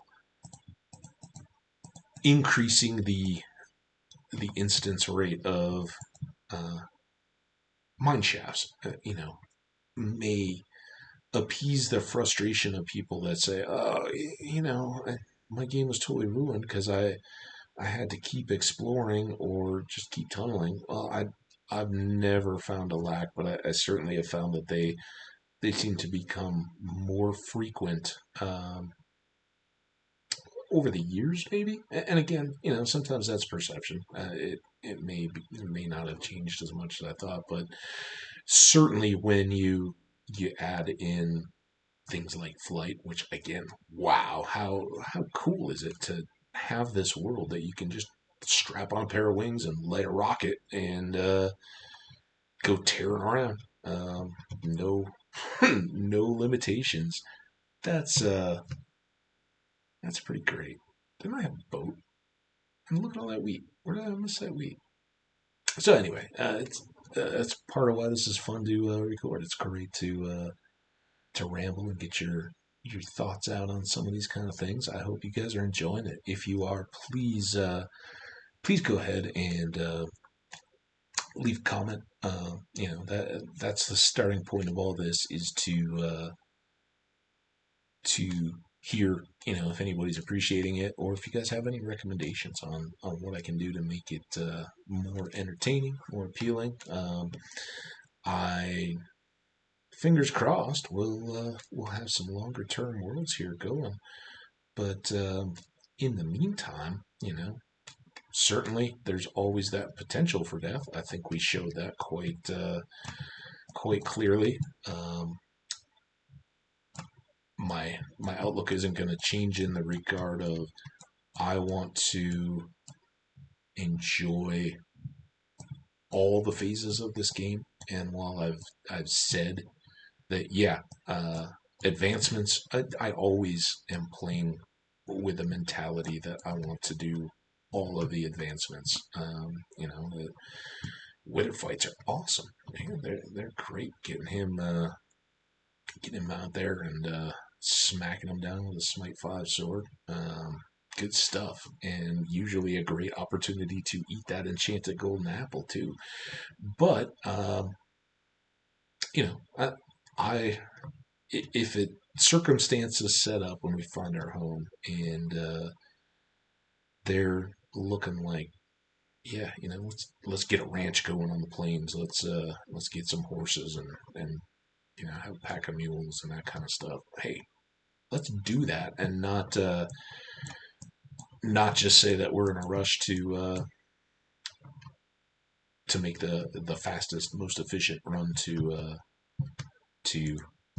ultimately die trying to complete how we get here, or somewhere in the Nether as we're trying to track down a resource. But we'll do all that stuff. I certainly enjoy them all, but I do hope you guys will stick around and enjoy them with. I think what we're gonna do right here is I'm gonna pull a pause. Been going for a number of hours and took a break. Um, on this one, just because it's my first time and I'm a little paranoid now after seeing the notepad incident earlier, we're gonna shut it down.